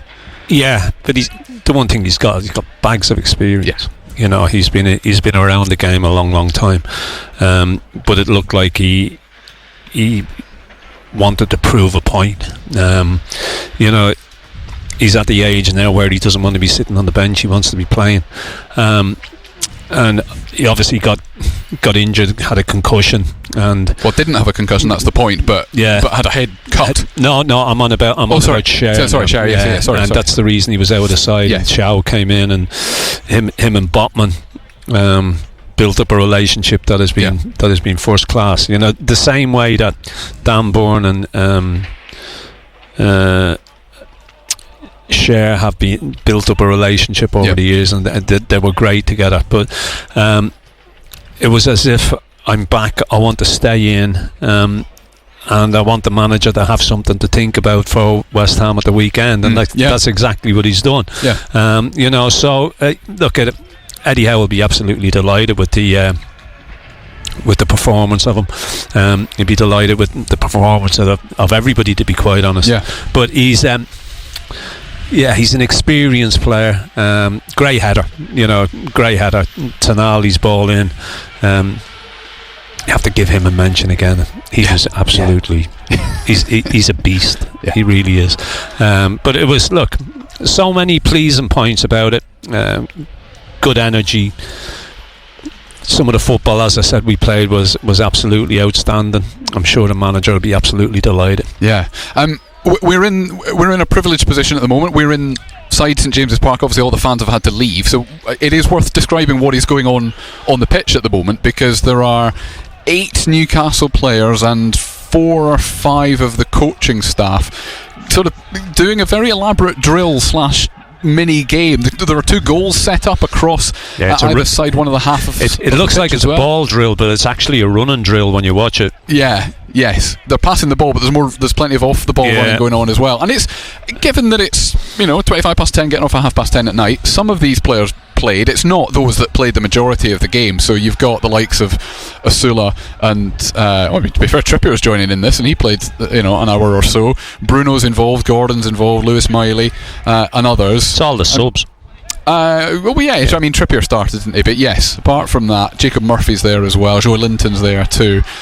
This is relatively intense as post-match warm downs, if that's what you want to call it. Isn't it? It's not. As I say, it's not a warm down. It's a running session, but the ball is there, and it's an awful lot easier to run when you've got a ball. Than it is just to do straight, and it's not straight line runs. They've got a couple of imaginary people pinned down in the middle of the park. The metal things that you hit the free kicks round. They're not. I know what you mean. It's all about running around them, and so and there's 2 full-size goals set up as well, which presumably will be used. But the thing is that they haven't been able to get a great deal of training in, Colin. That's the problem, because they've had 3 games a week, and Eddie Howe makes a point of how intensely they train, and they haven't been able to do that because the games have been coming thick and fast. So these boys have got to do it now. And they are. Newcastle United will be in the quarter-final draw that will take place probably in about 10-15 minutes time, although the TV crew that I thought were going to be the ITV team that were over in the corner over there, who I assumed were going to be conducting the draw, have all packed up and gone home. So they're obviously doing it somewhere else. They are obviously doing it somewhere else, indoors maybe. But Newcastle will be in that draw alongside Arsenal, Crystal Palace, Manchester City and Chelsea, who all won tonight, and the teams that won last night as well: Brentford, Fulham, and Cardiff, of course, who a couple of people have already mentioned that they would like to have here in the quarter-finals. The dates for the quarter-finals: it is the week beginning the 15th of December. The 15th of December is a Monday. It's unlikely to be the Monday, but it could be across the Tuesday, Wednesday or Thursday, the 16th, 17th, Friday, 18th. It's going to be, regardless, it's going to be the game after the derby. That's what it will be for Newcastle United. So look at it, it's more intensity because the week before the derby we've got a Champions League game, and then the week afterwards you're going to have a League Cup quarter-final. So there's no rest. There's it's all hands to the pump. You've got to keep going, but that's what you've got to do if you want to be successful. I think it is worth pointing out. I mean, we've touched on it before with Newcastle. We've only got a couple of minutes left on the show tonight. Obviously West Ham away on Sunday, then Bilbao here on the Wednesday night, then at Brentford on the Sunday, and then there is that international break, and these sort of 7 games in 22 days or whatever it is come to an end. But then after the international it starts break, again. It does start again, because it's Manchester City here on a Saturday evening, it's Marseille away on a Tuesday, you're at Everton on a Saturday evening. you're into December. You've got Spurs here on a Tuesday night, Burnley here on a Saturday, away in Leverkusen on the Wednesday, the derby at the Stadium of Light on the Sunday, then a cup quarter final in that midweek somewhere, then Chelsea at home, then Manchester United away. So it is absolutely, as I say, there's no rest. Bang, bang, bang. Yeah, you've got to keep going, and that's why you're going to need this squad, and that's why I think that tonight Eddie Howe will be delighted with the performance of the players that have come in, especially those who haven't had much game time. Those players who, your Crafts, who haven't seen much of the ball, who haven't really been involved a great deal. You need to get Ramsey up to speed. That will stand him in good stead. As I said, I just think when he gets up to speed with the way they want to play and everything about him, he looks a good player, and I think he could have a huge future here. So much positives to take, not just the result tonight, but the overall performance and the overall individual performances as well. I just think Eddie Howe will be absolutely delighted. Couple more messages to finish. One that I said I would read because it's full of praise for you and Razor. Baz in Washington said, I've texted once before, but I've done it again tonight to say exactly the same thing. The Newcastle game was on free-to-air TV tonight, but I turned the TV off to listen to you. It's so exciting imagining what is happening with the commentary from you, Ando, and from Razor. Proper night in my kitchen, says Baz in Washington. P.S. The best parties are always in the kitchen. Yeah, absolutely. I wish I'd have been in the kitchen. Might have been a bit warmer in the kitchen. We turned the oven on.